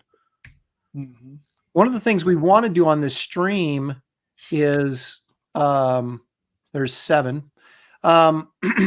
Is we want enough stuff that's copyright free that we can actually put together a sketchbook at the end of the year. I mean, we'll include a couple of the, like maybe this piece or other stuff that has copyright on it, but we can't put too many in there or we'll get ourselves in trouble. So we want to start giving ourselves some options that, we're drawing stuff that maybe it's Conan, but it doesn't necessarily have to be Conan kind of stuff.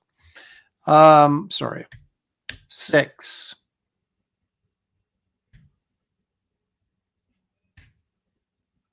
5. Dad's Den of Pop Culture says great accountants of history. Yeah, that'll be the Wild Wild West. Well, we're also going to do like each other's characters too, which will be fun. But David wants to wait till he premieres some stuff coming up. 4,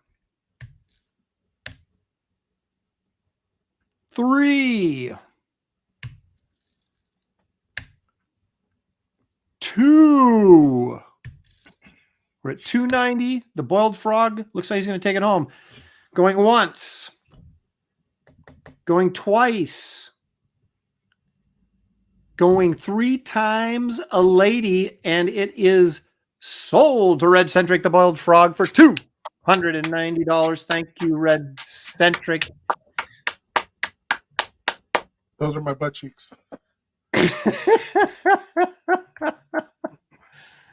All right, here is my PayPal, Aaron@AaronLepresti.com. If you're a Venmo guy, I guess I'll put that in there too. Even though David just told me that Venmo is owned by PayPal, so what are we really getting there? Oh, sorry. There you go. PayPal and Venmo, Sequential Treasures. This is easily a $400 piece. Of course it is, but that's the beauty of an auction, for you guys to get garage sale prices and maybe me or David to get lucky. There we go. All right, David, you got something? Oh, holy smokes. You guys, you're going to have to dig deep for this. Boom. Now, you'll get the sketch that went with it, the underdrawing. So this is He-Man with his gorilla buddy. He-Man. It's Thundar the Barbarian. Okay, all right. See, Thundar and Groot. What's his buddy's name? Ookla. Ookla. There it is. $100 confirmed by Dad's Den of Pop Culture. Let's get this rolling. This is a fully watercolored 11 by 17 piece, you guys. I'm already like a Citizen Ronin's like He-Man. How dare you? It's all the same to me. Ookla the Mook or Moke. Geek, it's at $100, man. He's like 75 confirmed. We're supposed to go up, not down. Now they're saying Ookla. Is it Ookla or is it Ook? What is it? Ookla the Mock. It's not Mook. Okay. Hyper Potato, can I unfollow Aaron for saying He-Man? You can, but then I can also do this. So it's, all right. So Dad's Den of Pop Culture is at $100 confirmed. Hyper Potato, being a cheapskate, says okay, 105 then. So we'll take it though. He took a cannonball to the gut and coughed up $5 extra. This is 11 by 17, people. This is a big, big piece, and it is watercolored. It's beauty. Oh my goodness. Creative Face says mythology could be a wide and interesting topic to draw. Let's get 150 for this. Just get it warming up. Let's get this moving, ladies and gentlemen. There we go. Dad's Den. He's not to be denied. He says, I'll go 120.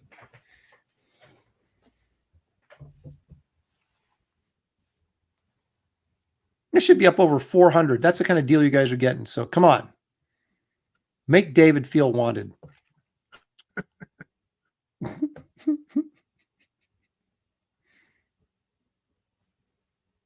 There it is. Geek says, gosh darn it, I'll give you 150 bucks. He says, I don't have money, but I got money for this.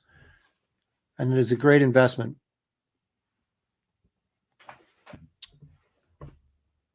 Paulus Art says, I agree about mythology. You know, I did think about that because you've got quite a bit of stuff that you can do with mythology. That could be a lot of fun. Mhm. But we felt like we were doing too much. There's Hyper Potato for 160. Thank you, Hyper. We felt we were doing too much fantasy barbarian stuff. We wanted to mix it up a little bit because mythology is going to lend itself right back into that sort of category, which is probably, other than monsters, is my favorite category. But, we know that there's people out there in the audience that like different types of stuff. So, Past Master Dan says it's a color piece with the sketch included. Are you kidding me? Most excellent deal. Hyper Wizard. I'm not even going to say that.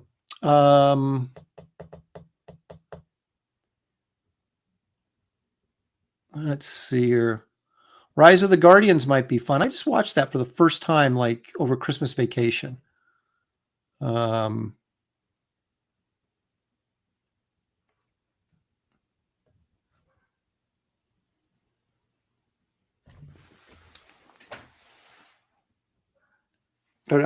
typing something here. People use a lot of the same myths. I'd like to see someone tackle the oldest myth, Gilgamesh.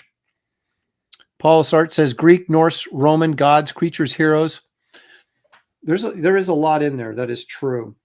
We're looking for 175 here, people. That is a steal on this piece.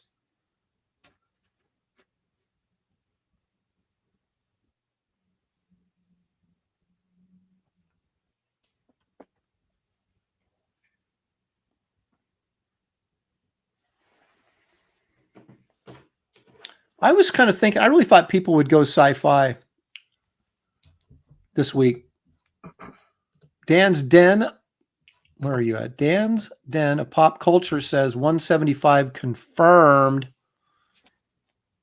Have you drawn many dinosaurs before? I heard you mention those earlier. I don't know. What do you mean if I draw? Not on the show, we haven't. Oh, Kelsey drew Devil Dinosaur. I think that's the only dinosaur, but we haven't done like a dinosaur show or anything like that. Which could be interesting in and of itself. I mean, that's the beauty of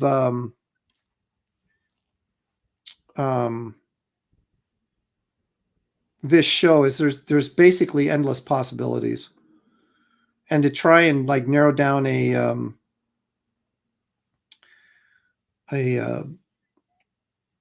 three topics. Like I desperately want to do Johnny Quest, but he keeps getting voted down every time I put him on there.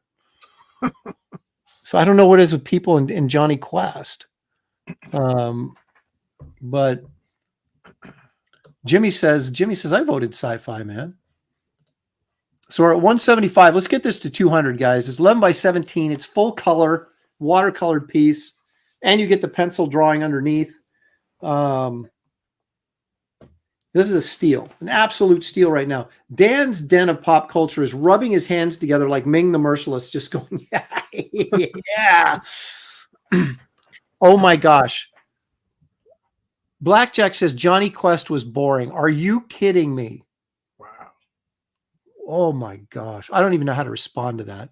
I need to find a cannonball for Blackjack, but I don't want to do it right in the middle of the auction here. The Gourd Ox Pub says Aaron Lopresti, Ray Harryhausen, Jason and the Argonauts, Clash of the Titans, Sinbad. Oh my gosh, that is some good stuff right there, isn't it? Harryhausen, that'd be a terrific choice. H is for Heretic. He's saying, I'm enough of this nonsense. $200. There we go. Now we're getting someplace. Thank you, H is for Heretic. JW, Aaron Lopresti, did you get my email with the EC homage Wraith of Garbage art? I did. Didn't I respond to that? I thought I sent you an email. You better check your email, JW, because I'm almost positive that. Oh, hang on a second. My son is calling me.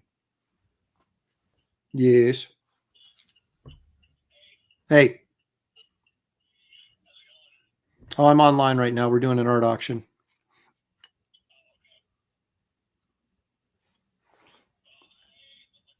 Yeah, I'll call you later. Thanks. Bye. I love it when your kids call you and they go, hey, how's it going? And that's when I know that he's in the car driving home from work. Mm-hmm. Oh. Wait a minute. How about doing an anime? Oh, I'll never do anime style. Never. Not that I have anything against anime. If you like anime, more power to you. I know everybody loves it, but artistically, style-wise, that's something that has never clicked for me. Geek Avengers says, Johnny Quest was cool. In the 60s, someone got killed every episode with guns. Yes. In fact, I think Johnny Quest shot a couple people in an episode, if I recall. It's like, Dad, give me that gun. What was the one? No, seriously, I think the one with the Yeti. You remember that one? They're up like that Himalayan temple, and they're like riding down the hill on like an old shield or something. And those guys are firing guns at them, and then they're firing back. And it was just like, yeah, this is the kind of cartoons I want to be watching when I'm a kid. Yep. Stephen Ing, a big art collector, says, I love Johnny Quest. I have a Jade and an Invisible Monster by Aaron, a color page by Doug Wildey, and a couple pages by Steve Rude. Nice. Stephen probably has an amazing art collection. I know I contribute to it every once in a while. Do Celebrity Deathmatch with Gumby and Teddy Ruxpin. Dad's Den of Pop Culture says Johnny Quest is a cartoon for real men. I agree. Creative Fail illustration, though, she's saying it depends on Prime. It depends on the anime. Some are terrible. You know, the only show that I liked that was like sort of anime was Avatar. Loved that show. Did you ever watch that, David? Yeah, I didn't care for it. Didn't really? No. I loved it. My kids loved it too. I used to watch it all the time. Hyper Potato says, I got a Jezebel Jade from Aaron. You do indeed. One of my favorite pieces that I own. I think I got it at Aaron Con. Yeah, that was back in COVID. It was like, what are we going to do? Let's do an Aaron Con. And I was on stream like all day for 3 straight days. And we did one in the summer. It was so freaking hot up here because our air conditioning broke. Shelly was bringing ice packs for me to sit on and to put back on my back underneath my shirt. It was amazing. Blackjack says, Art Adams made Gumby cool again. I would love to see you guys take on Gumby and Company. My goodness.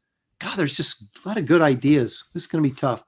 Draw Gunga Din. Why would I? Creative Face saying, yes, Avatar was all right. My daughter loved that show. How about this for a poll? Star Trek, Star Wars, or Battlestar Galactica? We were going to do that. And then I thought, well, let's open up the sci-fi so it was a broader range of characters. So, but we may go back and do that as well. All right, we're at $200. Let's get this up to $225. Somebody jump in there. Make it happen. This is a steal at $200. David is like, I got to feed my kids. Come on, man.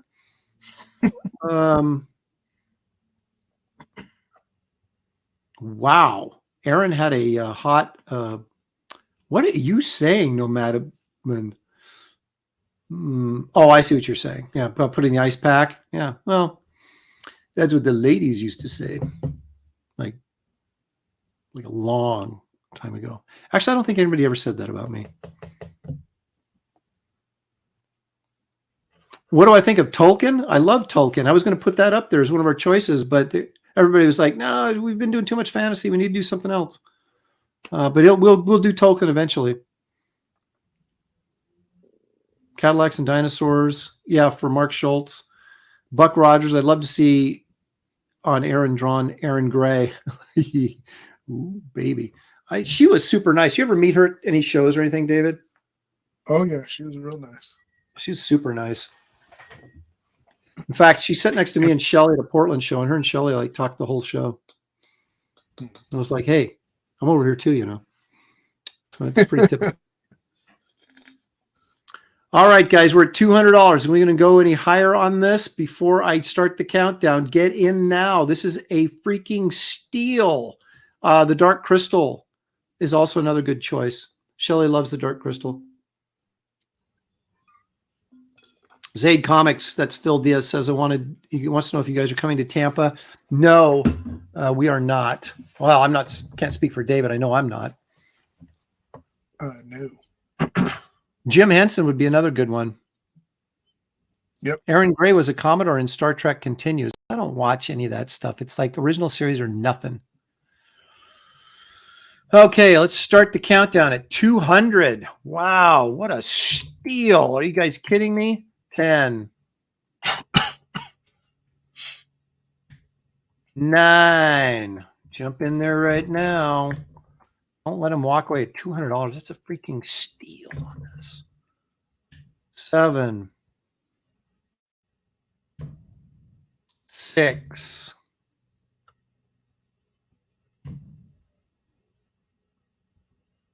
Airwolf says, I can't believe it's going for 200. I can't either. 5. Someone jump in and do something about it. Make David feel loved. 4. Even 210, just to spite whoever bid 200. I don't even remember who bid 200. I shouldn't say that. Who bid 200? I don't want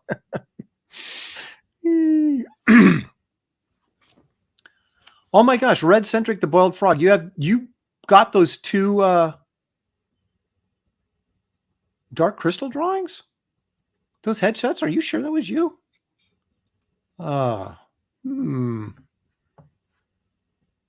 thought that was somebody else, but I could be mistaken. There we go. Dad's Den of Pop Culture. 210 confirmed. That's what we're talking about.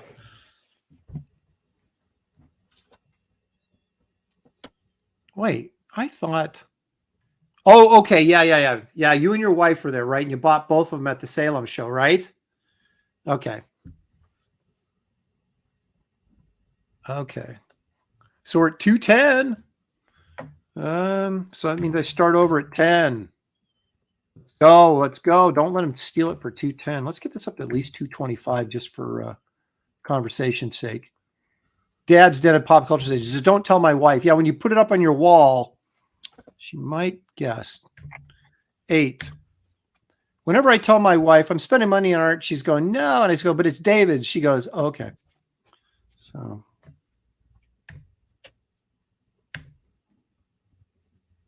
Oh, Red Centric, the Boiled Frog says, yep, and I'm the wife.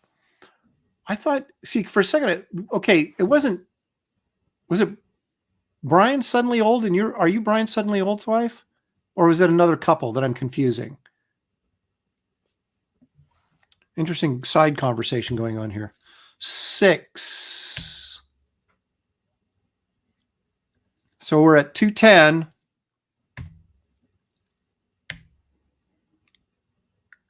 5.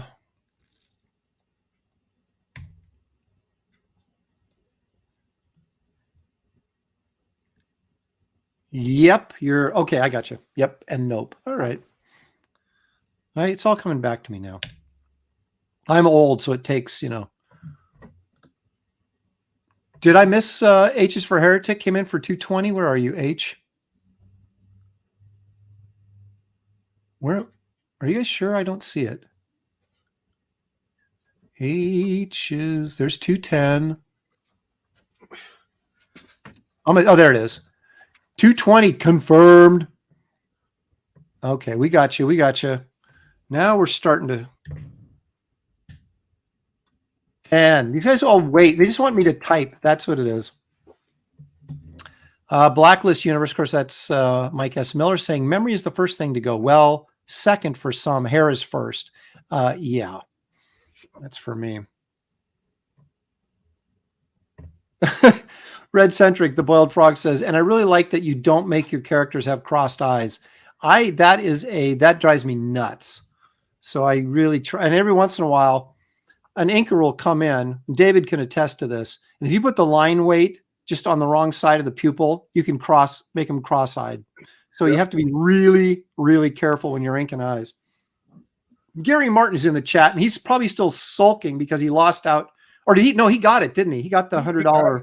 He got it. So he's celebrating, but he knows that to be true as well. 9. 8.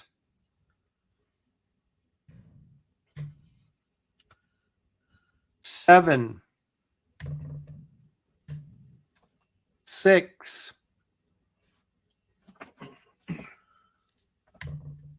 5. We're at 220, folks. An absolute steal on this.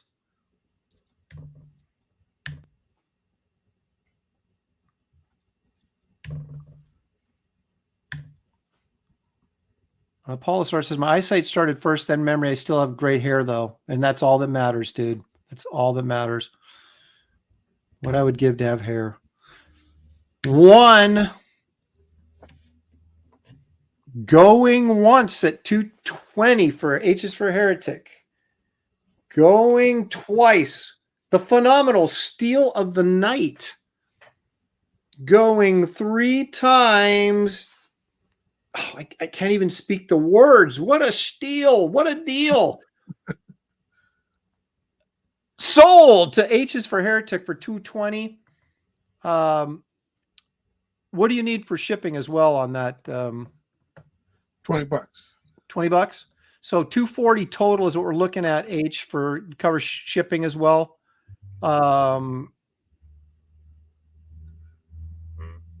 Okay, so I'll put it in the chat put his for Cash App info. or Venmo. That's right. Cash App or Venmo only for David. I'll give him a second here to put that in there.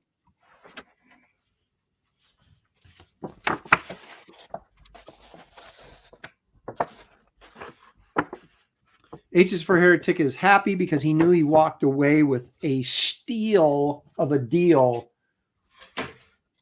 on Graybeard's Studio live auction. The first one of many more to come. Bearwolf says, I have long black hair with about 4 or 5 grays in my beard. I turned 40 in June. 40 is the killer. I had all my hair, or most of my hair, until I turned 40. Then for some reason, it just went away.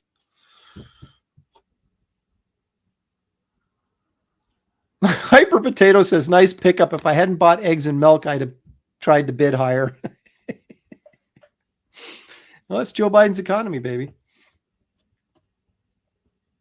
Did you get it in there yet, David, or are you doing it right now? I'm doing it right now. My Okay. computer's stalling.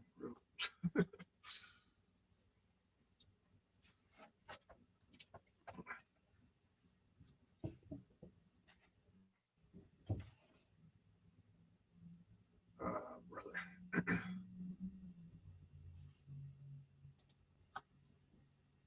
I can put it in for you if you want. Okay. Hang on a second. Oh wait, it's loading. What's your Venmo? I'm about to put it in there right now. Okay, all right. Because I'm ready to go. Let's see here. Patrick Furtado says, started losing my hair in my early 20s. That sucks. But you had longer to adjust to it, right? Oop.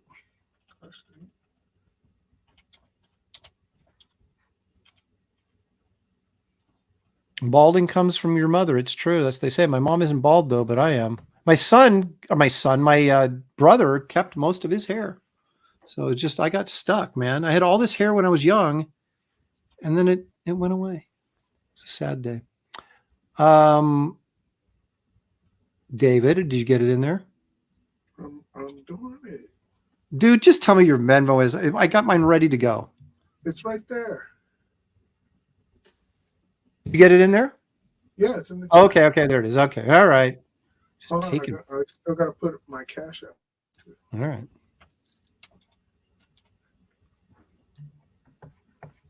All right. Let's move on.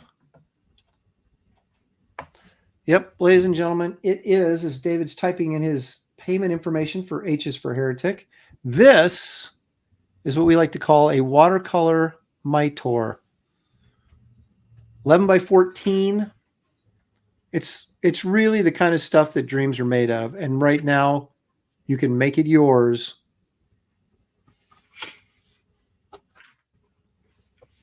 That is sweet.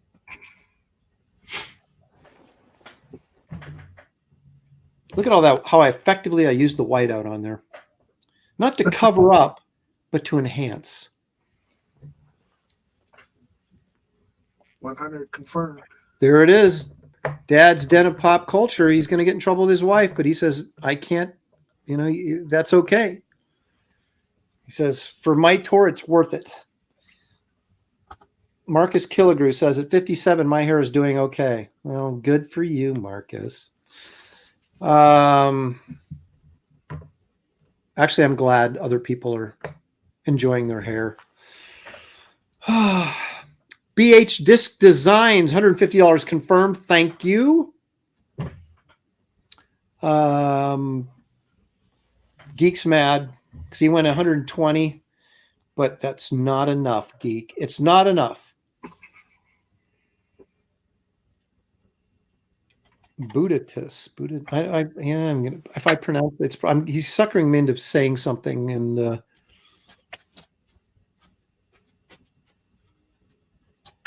all right, so we're 150 for this. Now this was the first watercolor I did on the show because of peer pressure from Kelsey, and I almost got it finished.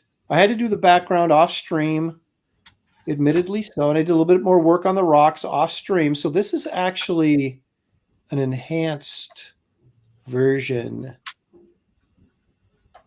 of art from the show. Look at that background. Look at that use of watercolor to create atmospheric tension. I don't even know what atmospheric tension is, but it sounded good, so I said it.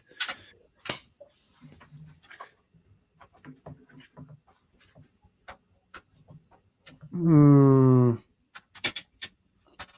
right, so we're at 150. That's just not enough. Come on, someone challenge BH Disc Designs. Let's get this up there. I got kids to feed. Well, I may have another dog to feed if things go the way Shelly wants them to. So have pity on me for.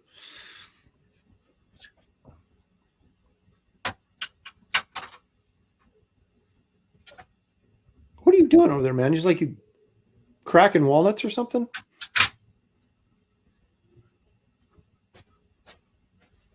Je ne sais quoi. I know French, past Master Dan. I can say that. Je ne sais quoi.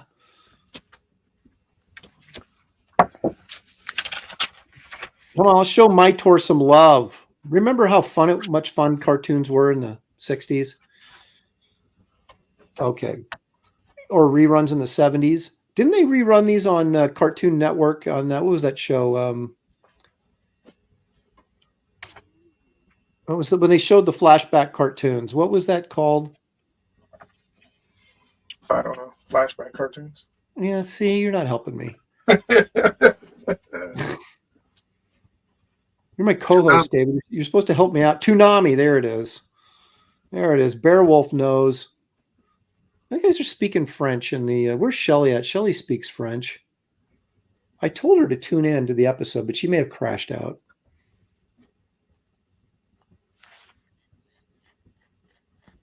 Past Master Dan says I'm a culture sponge. So am I generally. I am really good at Trivial Pursuit.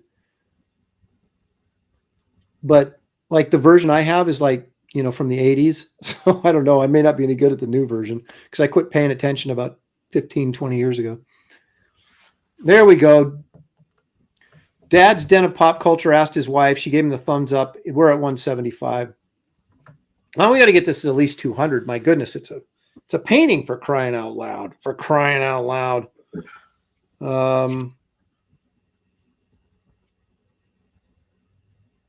Yeah, Boomerang. That's it. Boomerang was part of Toonami where they showed the classics. It was Boomerang. That's the show where they used to show Space Ghost. And I don't mean Space Ghost Coast to Coast. I mean Space Ghost when he was fighting that bug dude. What was that bug guy's name, David?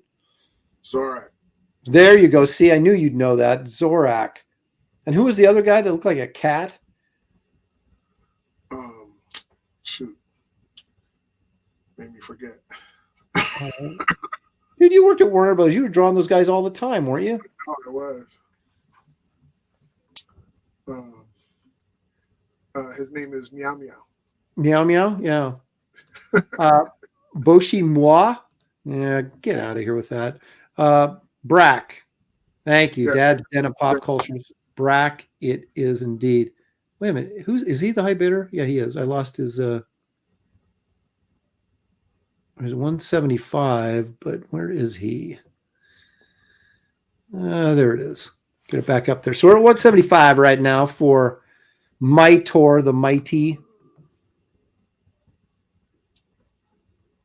Which I always thought, why would you, if your character's name is Mytor, why would he be the mighty Mytor? Why wouldn't it be like the invincible Mytor or the I don't know. It seems repetitive to call somebody the mighty Mytor. That's like the Aaron-y Aaron, you know? Makes no sense. Oh, now we're getting into the weeds here. Sisto was Brack's brother.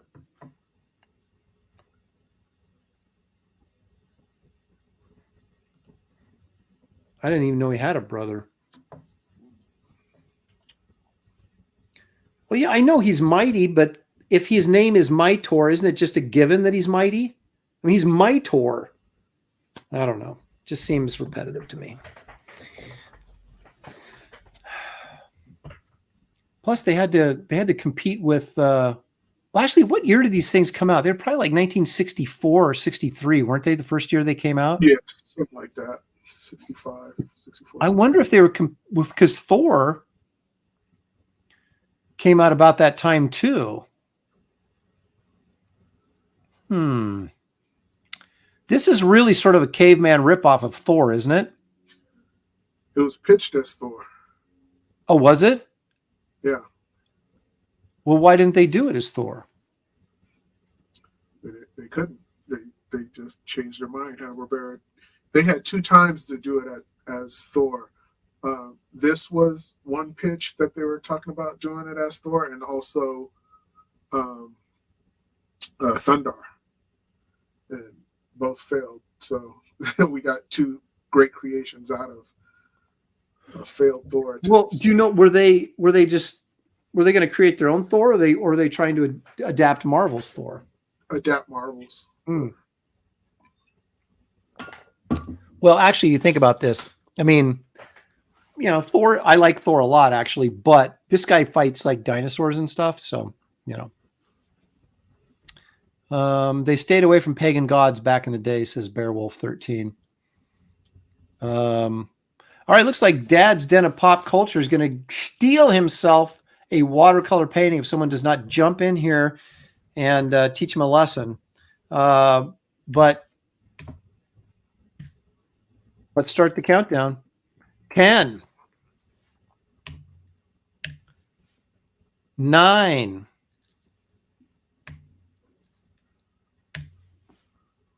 8,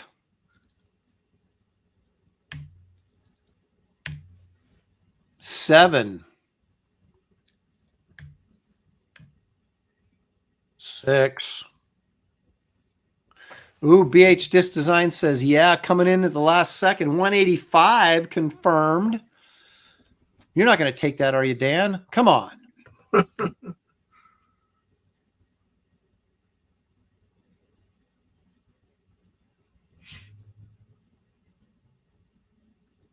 Did I call him Dan? Or it's Dad's Den of Pop Culture.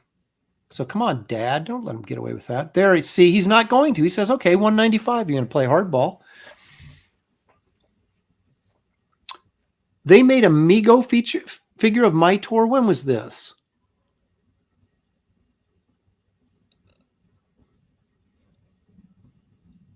David, do you ever see any of that? Did they? Was that a custom? Well, actually, no. Custom God says they made a Mego figure of Mytor. Huh.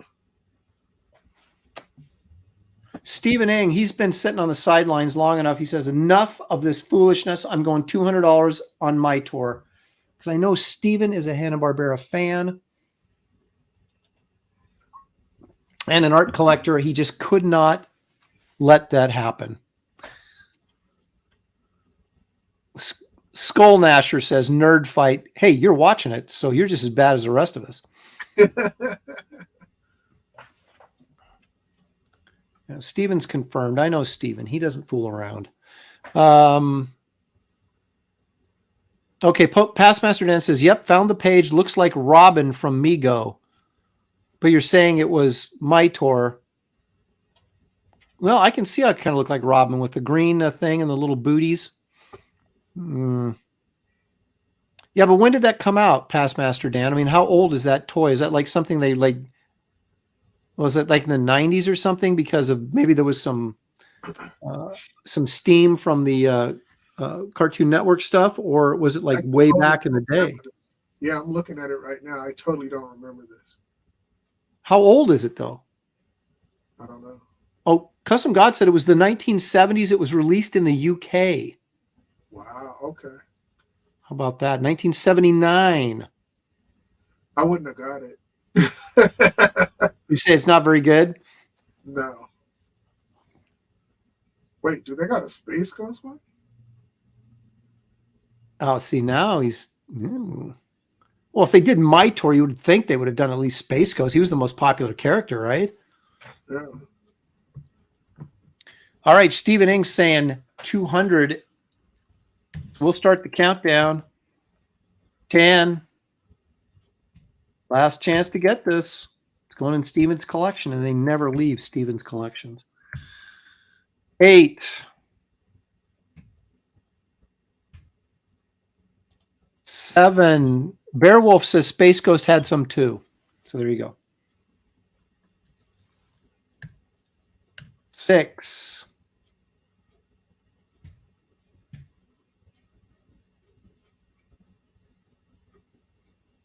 5.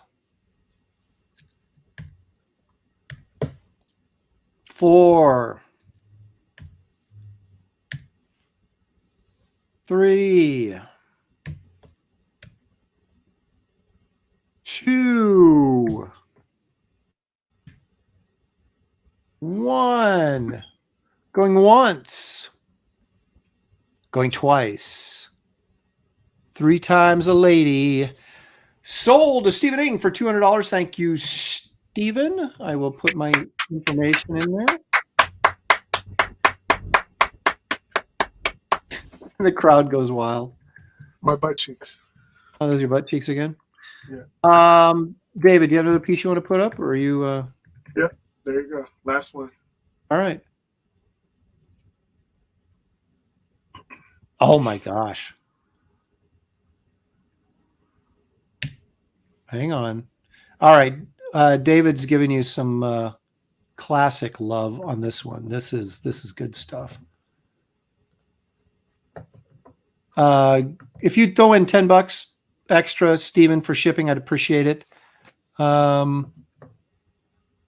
Jackie wants to know, are you still Cold Croc? Yeah, I am. That's me. Oh, I'm sorry. No, go to Aaron at aaronlopresti.com. That's my, but it comes up as Cold Crocodile. Yeah. But don't do Cold Crocodile. Just do Aaron at aaronlopresti.com, and then it'll show us Cold Croc. All righty, here we go. Yes. New Year's Batman. Are you kidding me? This is 11 by 17, folks. And one thing David Williams does better than anybody is superhero art. Check that out. Awesome.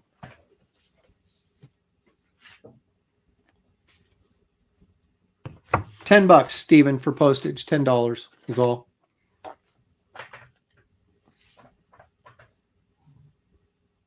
Yeah, my 11 by 14s. David's the 11 by 17s is $20 postage on his because he's got bigger artwork. Mine are 11 by 14, so $10 will do it.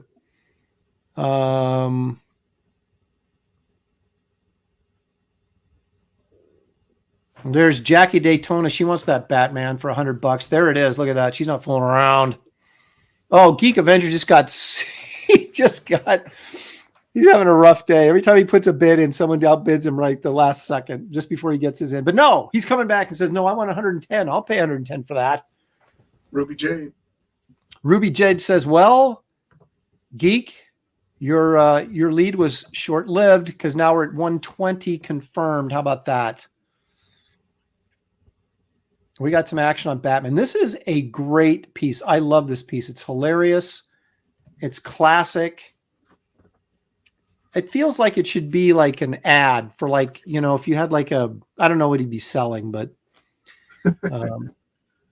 maybe like champagne or something, you know, or for New Year's or Asti Spumante.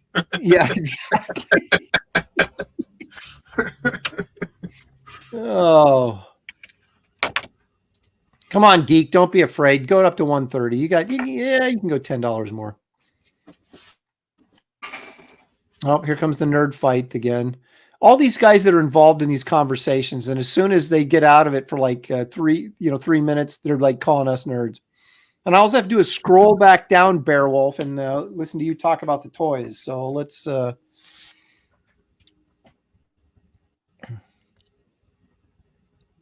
Okay, let's see here.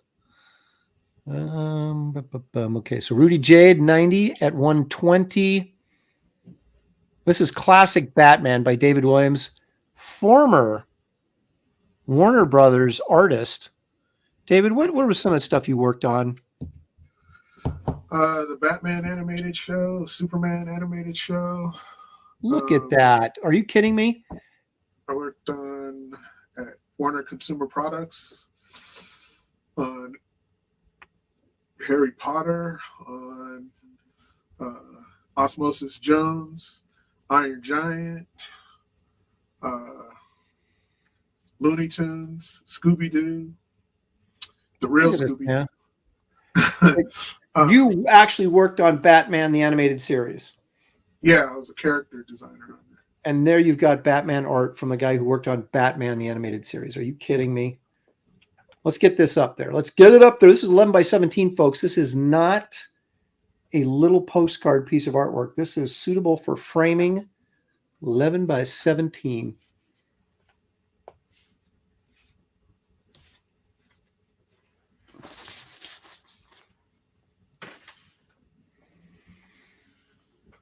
Oh, I did a we were talking about Doctor Strange there. I talked Chris Claremont into when we were working on Excalibur into working Doctor Strange into one of the stories just so I could draw Doctor Strange. So he gave me this big splash page of Doctor Strange and then one of Doctor Strange fighting Dormammu.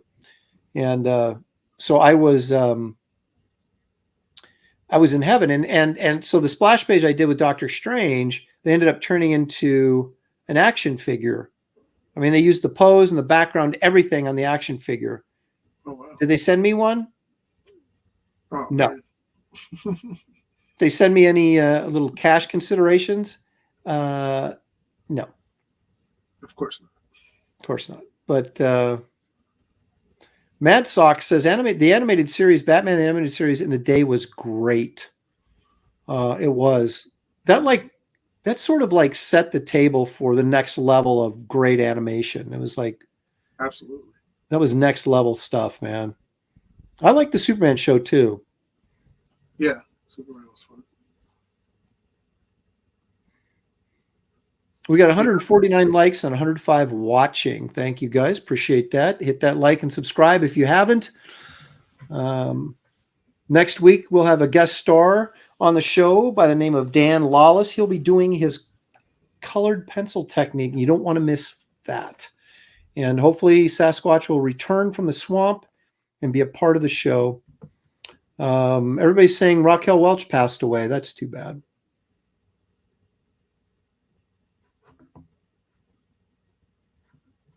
Mad All right, Sox, folks, we're at 120. Let's get this up to 150.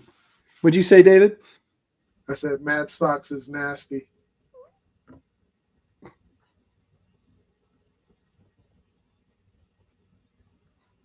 The Superman animated series was awesome. There you go. Deer Man jumps in from out of nowhere and goes 130. Woo! Thank you, Deer Man. He wants to get on some of this action, man. 140. Ruby's saying, no, that's not how it works. We're going 140. See, there's like a bunch of people just waiting for someone to bid just so they can go, hey, I'm going to up that by $10 in your face.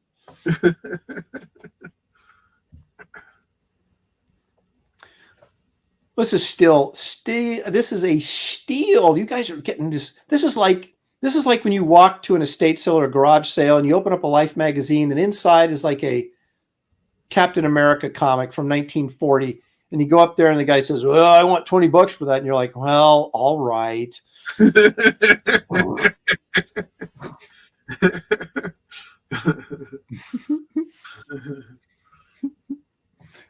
Blue Boy says he's really simping for me today. Since Marvel could never afford to hire Aaron again, they couldn't afford me, and they wouldn't afford me, if you know what I mean. Aaron could make his own Master of the Mystics for the Loprestiverse. Actually, I would encourage you, and I know probably Blue Boy you already have, but if you haven't backed Wraith of God Blood Hunters, the link is in the description of this video, along with the link for Bass Reeves. And David is finished with Bass Reeves, so that will be shipping, I would imagine. I'm sure it's going to the printer here very soon, and who knows how long the printer's turnaround times are these days. But the book is done, so you don't have to sweat that, and you'll be getting it soon, I'm sure. So you want to jump over there and back that. And also, I have backup stories. My Wraith of God story, I have a Garbage Man backup and a Nightclub backup and a Kit Carter backup. But the thing is, in the Nightclub story and also making an appearance in the Garbage Man story is Eon Chance, who you might describe a little bit as my Doctor Strange type character, although he's a little bit more powerful than that. But anyway, so if you haven't backed those two projects, take a look over there. And like I said, the links are in the description of this video. I'd like to see Dan draw the Tick. Oh, you know, Lawless would do a good Tick. He does those big jaw characters really well. Actually, he does. You know, Dan does fantastic faces. Have you noticed that, David? Oh, yeah. He does great faces. And that is like the key. I mean, the rest of his drawings are crap, but the face is just beautiful. I'm kidding, because I think Dan is still watching. But he does great faces, and that's the key to a great drawing of any kind, is a great face, because that's what you're looking at. Gary Martin said, "I'd like to see you guys do Old Testament heroes."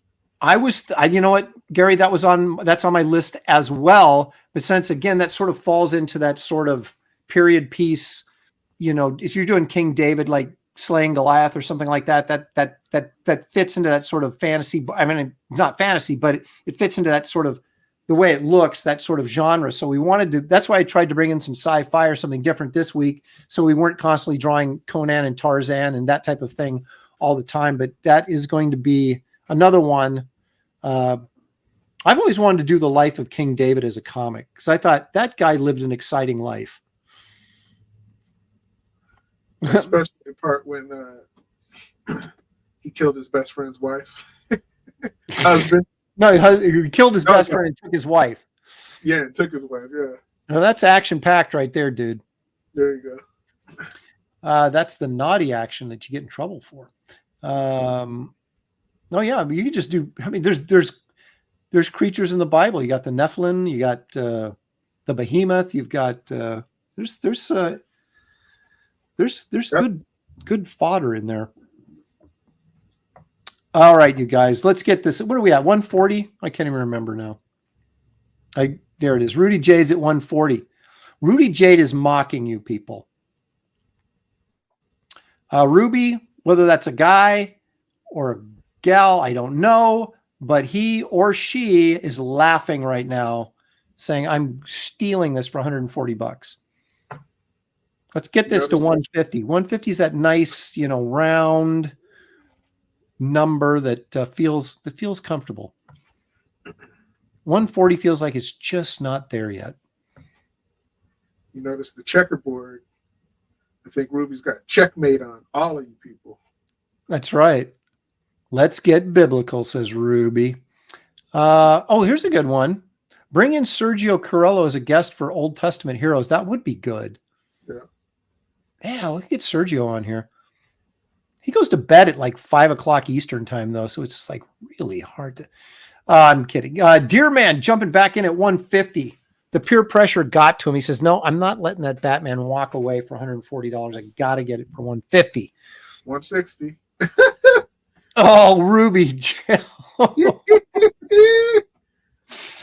Oh, it is on now. It is on now.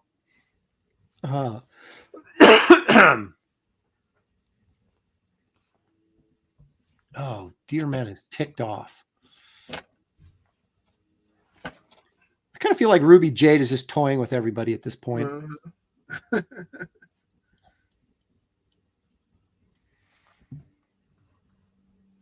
Well, you want to deviate from anything written. Yeah, but I don't know that we would. I mean, it's pretty much spelled out there. There's, if you were doing David and Goliath, you might dress Goliath up a little bit scarier. Like I've done actually a couple of David and Goliath pieces where the first one I just had Goliath in a loincloth, and then I kind of felt bad. I was like, that's really not accurate enough. So I did another one with him in armor.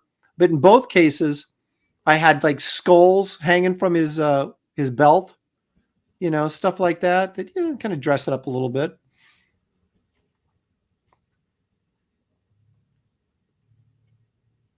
King Arthur would be a cool subject. Hyper Potato says Eric Nalatowski would be a good guest too. He can even show off his comic with a Lopresti cover. Yeah, I met him. I met Eric in person at this show I was at this last weekend, or I guess it was the weekend before last. Very nice guy. I got to meet Matt Cosson as well in person. So I talked to him online at other draw streams, but I'd never met them. So that was a pleasure. Brian Shearer would be a great guest. Now I've got a list of people I'm going to try and get, and like I said, we're going to do this once a month, so it's not going to be, we have plenty of time to get people on to do this stuff. So we're going to continue to try and evolve the show a little bit so we can continue to grow our numbers and get more attention, because I think this is by far, even when only 2 of us show up, it's the best draw stream on the internet. So no one else is, is attempting to do watercolor paintings in 2 hours and failing like we do. So, but at least we started them, and you get to see them finished in the next week. So, we always deliver. We're like the mailmen of the internet. All right. We're at 160. Matt Thornton. I don't think so. Blue Boy says, I'm surprised no one has ever made a Doctor Strange story where his cape is the villain. That's actually not a bad idea. I like that. I'll have to rip that off. The cape starts flossing his crotch. He's like, hey, cut it out. Mm-hmm.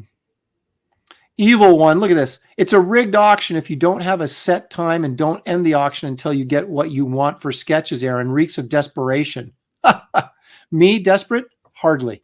Confident, I think, is the word you want to use there, Evil One. Confident. All right, we're going to start the old countdown. The reason we don't have a timed event here is because people are coming and going all the time on the internet. So you want to give people a chance. 10. We're at, what are we at, 160? Mm-hmm. Ruby's got it at 160. Is Deer Man going to come in and ruin Ruby's day? 9. 8. 7. 6. 170. There. Who did it? Who did it? BH Disc. Vix Designs coming in and raising the stakes. Will Ruby be denied?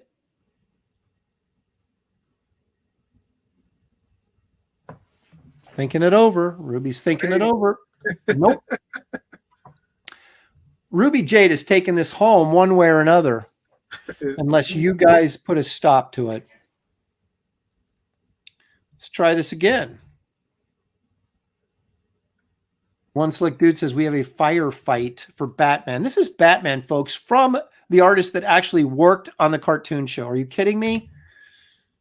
Character designer on the cartoon show. This is legendary stuff. That is a great piece. 10. 9. 8. Don't let Ruby push you around. Don't do it.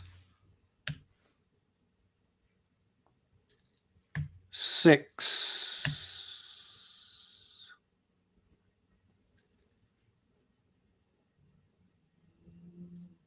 5, 4. Could this be it? Tech Zombie, is this 11 by 17? It is. This is a big piece of artwork. It is 11 by 17. And for $180, it's a steal. So jump in there, Tex. Don't let Ruby push you around. 3. Running out of time. Get those bids in. Ruby is smiling ear to ear right now. 2. Now I'm doing this slow because I know there's like a 30-second delay, so I want to make sure that everybody has a chance to. Tech Zombie says, Ruby, in your face for 190. Ruby says 200. 220. 220. Ruby is through fooling around with you guys. Totally serious, man. The dog is going wild. Ruby's going, okay. Confirmed. That is a definite. All right. So we got 10. This is 11 by 17, folks. This is Batman.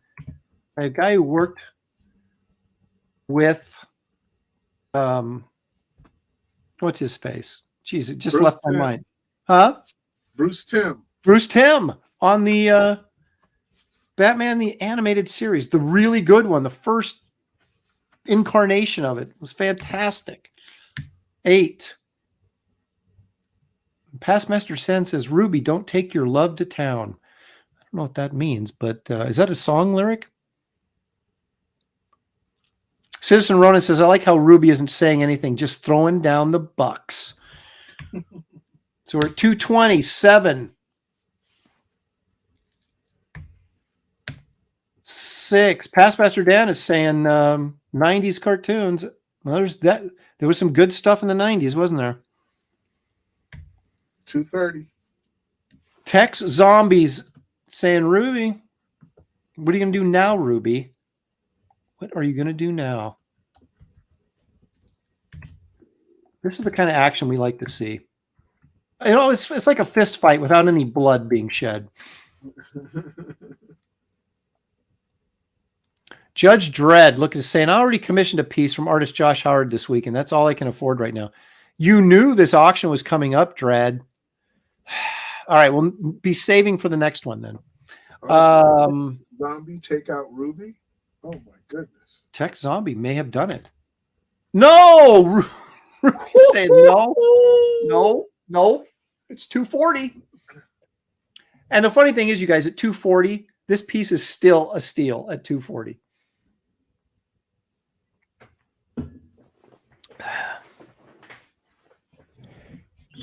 Pastmaster Dan says a pillow fight with wallets. It's not a pillow fight. This is some heavy hitting going on here. Tech Zombie gives it. It's yours, Ruby. 90. Congrats. It's a nice piece. Ellie Munoz said, Ellie Munoz, don't be advertising for other people's channel right in the middle of an auction. We're almost done. Hang in there.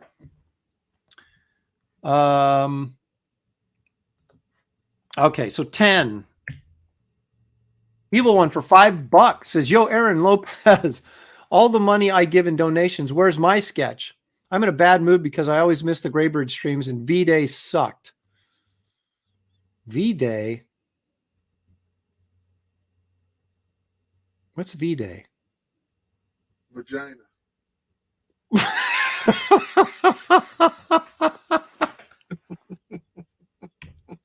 Oh my gosh. I'm sorry, Evil One.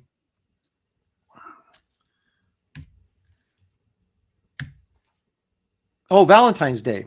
Duh. Okay. Yeah. Okay, Patrick. I know I'm an idiot. I'm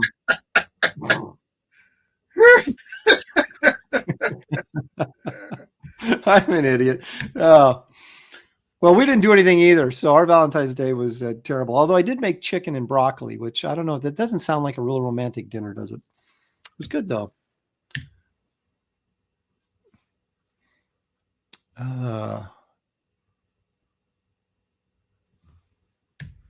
5, 4. Evil one, I'm not going there. David opened that can of worms, and I'm not going back there. 3. I think Ruby has got it. 1. Going once. Going twice. Going 3 times, a lady. It is sold to Ruby Jade 90 for $240. Tremendous comeback on that one. Ruby, we're going to need you to include $20 to cover shipping. David does quite a good job on packaging this big art up. Look at that. Ruby J 90. Finally, you are victorious. David, you want to put in your info again? I did. I did. Like how long ago though? It's like a About mile a back in the second chat. Oh, okay. Second. Yeah. Okay. Okay. Okay. Jeez. Look at Ruby Jade's like, can I get your Venmo or PayPal, please? See, put it in again. Oh. Man.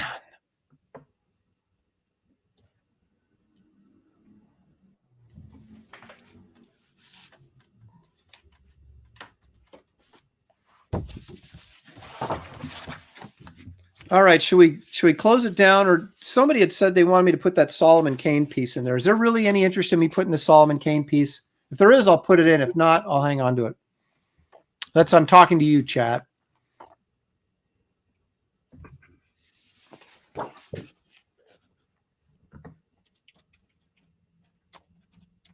It is still a good deal. David's taking like 40 minutes to enter his information. It's right there. Dude, okay, there. Okay, all right.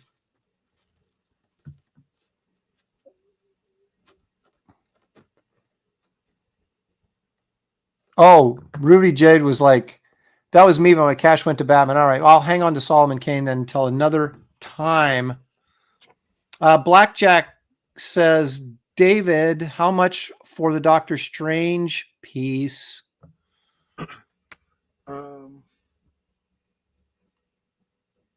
Probably about 500 or 600.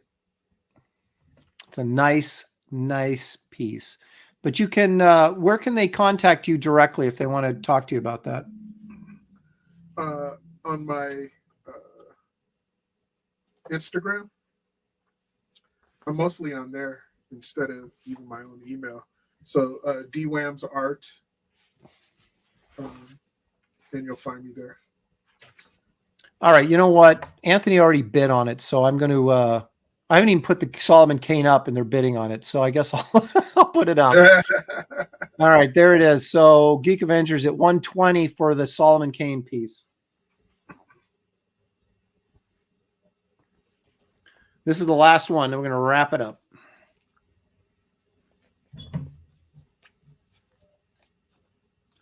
Ruby Jade 90 says, "Can you highlight his payment, please?"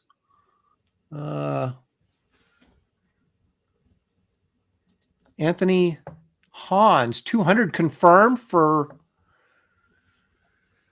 Solomon Kane. Look at that. Who knew I had a winner there in Solomon Kane sitting back there in the pile?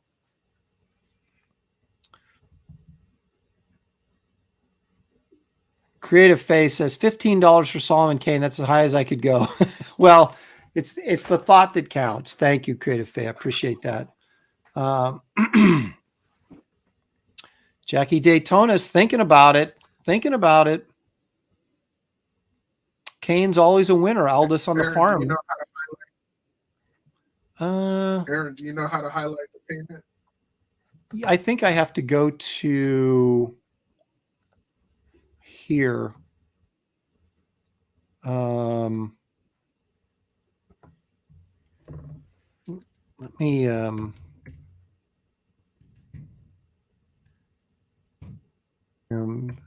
we doing the Venmo? Yeah, right? Sure. Or the Okay, cash. what's the Venmo again? It is at SCW -1. So at SCW-1. Yes. Right? Yes. All right. Let me see what this looks like when I do it. Okay, Ruby, you can see my name is highlighted there in the yellow. It says Aaron Lopresti, but right after it says David Williams Venmo.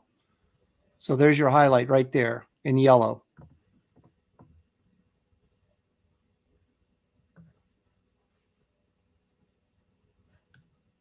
All right, hang on a second.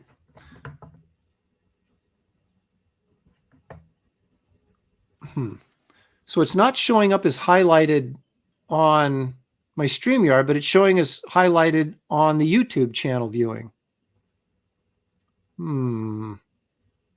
Strange.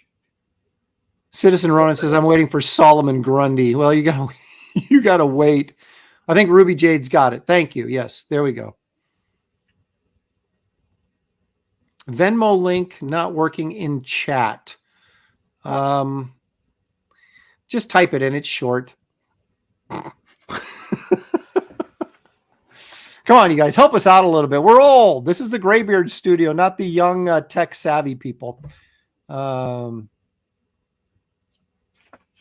righty. Well, Hans got $200 on this confirmed, and it seems like he's the guy who really wanted it. So we're going to start the countdown. 10, 9, 8. You guys, I'm so thankful for this because you don't know how many old comics books you're buying for me right now. 7. And I'm buying a piece of David Williams artwork from him. And the guy's not cheap. I'm telling you, he's expensive. 5. Old Fart Studio, says Jay Dredd. Well, yeah, I can't really argue with that either. At least as far as I'm concerned. 4. 3. This is for Solomon Kane in case somebody fell asleep. 1.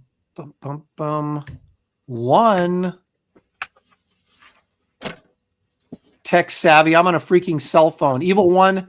I would have a flip phone right now if I had my druthers. Okay. So, David, should the Venmo come up as Sandra Williams? Yes, that's my wife. There you go. So you hit the jackpot, Ruby, and thank you for the $2. So I squeezed another $2 out of Ruby for being ambiguous. Mad Sock says Matlock is on. Time to go, guys. Yeah. Okay, sold to Anthony Hans for $200. I love how the chat is now telling us when they're done. Yeah, end the show, please. End the show. What are you guys doing? Bored? End the show. Buy junk from Aaron and he'll invest it in comics. He's got the right idea. Evil One knows. It's right there. Yeah, absolutely. All right. Hey, you guys, thank you so much for the bids and for participating in this, our very first auction. We'll do another one in 10 weeks, I guess. So keep that in the back of your mind. And also, a lot of these pieces, if you don't want to wait for an auction, and you can contact us directly. We're what do we say? Mercenaries. We'll sell. Oh, Anthony, sure, yes. Here's the payment info is, I'm going to send you PayPal, I guess. It's the easiest. Is Aaron at aaronlopresti.com. Please include $10 for shipping. I would appreciate it. So there it is. PayPal is Aaron at aaronlopresti.com. Geek Avenger says I have to drink some prune juice after watching this show. Man, I'm telling you. Jackie Daytona says 10 weeks to sell more organs. Well, can't you if you sell part of your liver, won't it grow back or something? Yep. So if you time it right, you can keep selling the same organ over and over again. Let me do this real quick, guys. If I may.